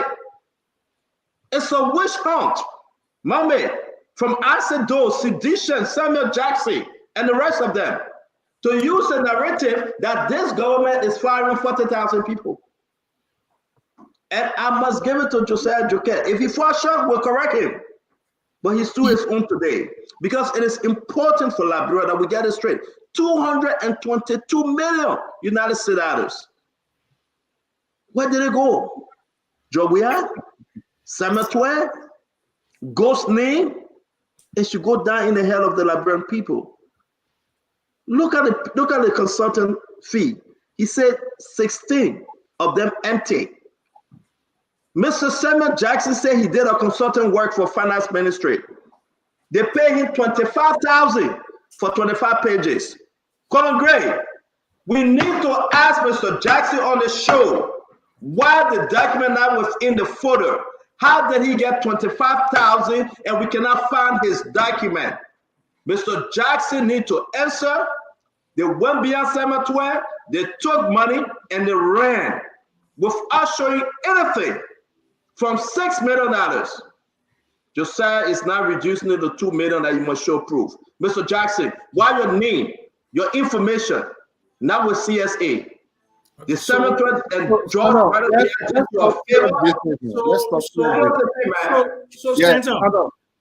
me finish. Let me finish. Let me answer the. No, I'm going. Y'all go ahead. Oh, but I disrespect that. First of all, Stanton. I am somebody who worked here in America. Let me finish. I worked here in America for more than 25 years. You did a document for 25,000. My dad was working in America, Uncle Sam. Let me finish. You did a document. You said on the show. You said as consultant. on Samuel 12 for 25,000. Your name is not in any folder. Your name is not on any record. How does Samuel 12 pay you 25,000? Okay, so let me explain something to you. Okay, you're trying to put me in the morass. I'm not the individual to put in the morass. My work history, my credentials, and my integrity is at stake. In fact, it was 43 pages I wrote. Let me finish. Monetary aggregate study. Samuel 12 did not pay me all my money. You pay me the last 5,000 that they owe me, if you remember. Okay? When Josiah said there was 6,000, the first thing you said was 10,000 needed. No, Stanton, you will not find my name in any kind of kata business in Liberia. Okay? I don't go near money. I write papers. Okay? I write. Were you a consultant? Were you a consultant? Were you a consultant? Were you a consultant? It was a one-time thing to write a paper. Were you a consultant?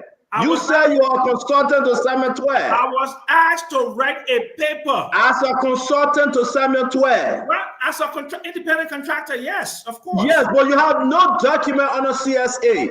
I don't. And they gave you 25,000. And they gave you 25,000. Stand on. All consulting documents don't go to CSA. They're not going to CSA. First of all, the way it works, stand on. Where are we going to find the document? Listen, I put the document in the chat room. It was 43 pages. Monetary aggregate study. If you have used a white man, you're going to pay the white man over $100,000. I know the folder that contained the main contract. They have MC Carroll. They have MC Carroll and Chakon J in that folder. Can I please close? I know you're coming your other show. No. Uncle Sam special and say because you know. Yeah, I don't want to take a few minutes and just close that. Uncle Sam special because you know I said you cannot call for the paper. You he will come back. Stand on. Let me just close. This is what I'm discussing, and I appreciate Josiah Joker for bringing it up. We're not let go. You want to send it when I leave you talking now. You want me to? I will leave without saying anything. Hold on 1 minute. I may get better at business. You went to the father's ministry. You signed a paper, and you said I'm gonna give you that contract. Where is the copy of your document that you signed? That goes in. That goes in. That goes in. The agreement that you have with the father's ministry. The agreement. And if I was a white man, Would you sign document? Would you sign? Uncle Sam, you was a ghost on payroll. Anything you say, on payroll. Anything you say, I'm not responsible as a consultant to put my name anywhere. I wrote a paper. It's a valid document. You want to scream and carry on. All you want to do that I'm a ghost employee. I am not a ghost. I wrote a paper. Okay. We talk about economics in Liberia. I'm on the list. Okay. I did a paper, a research paper that I put in our chat room. Okay. There's a reason I call you uncle, but I think this one you fell in it flat. You went to Senator beyond the door. You have no document to show that you have an MOU with him. You had any agreement with him. You signed no paper. How did the Senator pay you? How did he pay you 25,000? Did he give you a government check? Or did he give you 25,000? No, this is the responsibility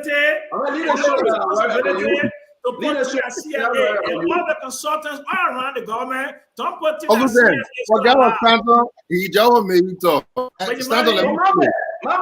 not trying to make you talk, my man. Yeah, but I mean, to be able to get payment from government, you have to have a contract. That's why they're asking for the contract. Yes, I have a contract. But what are you asking you for? Where is the contract? Where is the contract? Where is the contract? I have a contract. Where is it? Where is it? My man, NDA, non-disclosure agreement. It was a private. Where is it? Where is it? Uncle Sam, where is it? Go ask the Ministry of Finance where I'm asking you. You should have your copy. I do have my copy. Yes. How will you pay? How will you pay? Will you pay by check? I did. Will you pay by check? Will you pay by check? But the message you don't want to pay the bottom money. I was paid. Will you pay by check? I was paid. It was paid by voucher system. Oh, listen to me. You saw the document I wrote. You can go and cry for another judgment day. I am asking you, how will you pay Uncle Sam? These are the listen. I don't know everybody that falling school tonight. We should be 100%. You can cry for another judgment we should day. appreciate Josiah cry for the money. We should appreciate Josiah Joker because we have found a ghost on spoon by the name of Uncle Sam Jackson. So, Stato, I will not go to close this show and we keep talking about the package. So actually, I just want to the decision that government takes only represent the government's image and the government's interest. We know people can come here with sweet voice, good voice, chico voice, but there are always other things beneath those things that are said here. Or when President Weah was the president of Liberia, it was his decision to look out for the common man.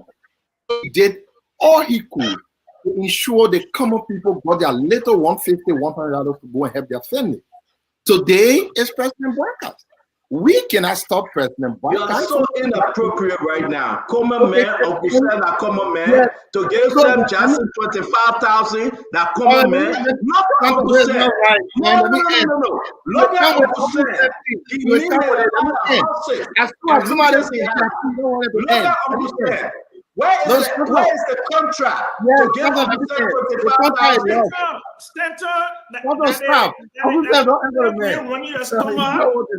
You know when you talk seriously. I agree. I accept. So I will say, President, we have every action to ensure our poor people with their little 100, 150. Now it's President Barack's turn. And Josiah now is the one implementing the policies of the president. If President Barack and Josiah see fit that 9,000, 30,000 people get off the payroll because they were placed there either illegally, either not proper way or whatever, kudos to them. I will only challenge them to go ahead and do it now. We shouldn't be all around here having all of the conversation. When they you are right, and I appreciate Josiah. I want to ask you a question. You're wasting our time. I said, go take a break. You need to go drink some water. Let me end my closing. You can't be doing this, man. You can't be doing that. I want to make you best. I want to make you best and leave. I want you to get mad and leave. That's what I want to do. Not that, because if you keep doing it, you will only have United Party people here to just come and talk all day and talk United Party thing. Let me close. Let me end. Close, my man. You're closing. You can have people feeling close now. Close. Yeah, let me close because that's my closing. So again, I want to actually have the government to stop complaining. Go ahead and remove all of these illegal people, all of these people that were in place there. Do the right thing. These people are good. They are not existing. Remove them from the payroll. But let me say one thing here. We are not stupid people. We may have small eyes, but our eyes can see. We are not dumb in this place. You have the Director General of CSA coming on this platform and telling the world that the payroll is overcrowded. And in your mind, he is not intending to remove people from the payroll. But the payroll being overcrowded is a historical thing. Stop saying this to the show, man. Well, you tell me Mr. Payroll being overcrowded is a historical thing.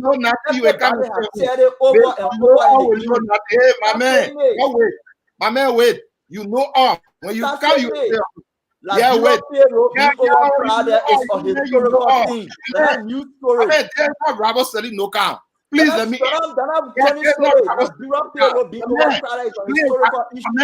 Amen. You know all. It's a historical issue. You used to be holding back behind. Allow me to end. So, Mama, let you finish. You get 3 more seconds. Sam Jackson, you know. When you go to the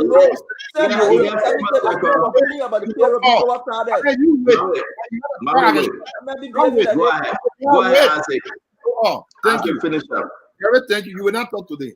When you go to Noka on a rival city, you can be holding a bag, please. So let me continue. So as I was saying yet again, my people told to go on. They're picking too much. You can just come on the show and just be talking nonsense with confidence, and we just look at you thinking. Address the issue that don't address my man. Address the issue, don't address my man. Where you think government have no cabia rival salif? There's not a rival salif down here. We only rival salif there. Address my man. Address the issue.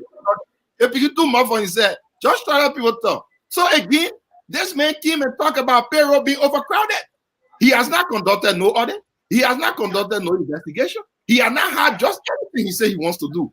In no time, he has already taken judgment that the payroll is overcrowded. It only tells you the only intent is to dismiss people.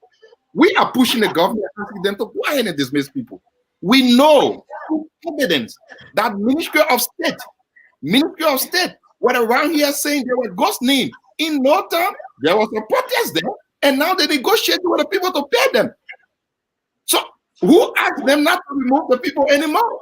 Why are they now negotiating with people? Why were they around here crying, begging all around that people were protesting at the Ministry of State? Didn't they say they were ghosting? So we shouldn't be an Alec of Gocha. And you can't be talking about and the people on the payroll was 70,000. Even the director does not even know how the payroll business came about. Somebody asked me, I know you don't want me to end. So go ahead and talk all the people. Bye-bye. I gotta bring in Winfrey Russell. Then thank you. I gotta go, guys. I gotta bring in Winfrey. I understand. Uncle Sam, you gotta go. The ghost is about to disappear. The ghost is disappearing. I understand you have to go, but this is very, very bad. This is very, very bad. And I understand that. Uncle Sam, hold on. I beg you. I said, please. Uncle Sam said he gotta go. Thank you, Uncle Sam. I want to do a quick presentation. I gotta bring Winfrey Russell. Winfrey Russell is in the back. We've been calling for Winfrey all day. Let me do something for Sam. I beg you. Okay, Uncle Sam, thank you. Sam. The message he Sam, gone. this only quick for Sam gone. Yeah, that's what we gotta bring Winfrey. Yeah, but hold on. Why you do that, Mambe? Mambe, I'm kind of disappointed. Let me be very serious in this. I am disappointed in Sam Jackson. This is why our country is in reverse. And as much as President Bouaka is trying, look at Josiah Jokai. Imagine he threatened system to restore some order. He's now firing 40,000 people. They are bringing some stability, professionalism, responsibility to that CSA. They took the power from CSA and they gave the power to DFRC. And today, Mr. Jackson ran away from the show today because he cannot tell Liberian how the summit will pay him. 25,000 for 25 pages of papers, of document. Did he give you a check or he gave you cash? And Mr. Sam Jackson come on the show and said Senator gave him cash and consider it as a pay. He knows he's an American citizen. That's my own uncle. Is he declaring his tax document yet? Getting paid in forest? Uncle Sam, he getting military benefit. He getting his retirement. That's why he cannot tell us how he got paid. Uncle Sam is our uncle, but it is unfair to the Liberian people that you stick behind Sam Jackson, go and beg Sam 12. Did he give you cash, 25,000? How did he pay you? Let's see the contract to empower you to write a 25-page document. These are the ghost names that Josiah is fighting. These are the people that brought the country down. Uncle Sam is one of the 9,287 we are still looking for. Thank God we caught him on Spoon Talk. Thank God the Liberian people have caught one of them. These guys were walking away with 25,000 every year. It's embarrassment. He's my uncle. But we got to say the fact, my man. It's total embarrassment. No document he can show. He traveled every day from South Africa to Ghana, Ghana to Atlanta, Atlanta to New York. 70 years old ghost man. Senator giving him money to do the work of writing paper. We got a document. If he allowed me, I would share the document and let people see whether the document worth 25,000. I want Liberian to listen to this. President Joseph Yima Boakai got a hell of a work to do. And everybody he have hired, they're doing their extreme best to bring some integrity in those institutions. And I hope they can continue. It's a mess. Then you get Uncle Sam sitting there on the show and want to defend him after he took 25,000, whether that check or cash, and he celebrated and think it's good. Somebody should question him. I would demand this government question Uncle Sam. How did you get paid? Show us the pay stub. Come on, guys. I'm done, man. Ava, you want to say something? Yes. I was trying to share a document. I put it in the room, Stanton, you can share it. But basically, there you go. So I'm gonna make it brief here because your brother is here already. Winfrey is here. So yeah, Winfrey will wait for me. I've been making calls for Winfrey all day. So there's just a brief analysis of the website, the macroeconomic policy center website that Sam was talking about, right? So their role, like he said, is to provide policy for the government. You know, they were established whatever 2008, but they actually began 2016. So they got several menu items. I look at the publication and resources menu item. From 2017, they got only 3 articles there. The policy briefs, they say coming soon, since 2008. They didn't do one thing yet. The annual economic review is blank. They didn't do anything. The guest publication, just one guest publication since they've been founded. Policy documents, 0. What is really supposed to be doing, 0. Now they got another menu item, research. Let's see what they did for research. 2 papers in terms of macroeconomic analysis on focusing on domestic resource mobilization, which did not do well, and then addressing the impact of the unmade drawdown. Probably gave an excuse for the incompetence. Infrastructure, 0. Well, we got serious problems. They could have been doing stuff on electricity, on roads, everything, 0. Agriculture, one of the most important sectors that can move forward, the web page, 0. Environment and climate change, they were giving deals to what they call the guy name. You know the guy, the sheik, the prince from Blue carbon. Yeah, the blue carbon people, 0. They didn't do nothing there. Social services, just 1. Transformational leadership about Ellen Johnson Sirleaf. Private sector development or critical sector, they say macroeconomic policy, they didn't touch it. Cross-cutting issues, 0. So in conclusion, the guys there, since 2008, 7 reports. That's it. 7 articles. And I even know the quality of the articles because I didn't read all of them. So to me, yes, maybe they're brilliant and maybe they got some cool people there, but there's no direction, there's no purpose, there's no vision to this thing. So I believe their performance is actually dismal. So I will stop there. Let me pick up from where you start. About the rest and welcome our man Winfrey. Let me pick up from where you start, Ava. To our people, they work on that macroeconomic unit that will be talking about inflation, writing how to control inflation, how to address unemployment in the economy. That's the work they should be doing. How to address fiscal imbalances to ensure that resources are deployed to where they should be. What you saw there about employment, what you saw there about inflation, what you saw there about agriculture, nothing. But the head of the unit was keeping his nose deep dive into employing and putting people on payroll for 6 years. The work that civil service should be doing. Macroeconomics for the country and everything you can talk about, I guess civil service, how many persons go on payroll. But here is it. And I will close on this. There is their plan to undermine the work that Josiah is doing. Josiah is not starting anything new. He said the report from the GAC conducted under President Weah is the recommendation he implementing. And not Joseph Boakai administration conducted audit. It was George Weah administration that conducted audit and said you have a good number of people having 4 persons having 1 mobile money account money going there. That George Weah Auditor General report. Several people having 1 bank account pay going there. George Weah auditor's report, not Joseph Boakai. That payroll with the money, the mobile money was established and hosted at the Ministry of Finance. And the Auditor General say, black it. All he's doing is living up and upholding the recommendation that were provided by George Weah Auditor General under George Weah. He's not doing anything new. He's not fixing anything new. But Stanton, just before Russell comes in, let me say this. I'm glad that Jokai made it clear, because you see, one of the things people are accustomed to doing in Liberia is to politicize everything.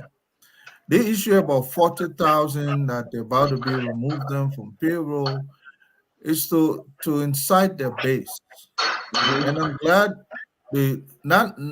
nor did Mr. Jokai say anything here about padding payroll, this and that. He only said, or he said flooding payroll. That's how Isaac Doe put it. But you know what?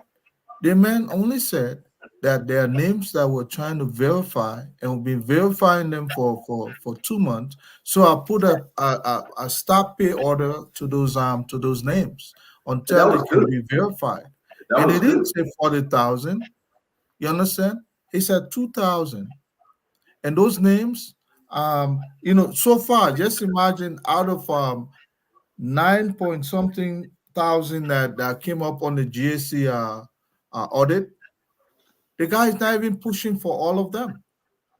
They want to verify because they have to go. And for me, I wanted to know how much of those 9,000 or the 5,000 verification they did around Monserrado or Morovia, how many, because I think they said 2,500, somebody was trying to push that into the. I want to know how many ghost names just within other areas that they reach. Yeah, they still paid them. It was just a game. It was just a game for the break. And I saw my brother Del Francis. I didn't like his body language. He was nervous. And he was so defensive. You can't cry more than the bereaved, man. Now, let me say this. I get I get one of our brother here. Talk to us, Kedibo. Talk to us, please. Stanton, good show. You guys, I followed the show from start to end. But I just want to make a few points quickly.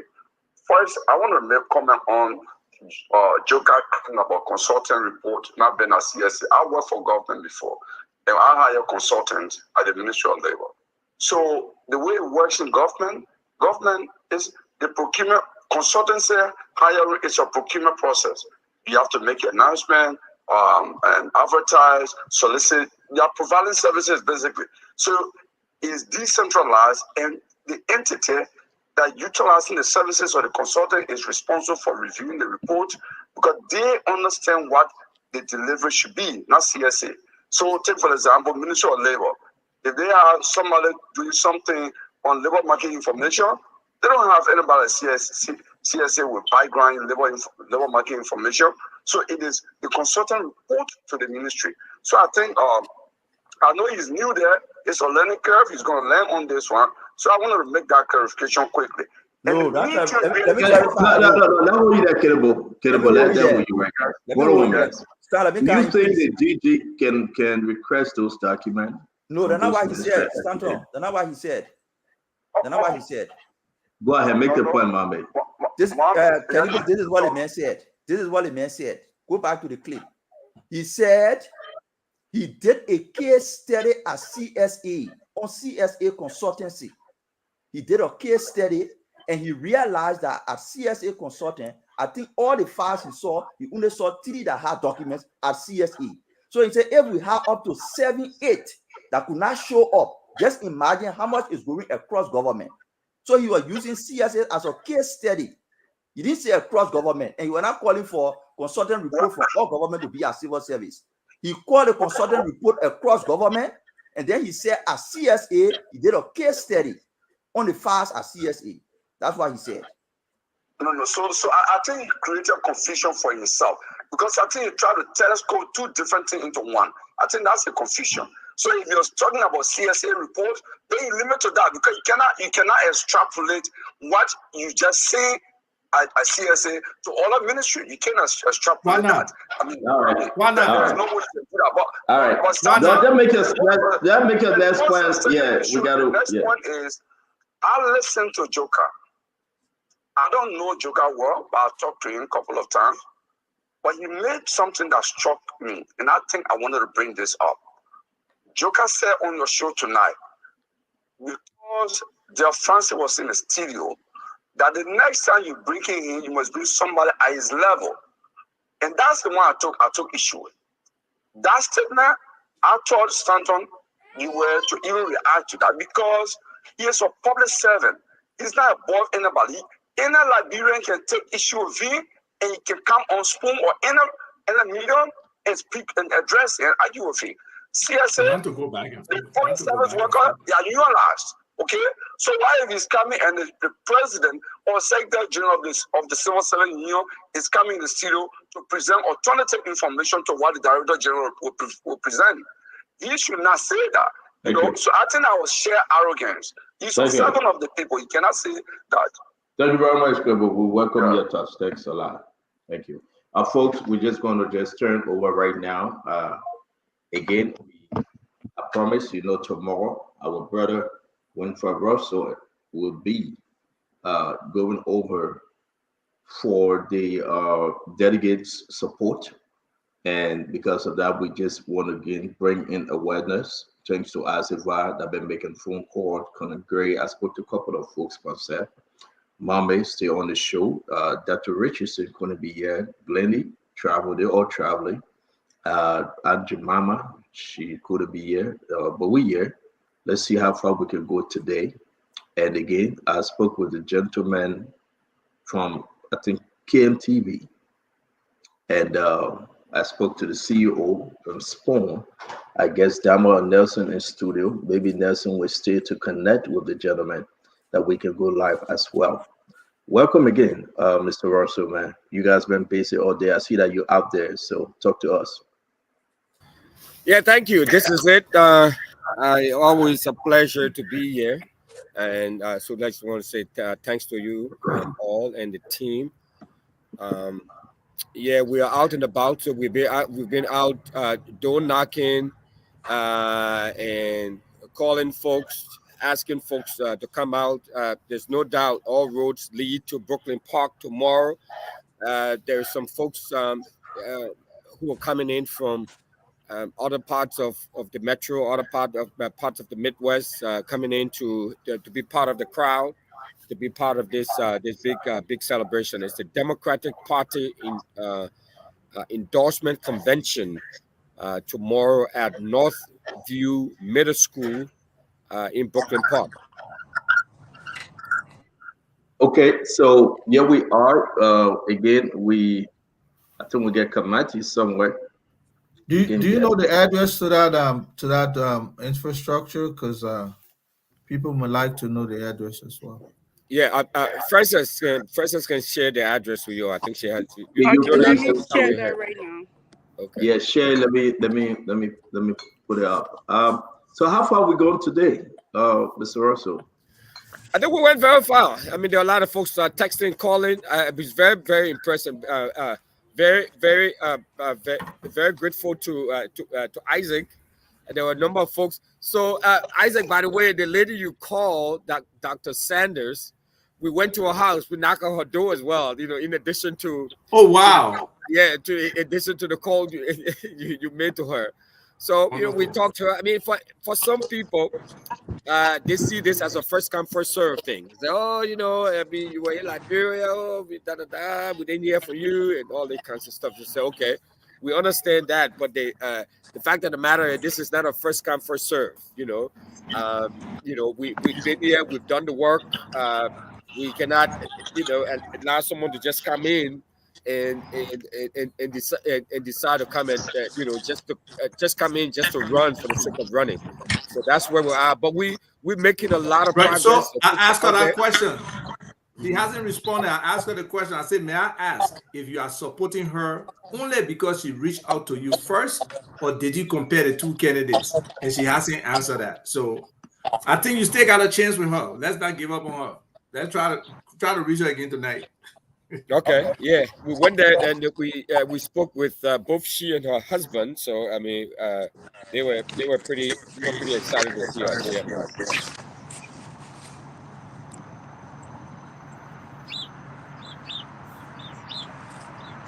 And Stanton, we heard you've been calling too as well. So like I said, thanks to you. Let me. I'm trying to put the address up. But you had a flyer though. Is it different from the address? Where's the flyer? You don't have it. No, we have it. We've been spreading the flyer and been encouraging people to You want spread to it. send me I'm the gonna flyer send it that to have you. the address? It look better. Yes, let me do that right Oh, now. Please. Oh, I got the address in my note. Colonel Gray, you in Minnesota? Will you be there tomorrow? And it's Northview Middle School, right? Yes, Northview Middle School. Hey, I know where that school is. Yeah, it's at the my intersection of daughters went Zane there. and 69th. But I mean, Yeah. the physical address, I think Francis will share with you Yeah. Stanton shortly. So my daughters went there, my son went there. So I know the school, but for those who don't know it, and I'll be there in the morning, first thing. You'll be there tomorrow? Oh, sure. Oh, beautiful. So, folks, we're going to open the phone line. We're going to give. Okay, thank you. I like this one, Tyler. Thanks. We're going to give you guys last minute folks to tell us something. You met the team today. You know, you're so excited to be there. Madam Tyler, what's the number now? You was looking for 140. Well, a lot of I haven't had the time today to pile up the numbers, but from what I had from yesterday, we were almost at 90 or 85. But a lot of people have been calling today. We have a lot of people on the team calling and calling. So I'm hoping that we got some people that have, either made up their mind to come to us. But the number is still below what we want. We are still not attacking, but we are heading upwards. So that's a good progress. Is it true that I heard, Mr. Russell, that either or you will still be over there comes November? I followed one of your interview today. It was on one of the website, on the newspaper directly, and they said whatever happened tomorrow, you and the lady will still go over to contest November for the primary. Is that true? Well, Can you come Winter in, went off, but I can come in manager? for Yes, that. yes, Well, ma'am. what the interviewer was saying is that both of them will still go to the primary on August 13th. So I look at August 13th to be the defining moment in this campaign, because the primary on August 13th is when the Democratic Party decides who they are going to take to November 4th and 5th. They can only take one candidate, and August 13th will decide which candidate goes to the election on November 5th. So yes, both team, the other team has said that even if they don't get an endorsement, if we get an endorsement, they will go to the primary. And we are also saying that if we don't get the endorsement, we are still going to the primary, because the primary is the deciding factor. That's when the voters, all the voters in that district, not just delegates, but all the voters in that district will be voting on who the Democratic Party is going to carry to the election on November 5th. Thank you very much. Thank you. I hope we're going to have Mr. Russell back. Oscar Dennis, you want to chime in?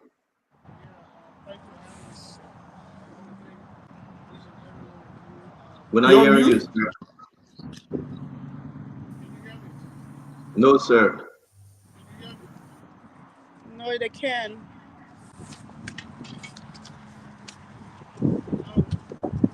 Well, I think Let's he's see. having some issue with his audio there, but Yeah. I think he just wanted to add up to what I just Definitely. said. Let me bring in Kamati. Kamati Dan, are you with us? OLM Executive Director. Yes, I'm with you. I was in your background. Can you show your face, please? Can you adjust the camera? Okay, let me adjust the camera and see my face. Okay. Thank you, sir. What say you about today? Well, like the campaign chair had just stated, we are still doing the groundwork. On the field, we just diversify our campaign portfolio. We have the frontliners, we got the backbenchers, and we got those in the back that are trying to connect the various dots. But I think we are all still in strong spirit. The whole thing is that we want to make sure that every sector of our community understands what is at stake. You know, we learned from the last election at the city mayor level when we have certain faction of our community supporting the current city mayor now. And like we all know, election has consequences, and the election is about interest. So what did we get from that bargain? We had a new city mayor coming in, and those Liberians that voted in droves with higher expectation, they got their way. But then what did the community get as a whole? OLM as a community organization that access grant from the city of Brooklyn Park, our hardest grantor, we have not gotten anything. We had two Liberians that had contracts. Bishop Allen, okay. Bishop is a Bishop what? Bishop Hardy Smith, Bishop Smith, yeah. Hardy Smith lost a contract of about $2 million for the city. The Liberian community on Liba, headed by Jackson George, had a contract of $12 million. We also lost that. Now, I can't give you tete-a-tete, but what's the fact is we voted in a mayor, and this is what we got as a result. So what was the alternative? What do we gain from that vote as a community? What we gain from that vote as a community is we lose what we already had, and we cannot get any more than what we have. So we have that option again. So, like I said in previous conversation, we have the largest concentration of Liberian students outside of the United States in this particular district that Winfrey is running for. So, if we have that, and we have the largest concentration of Liberians in the city of Brooklyn Park within this district, and then we have the incumbent that is not running, but the two contesting people is a Kenyan American and a Liberian American. And yet, we don't understand what is at stake. This time around, if we lose that opportunity, the Democratic Party do not support challengers. They will likely support an incumbent. And when you in power, what you normally do, you solidify your base. And if they slip from our hands, it's on us. What then become the alternative?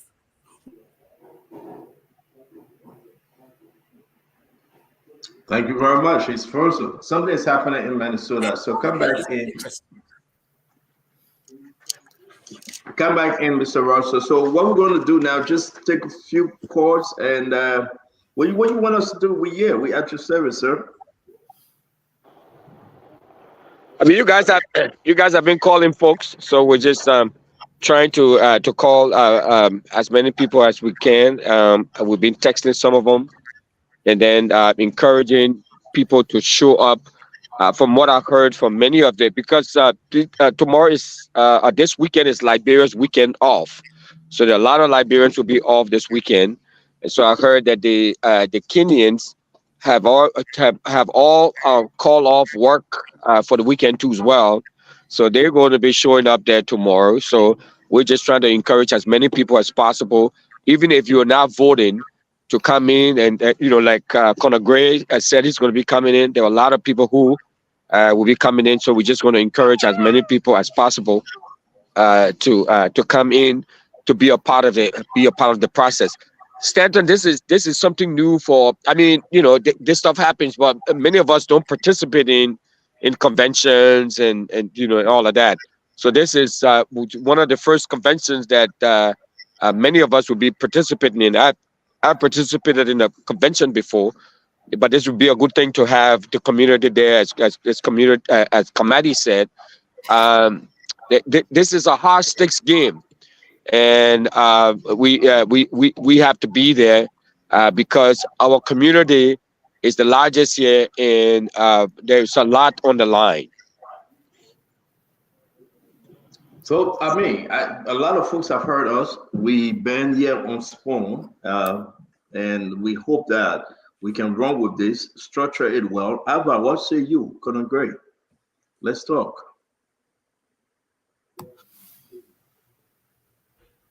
Couldn't great. This is an outright defiance to our historical ties to this community is one. And then secondly,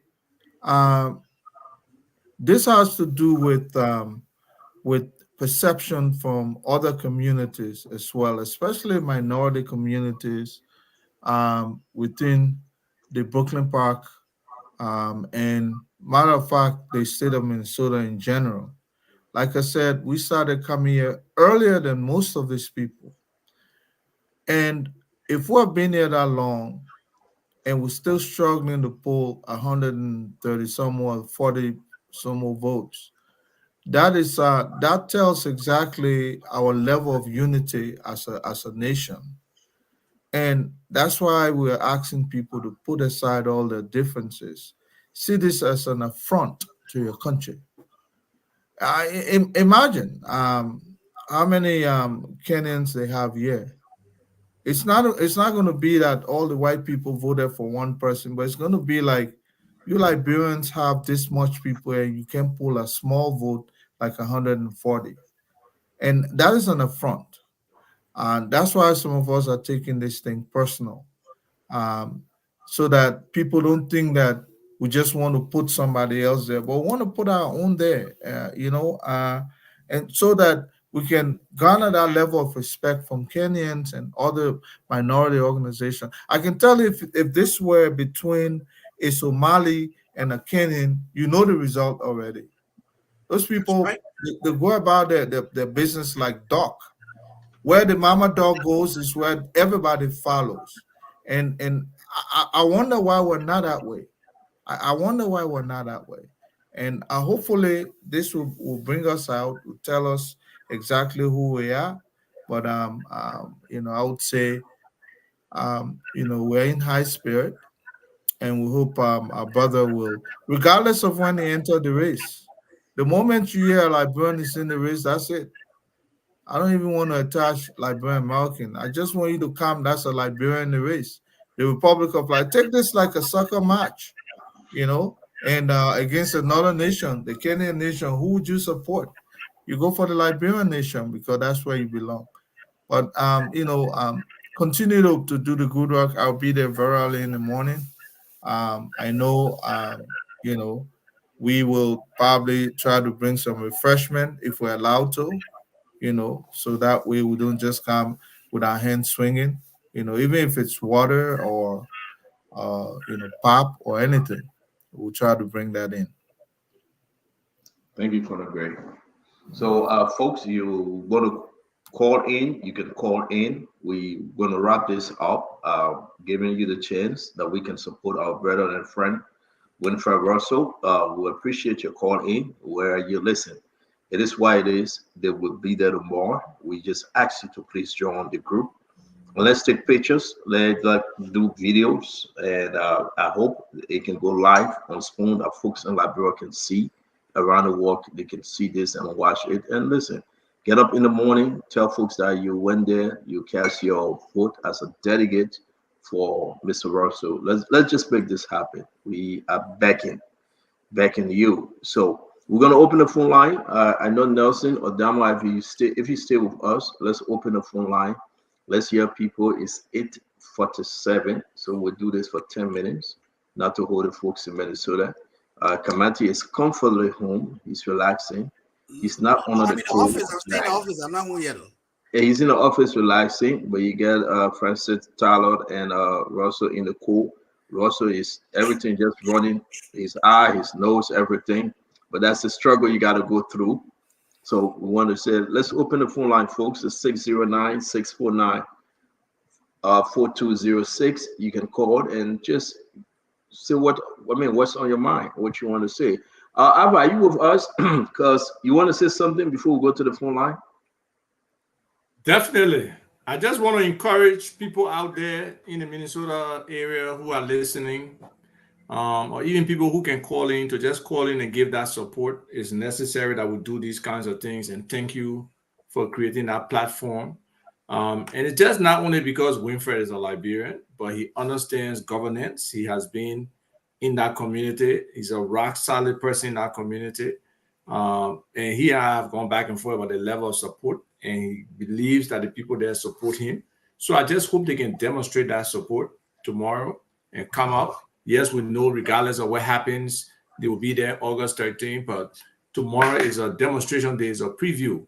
And if they can show that, it will be very impactful for us as Liberians to, coordinate, to collaborate, and then support a brother who has the competence and the ability to lead and represent our, our community and country as a whole. Thank you, Isaiah. Let me take this call. Hello, your name and where you calling from? Hey, hi, this is Ruben Harris here in New Brighton, Minnesota. Yes, sir. So I just want to encourage our Liberian people.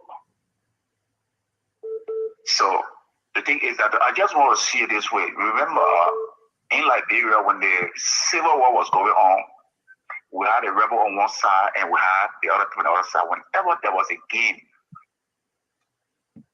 everybody, even the rebel, would come to the sports complex to watch the game. And after the game, they will go back to their normal position. So I'm saying this to say that regardless of whatever issue we have with Winfred Russell, for now, let's put it aside. Let's support him. When he gets up there, we can go our side again and challenge him whatever way or whatever issue high we can bring it up to him. But right now, let's see Winfred as a ticket that we got to support. Thank you. I don't have voting right, but I will be there tomorrow morning. Oh, wow. Thank you very much. Thank you. Thank you. Yep. Your name and where you calling from? Hello. Hello, your name and where you calling from? My name is Augusta Nicholas Robertson. Go ahead, sir. And I'm trying to monitor the show from the time we started from the bottom, and I'm happy to be there today. And I'm calling from Minnesota, Brooklyn Center. And Winfred Russell is my brother from the same place, which is Carwell.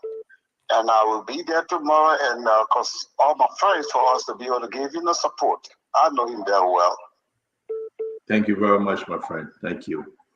Hello, your name and where you calling from? Yes, my name is Bennett, and I'm calling from New Jersey.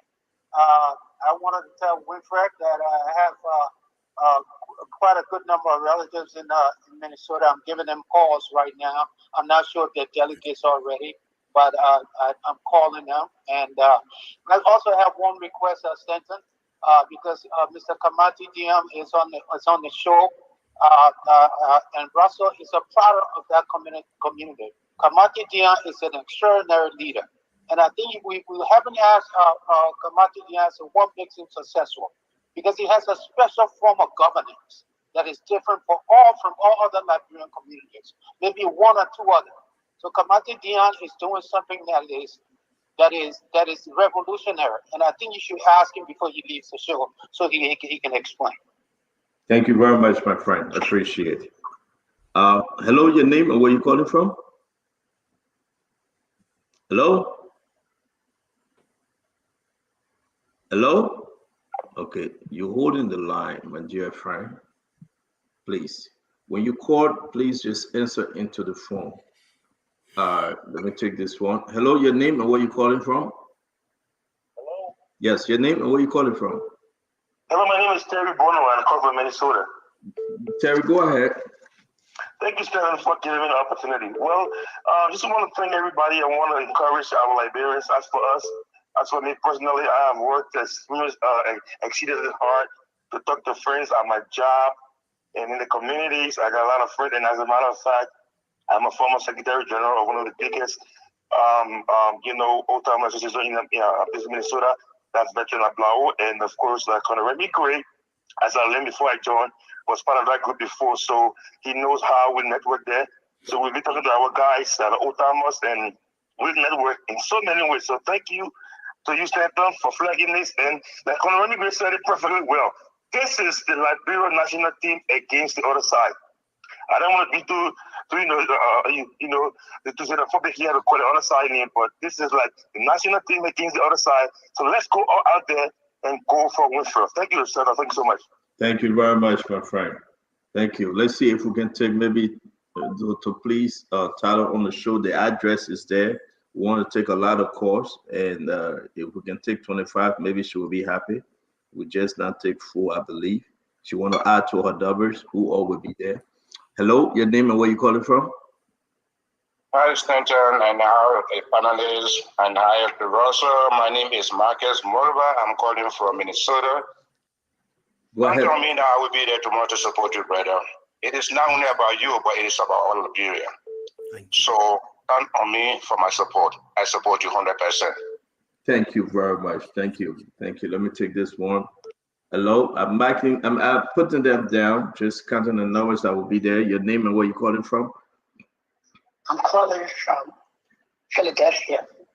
My name is Jemima Johnson Morris. Welcome, Jemima. Welcome. Talk to us. Well, I'm calling because I just would like to support him. This is about life. Well, I'm calling because I would like to support Mr. Russell. This is a Liberian thing. And we want to make sure that if we do it here,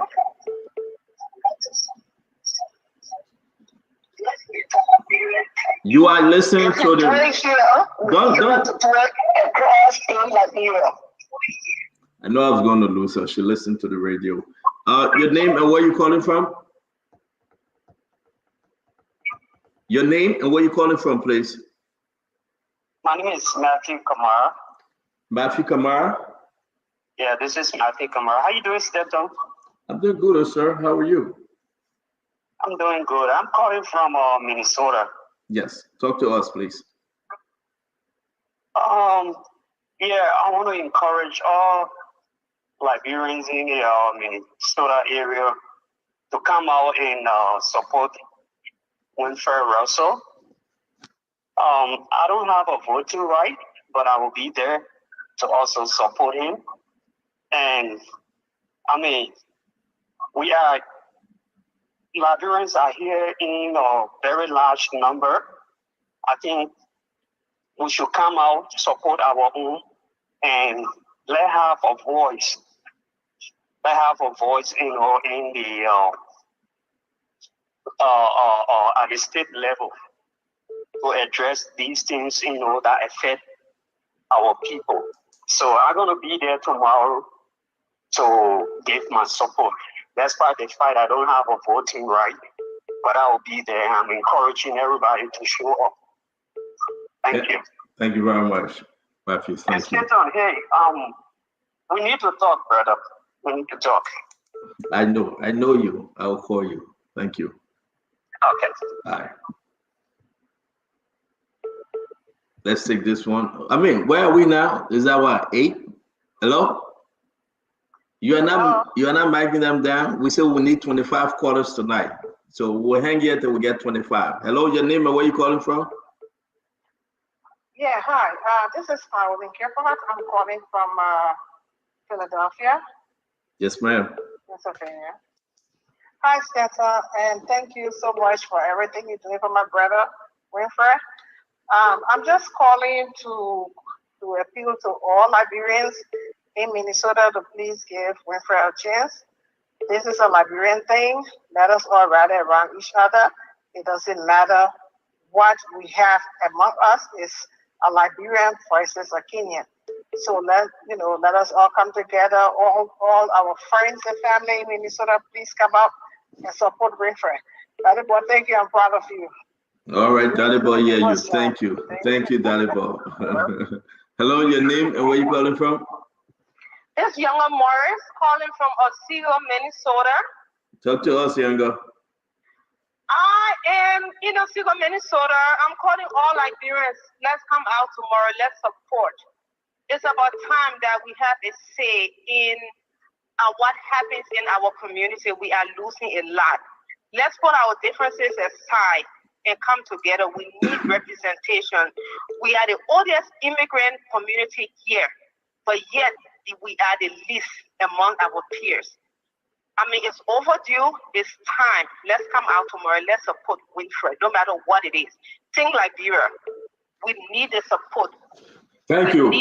I like that. Think Liberia, love Liberia, build Liberia. Think Minnesota, honor Winfrey Russell, love Minnesota, and build Minnesota, especially that district. That would be the message. Thank you.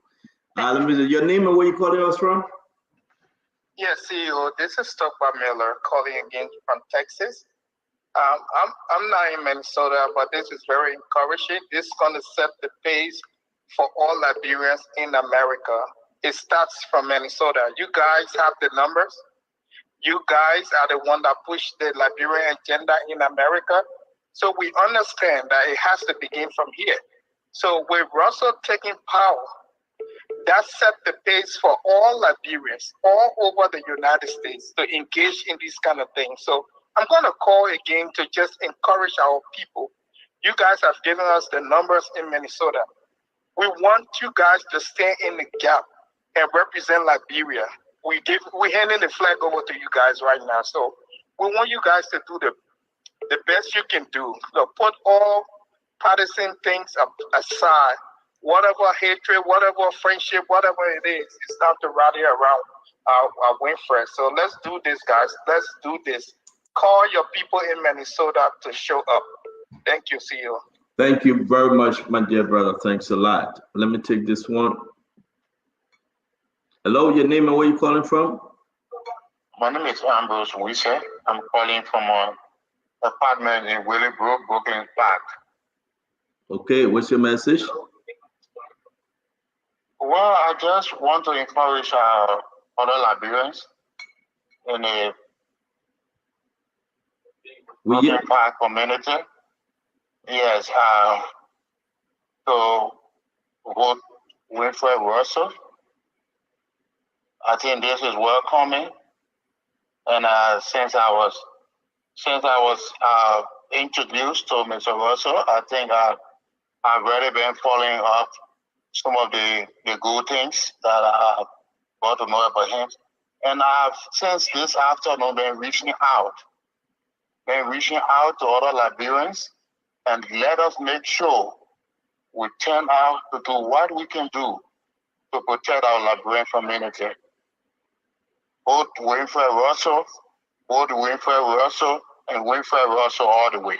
Thank you very much. Thank you very, very much. That's where we are.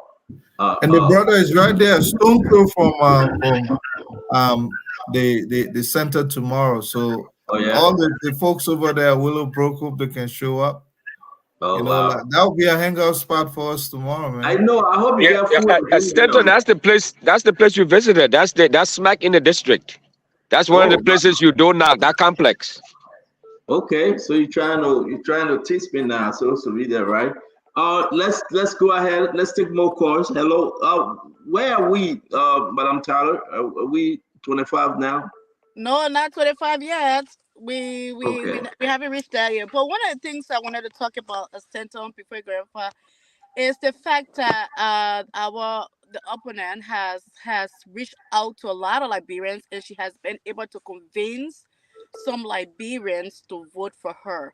And we need to tell those Liberians, like, whatever she's promising them, whatever she's telling them is not the truth, and they have to come back behind Winfrey, who has more experience, not only because he's a Liberian. And I keep telling people, we are not pushing Winfrey out there because he's only Liberian. I'm not telling people to vote for him because he's only like because he's a Liberian. I'm telling people to vote for him because he is the most qualified person in this race. He has the experience and he has been working diligently for over 20 years for this community. So the Liberians that decided to move away from him and go to support this woman, it's just not right. They need to rethink their decision, and I don't know how she was able to convince them, but we need to make sure we bring them back to the table and to vote for us. Thank you very much. Thank you. Let me take a few more calls. Hello, your name and where you calling from? Your name and where you calling from, please. Can you lower your volume, please?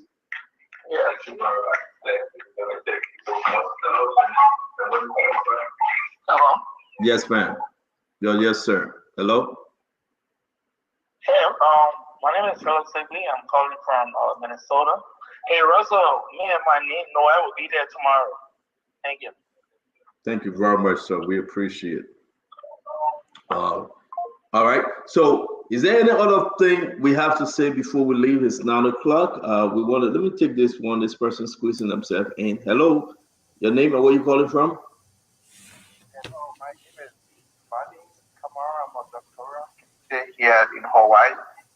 I just entered the program bit. I don't know.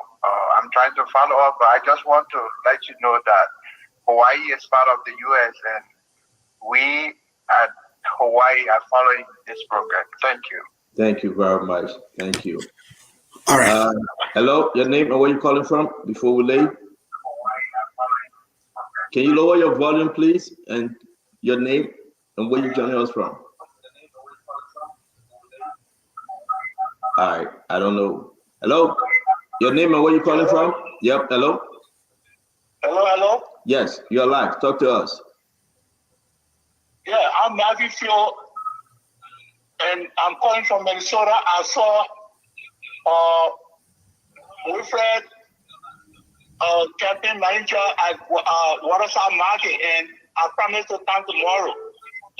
Thank you very much. Thank you, Matthew. Thank you. Thank you, folks. A lot of people still calling. A lot of people will be there. I don't know what will you get food? Would there be food or something? Yes. There, drinks? We have enough food. Yes, we have food, we have drinks, we have water. Pop, we're gonna be entertaining our people. We're gonna, especially our delegates, we're gonna be catering to our delegates, make sure they are well fed and hydrated to keep up the time that they are there. Wow, what a day it would be tomorrow. I want to say thank you very much, Mr. Russell. Again, this is your program. You're always welcome. And thanks for even considering us to be part of this thing of yours. We hope that folks can understand it's about Liberia and about what you have been doing over the years. At least we all should support you. Thank you for joining us, sir. Senator, can you yell 45 seconds? You have all the time. Yeah, I'm sorry. So, you want to go ahead, Winfred? Please talk. Okay, so this is what I want to say to the Liberian community and everybody out there. There are three things we got to take into account. The first thing here is, if it is not Russell, what is the alternative?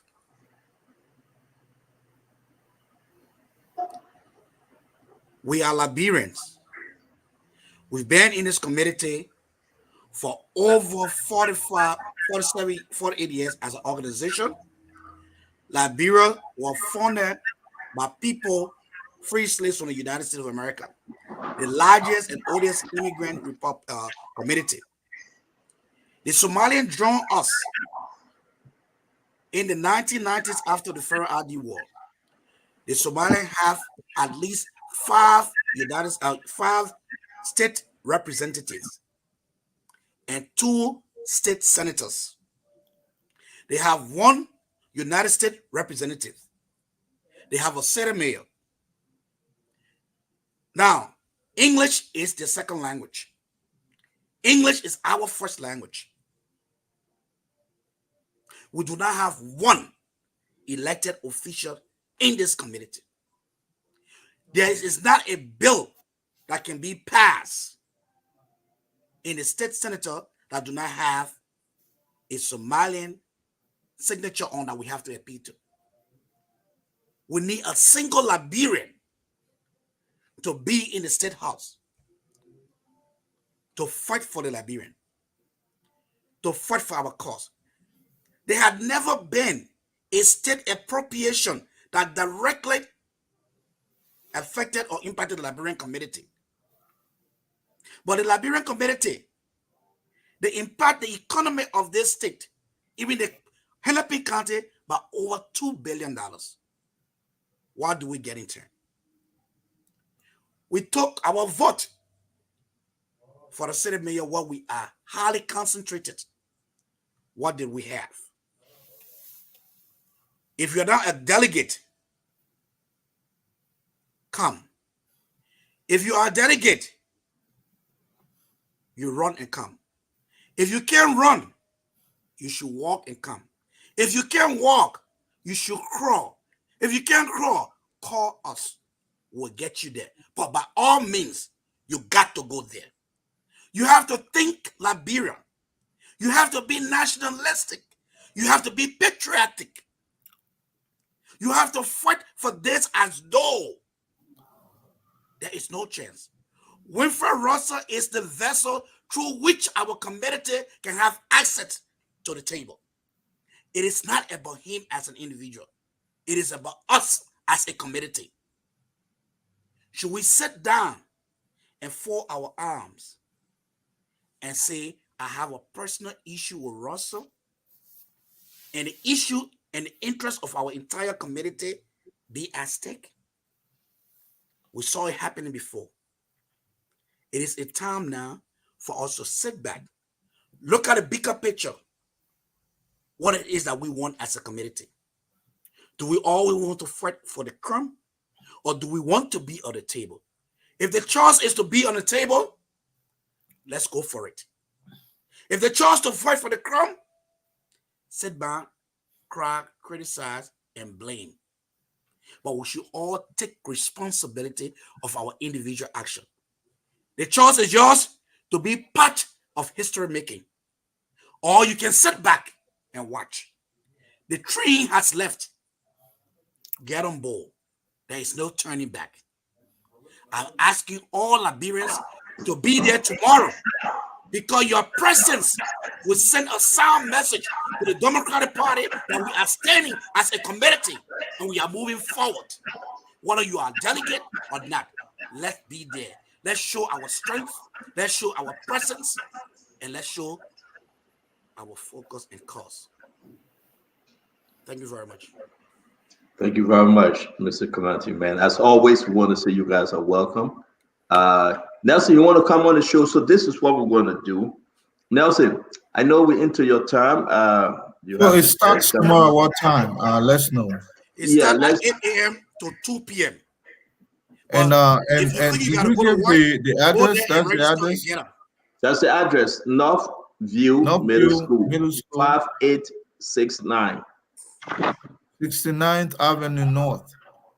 That is in Brooklyn Park, Minnesota. You know the bridge going up the hill to Willowbrook. That's right down at the foot of that hill. And what I can tell Liberians to do, look, I'm coming up for one simple reason, because Wilfred Russell is a Liberian. Whether or not he qualify, I don't care. What I'm coming out there is like, I feel personally challenged that Liberia is facing another tournament where we have to win this. It's not only about tournament, but it's also our future. If we have to strive in this, look, I remember when Wilfred and others were championing the TPS issue. Liberians who were affected would tell you, I'm not going to be there because I have to do double. That's the kind of attitude we bring to the table. But in this case, we're not talking down on people, but we're just encouraging you to just show up. Look, for a Kenyan to come in, that's one of the least immigrant population in this community. The least. I don't think they even 100 people here. And for that community to engage us in a tournament like this, in our own on our own turf and soil and beat us, that's a shame to us. I think we should come out now because Wilfred is a black man or whoever he is, but it's because he's a Liberian, and this is a challenge to us. Period. That's how I see it. Thank you. So let we all go to appeal to Nelson. I know you have a guest.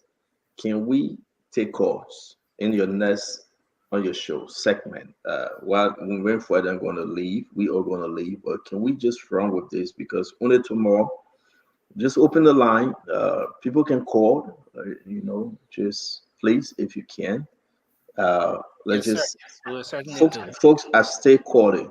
But Russell, I guess we're on a fresh potato green on the department, man, and I read all potato green, so I have to go eat them. Maybe I will come back. Yeah, it's that You 5 cheating me, hours. man. I'm not eating all day. Yeah, but man, that dry point fish, the point inside the point fish, the dry one, the thing I can run like this. And point. Yeah, they put that thing inside with some momo and cow. You call it point. So we'll continue the call. Please call. If you're going to be there tomorrow, just call and let us know. If you're a delegate, let us know. We try to take the 50 calls. I think I have taken maybe 15. Let's just match it to 50 and see who all will be there, because they say they got food, they got drinks. Come bring somebody that you know as a delegate. Come on, give somebody a ride. Just let's encourage the process, okay? Let's push this thing. Imagine I was reading the newspaper article, man, and I got so wow. So you're a big guy over there, Russell. You're the man. You're a Liberian big dude. A lot of people said good thing about you when I was going through the publication, the newspaper from your area, and I'm proud of you. To be frank, you're not that bad like your brother Quincy Russell. Like that. Quincy used to give me a hard time. He's a bad dude to me, but that's my best friend from high school. But we appreciate you. We appreciate the family, and we wish you well. Thank you. Yeah. So, Senator, let me ask you though, is this going to be simulcast tomorrow on TMTV and Spoon? Did you say? The only thing I want, because Nelson will be in studio in the morning. Okay. We just need the link. And Okay. I told him, can we do Cyrus? You told Cyrus already, right? That whether he want us to stream it or he going to do it. So if Cyrus can come and call Nelson, they arrange it, that would be better. Then in the morning we can, because the time different. You say 8 o'clock, right? We're not hearing you, Russell. The registration starts at 8 o'clock, but the event, everything will start going like about 9-10 o'clock. So yeah. So what time? Because if you say 10 o'clock is good, 9 o'clock, we gotta just make the adjustment in the time. Yeah, so 10 o'clock, that would be 11 o'clock your time. What would be like 1 o'clock in Monrovia or what? I'm not coming on. Nelson would do it. No. I mean, I was just saying. I was just trying. What time it will be in Monrovia if you say 10 o'clock your time? You guys 5 hours away, right? Yeah. We're 6. I think you're 5. No, we 4. The time you're 4. Okay, then we're 5. Then we're 5. Right. So it's the 5. If you come on 9 o'clock, that would be like 9, 8, 7, 6, 5, 4. That would be 4 o'clock. It means that Nelson will be coming on 4 o'clock to open the station. With the different time zone, folks will be up, and I think it will be better. So Nelson, can we do that, please? I've spoken to Madam Titi already. For we can. Did you say 4 what? 4 p.m. 4 a.m. 4 or 5 a.m. No, 4 a.m. It'll be about 12. I mean, I don't know. You're confusing me with it. No. It's not going to be 4 a.m. How be 4 a.m.? So let me ask a question. If it's 8 a.m., or 7, which is 9 a.m. your time. It's 5 and 6 hours difference. Yeah. Minnesota is 5 hours. Minnesota is 5 hours.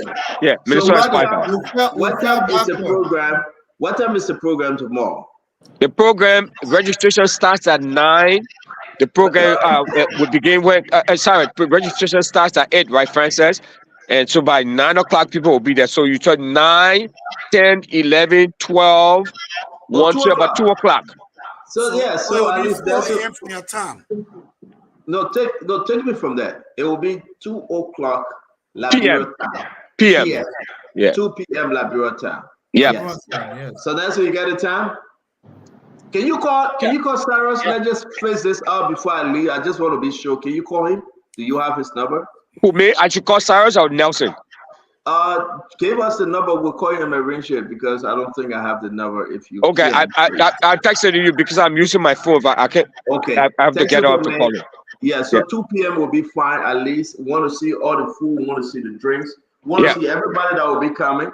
So that's beautiful. Hello, your name? You've been calling your name and where you joining us from? Well, my name is Raymond Hoggett. I'm joining you from Minnesota. Yes, sir. Hey, can you lower your radio or your television and talking to the phone, please? Yeah, am I talking to Stanton? Yes, sir. You are on Spoon Talk, sir. My name is Raymond Hoggett. I'm a Liberian. I live here in Minnesota, the part of Minnesota called Edina. So I'm not in that voting area. And I've been following your programs. I've been following the program with Mr. Russell. And so, will you be there tomorrow? Yes, to encourage people, but I have a question for Mr. Russell. Yes, sir. Yes, sir. Okay, I don't know if Mr. Russell is listening to my question. Yes, I am. Yeah. Everyone listen to you, sir. What's your question? All right. I want to ask Russell, why does he think any Liberian within that voting area in Minnesota will not vote for him? Thank you very much for the question, sir. Mr. Russell, you heard the question? They have done in the past. Mr. Russell, you heard the question? Yeah, I heard it. I heard the question. I didn't say, and I don't think that Liberians are not going to vote for me. We get overwhelming support from Liberians, but not just Liberians alone. We'll get the support from the mainstream white community, from the African American community, from the Nigerian, Ghanaian, all over West Africa, the Guinean, the Sierra Leonean. So we draw support from across the board, and that I think that's one of the reasons why I'm the best candidate in this race. Not only, as Francis said, not only have I lived here a long time, I have done the work, I have the experience, I have produced results, and I think that's what people are going to vote for me. I don't know of any Liberian who is not going to vote for me. But yeah, even though Liberians are open, just like the Kenyans are, there are a lot of Kenyans who are supporting me because of work that I've done over the years. So we are going to get maximum support from all of the different communities because they know me and they know the work I have done. I think one of the things that we are talking about that we've been talking about is that a lot of people put premium on their work, even though this weekend is a Liberian weekend off, but people might prefer to go to work as opposed to come in to participate in this process. So that's why we're on Spoon with Ava and Remy and Kamati and Frances and Stanton and everyone calling and appealing to people to say, okay, we understand your work is important to put food on your table, but just take a few hours out of the day to just come and participate in this process. That's all we're saying. We're not saying that Liberians are not going to vote for us because they're going to vote for us en masse. Thank you very much. Thank you very much. Let me take this call. Hello, your name and where you calling from? Yes, okay. I am a Liberian visiting the United States, and I just want to add my word. I'm Dr. George T. Fopo. Thank you very much, Dr. George Fopo. Okay. Thank you. It's good that you called, Spoon. We appreciate you. Yes, I just wanted to see if I will have a space because I want to add a word of appeal to our Liberian community to have a rating and see this as a national challenge.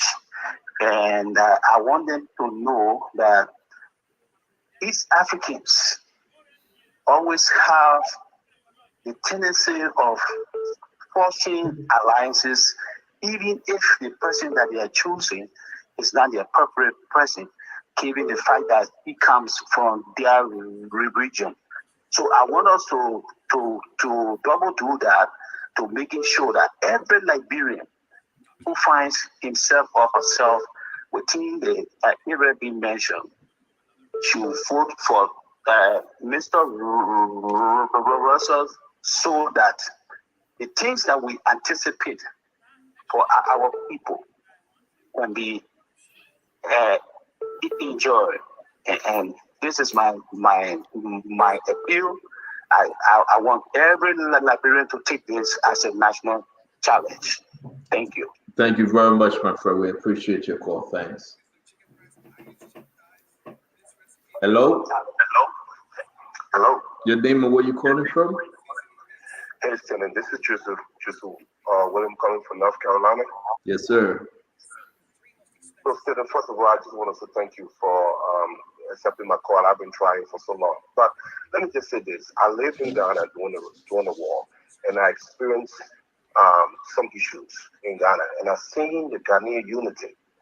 So I'm just calling, begging, like one of the callers said, this is the first of a kind. Let us not blow this opportunity, Liberians. Let us not blow this opportunity. Let us put our differences aside. Think Liberia. Think Liberia. Today, tomorrow, the after tomorrow, and forever. A Ghanaian would never leave a Ghanaian and vote for somebody else. A Kenyan would not do it. A Somalian would not do it. Why cannot this be us? And begging, calling on all peace-loving Liberians in Minnesota. Please, and I call for family people, let us rally around this beautiful, this man, and let's get him there, because he's qualified and he will push our agenda. Thank you. Thank you very much. So, Nelson, come on, Nelson. I want to say thanks, Gonna Great. Thanks, Nelson. We again thank God for you guys making the correction. Nelson, you want to come on?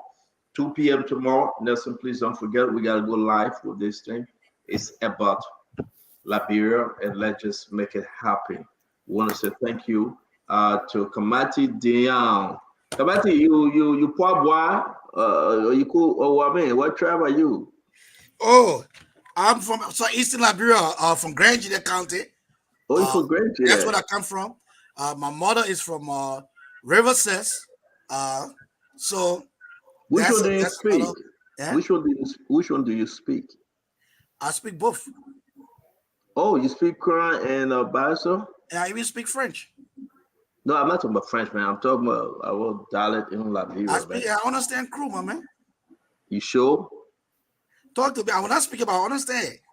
Oh, but you understand, so no problem. That's good. So if you want to say anything about me and Crew, trust me, I understand you, man. I don't know how to speak Crew well, though. I don't understand it myself. I want to say it's good that you're keeping up with Russell, man. It's a good show.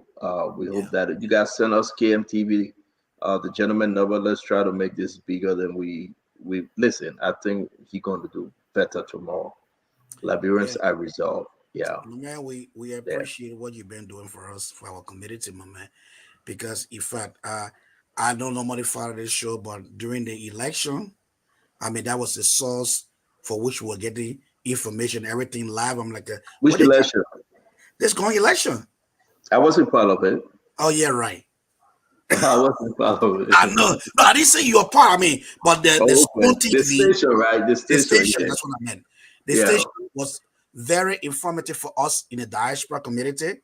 I mean, we were getting information live, and we just followed everything as though we were present. You know, and the impact of the Spoon TV, it helped guide the whole landscape so that things could not be done because everything was just like in broad daylight.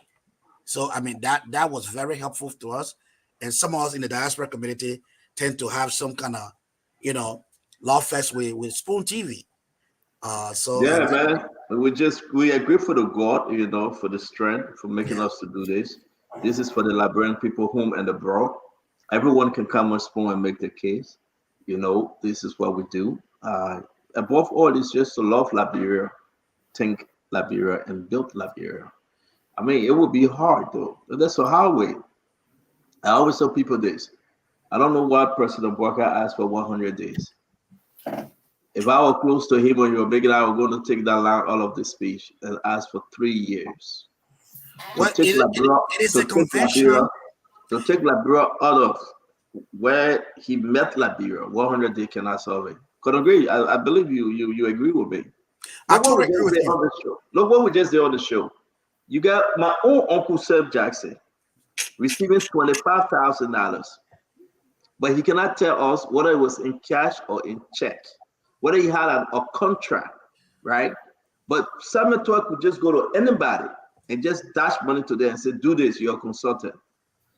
Look what Josiah Joker did today.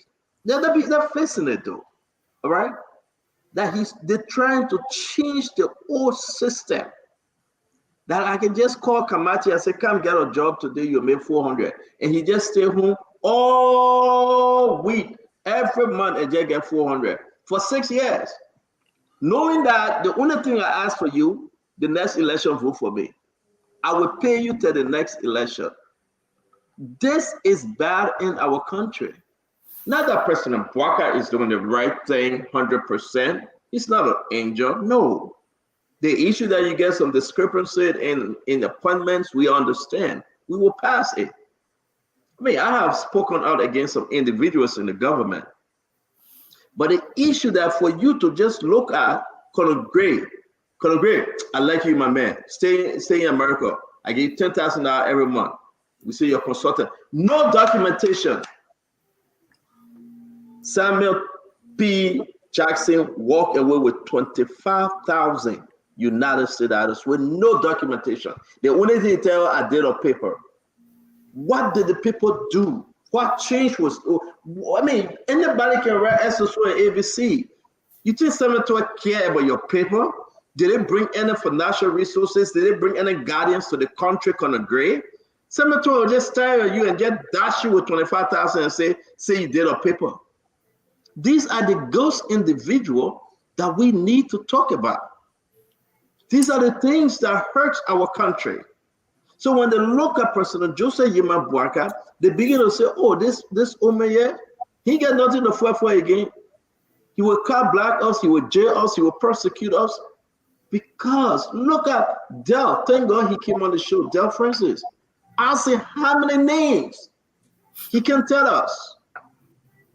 In America, every month on a Friday, they tell you how many jobs were created for that month. Am I lying, Kamati?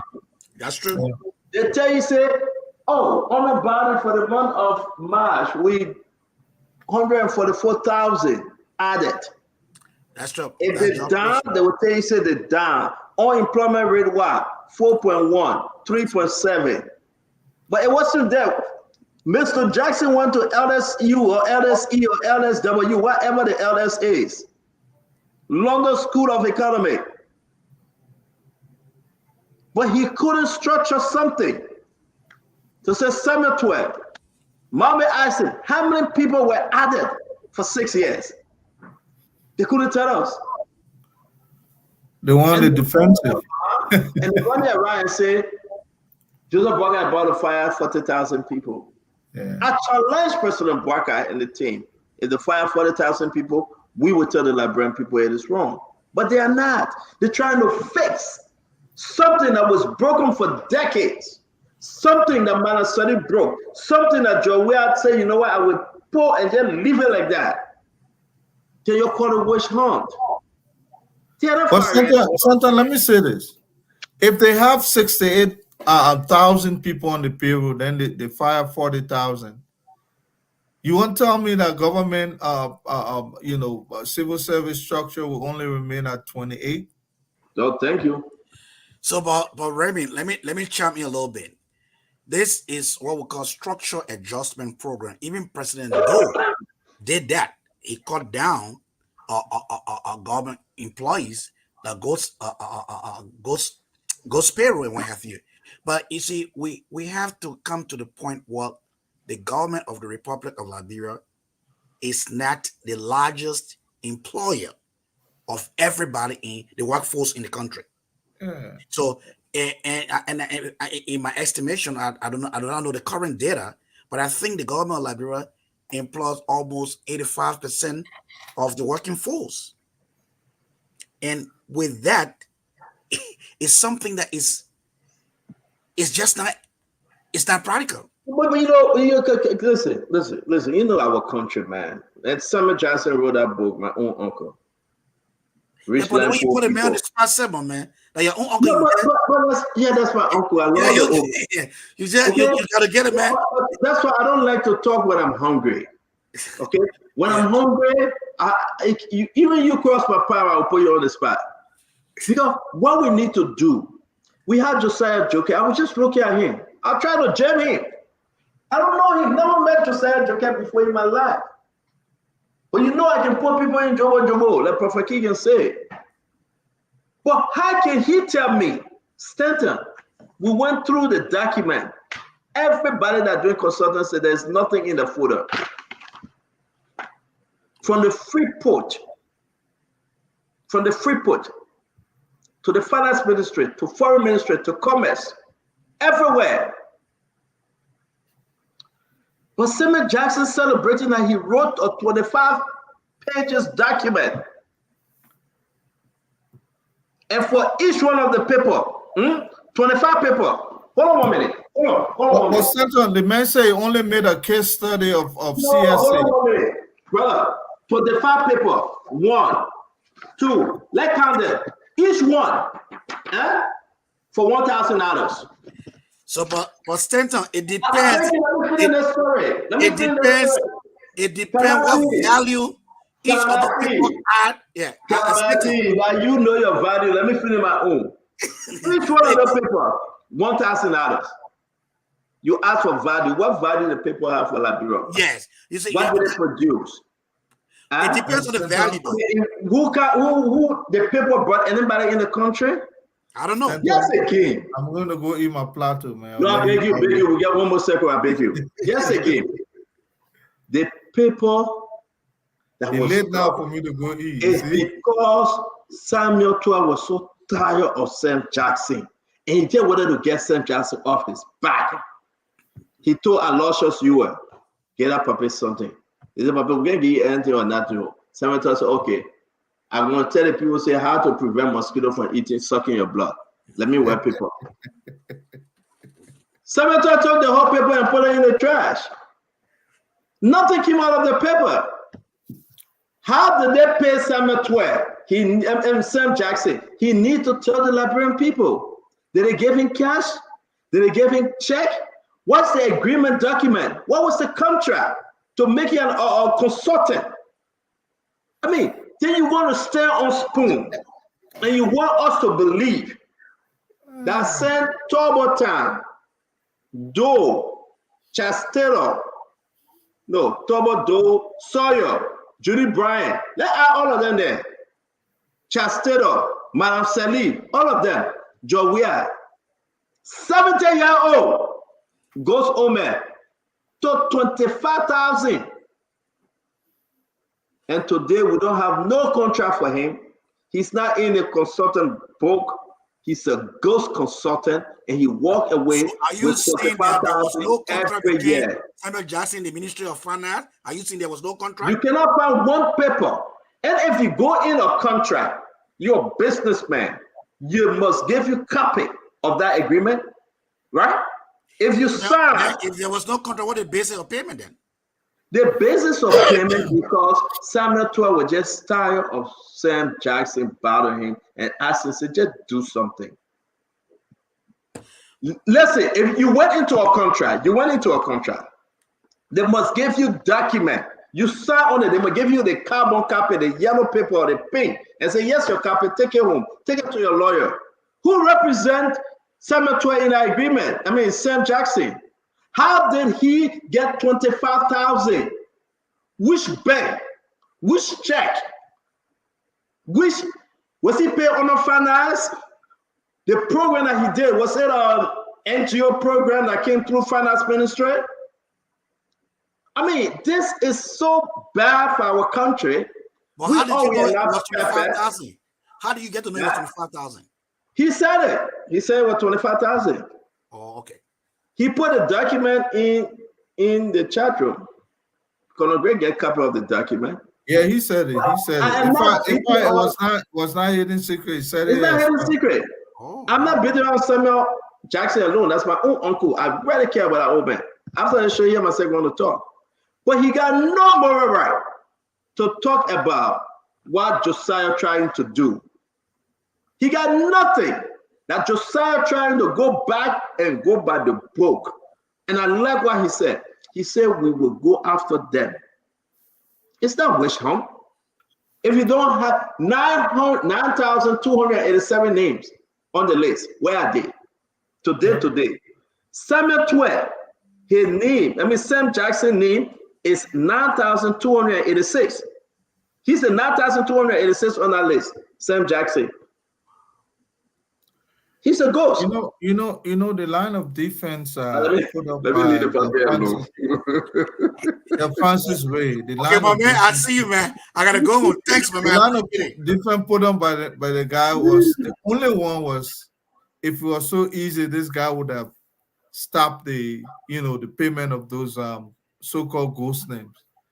That just tells you that instead of him saying that there are no ghost names, you understand? He was saying because Joker himself is not too sure, that's why he's not moving ahead. But Joker continued to say, look, I've stopped the payment for April. If those people truly are employed, are within the employ of government, they will come forward. They will come. If you stop my paycheck, my brother, I will come. The noise will cause, man. Yeah, I will come. And that's the right thing he's doing. He's not firing anybody. Once you say he's not firing anybody, I'm good. Okay? But let's I can see those who are waiting for that money every month making the noise.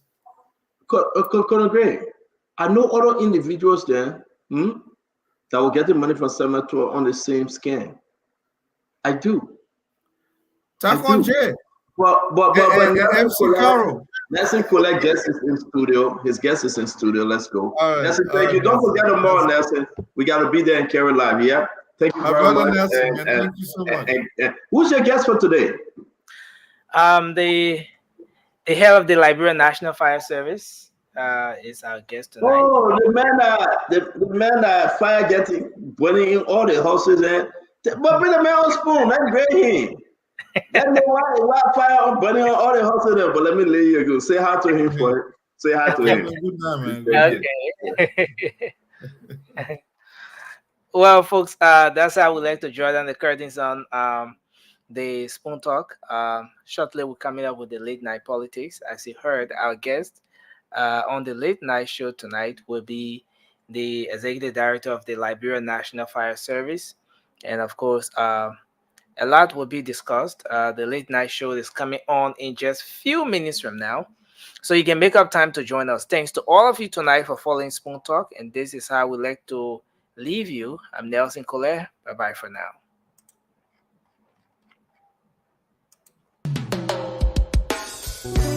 Yes, a special one from the CEO, Stanton with the spoon. And your boy, Friday the Southern Band. Charges on the beat. On the spoon to get your information. On the spoon to be part of our discussion. Spoon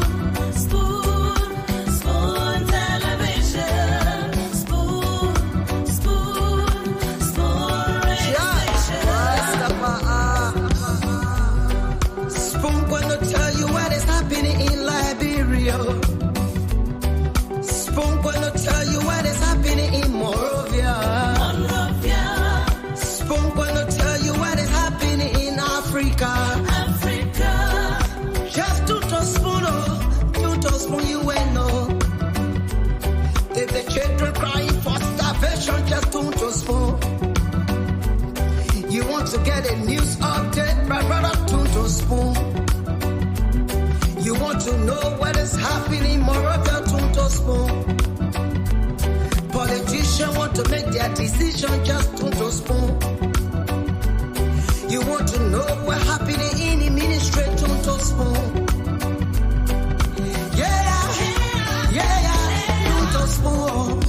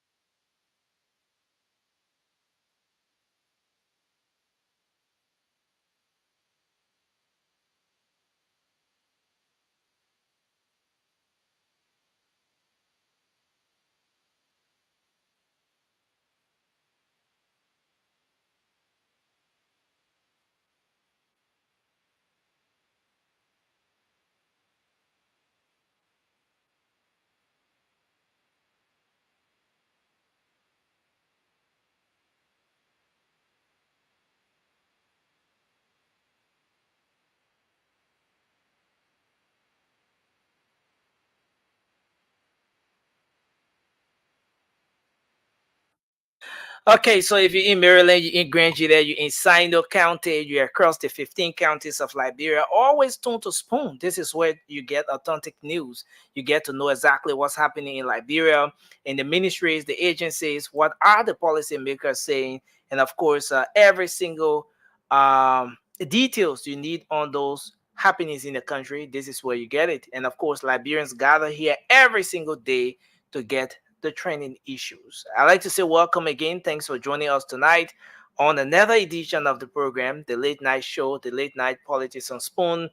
Of course, we are live again across the Spoon Network. We are live on Spoon 107.5 FM. We're live on Fabric 101.1 FM, and we're live on Super 95.5 FM. Many thanks to our partner radio stations across the country that are always relaying this program. Thanks to Trend Radio there in Grand Creek County. Many thanks to Trust FM in Bowman County. The folks there in Kakata, Gibi County, Gibi FM are relaying the program as well. And we want to say thanks to Premium Radio in Bon County for relaying the late night show.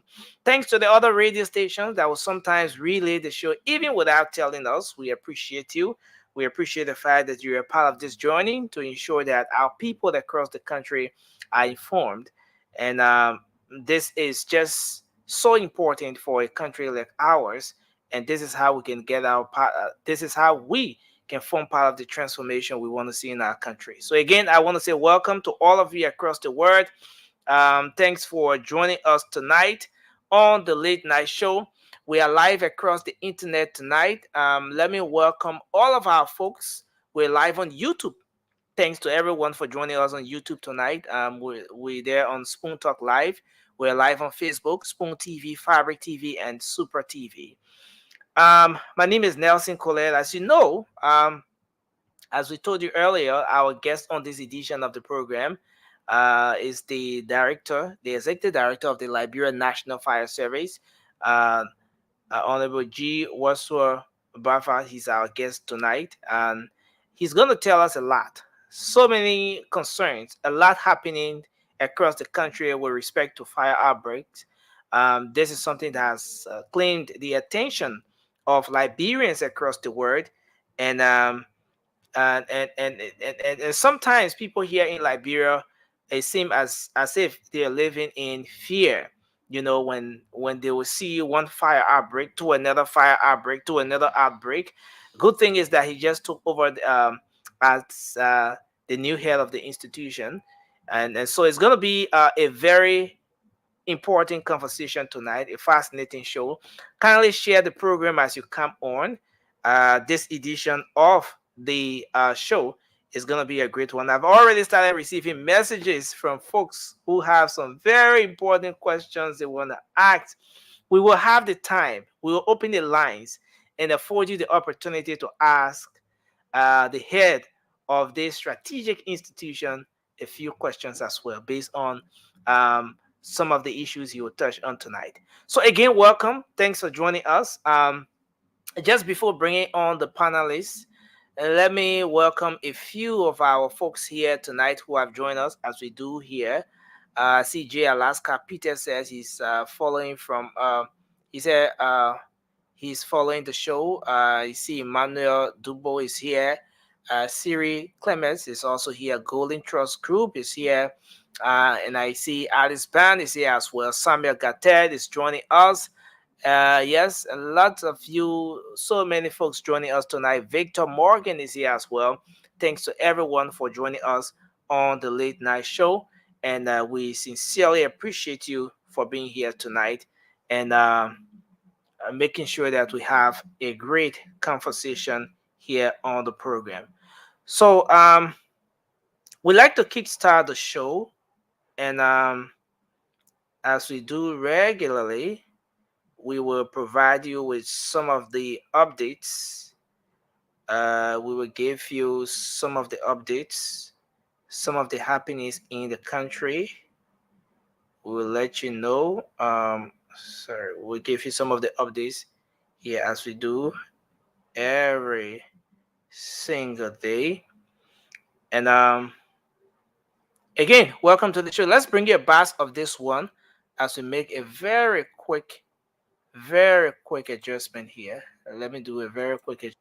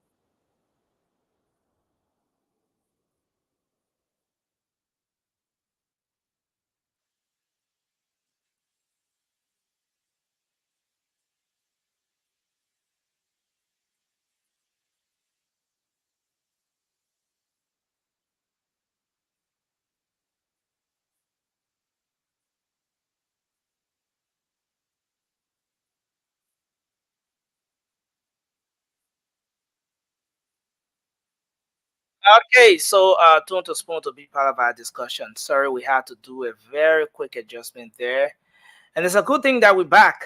And yes, welcome to everyone. Thanks for being here tonight. Um, let me bring in our co-moderator, Amy. I see Amy is all set. Um, okay, Amy, welcome. It's good to have you tonight.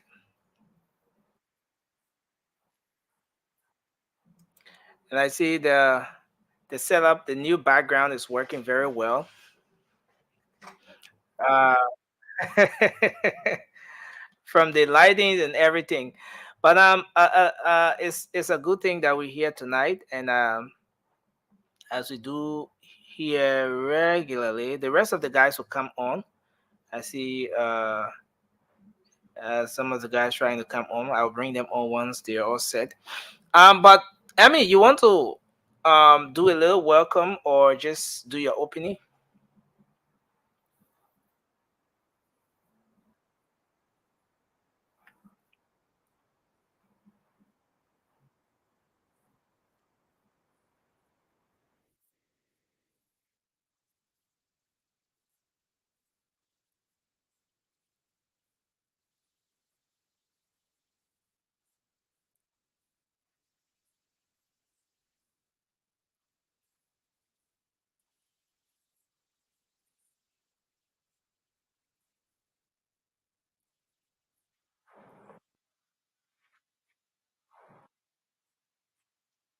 I did some of the names.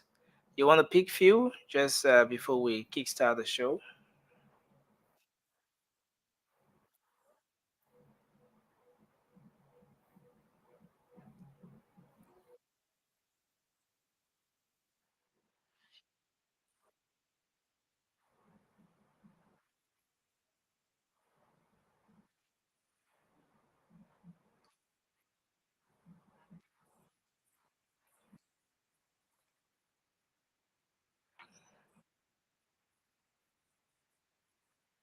All the branded accounts.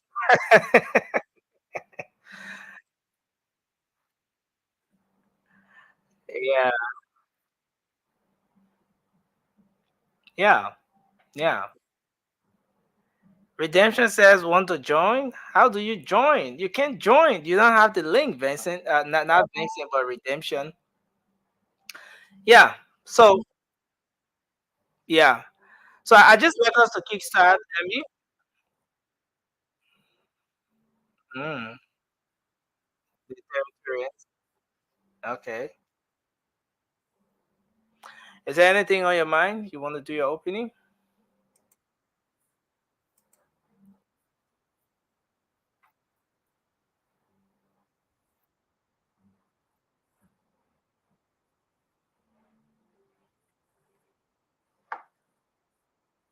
No. Yeah. There we go.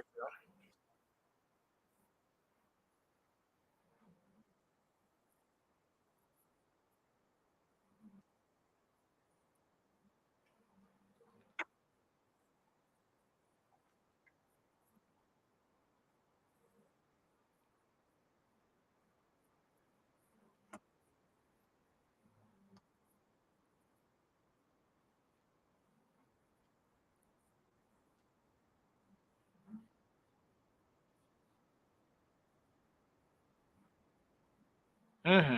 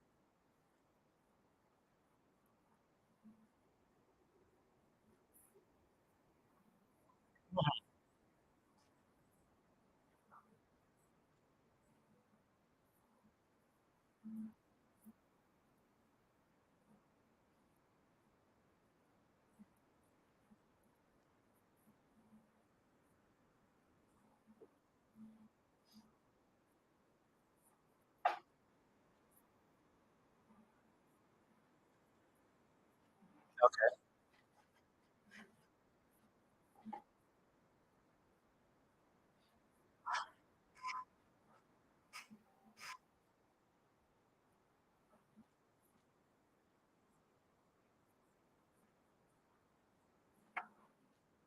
Okay.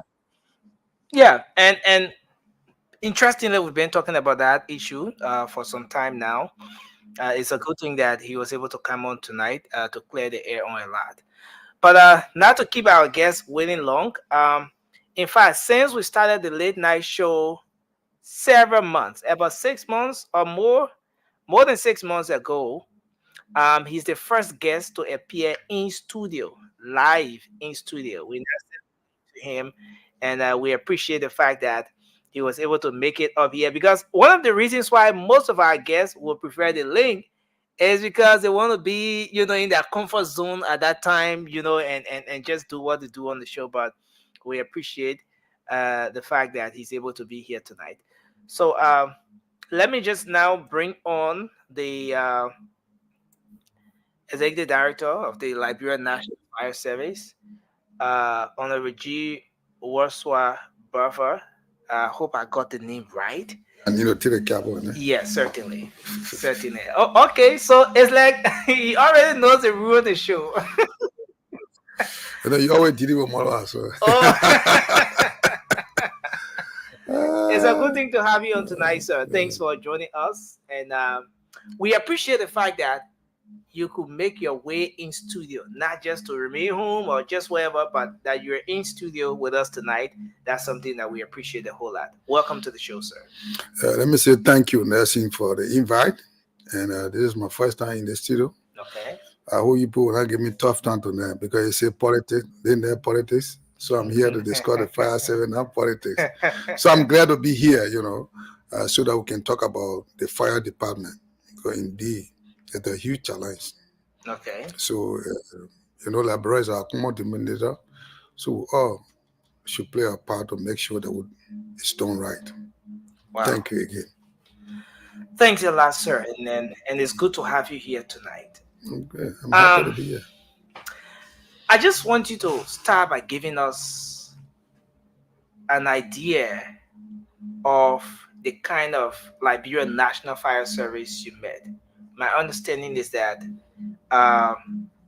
you took over a couple of weeks ago. It's about a month or pretty close to a month since you took over. Less than a month. Okay, less than a month since you took over. I want you to give us, first of all, tell us a bit about your professional background. A lot of people want to know who is the head of the Liberian National Fire Service.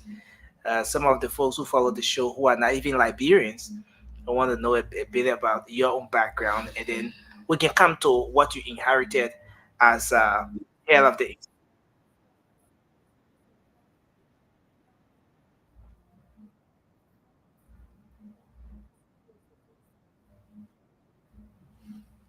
Uh, Angelo.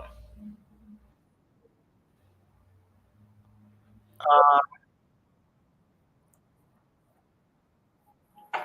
Do I have to unmute? oh, okay, okay. No, I understand. Oh, wow, wow. Thank you very much.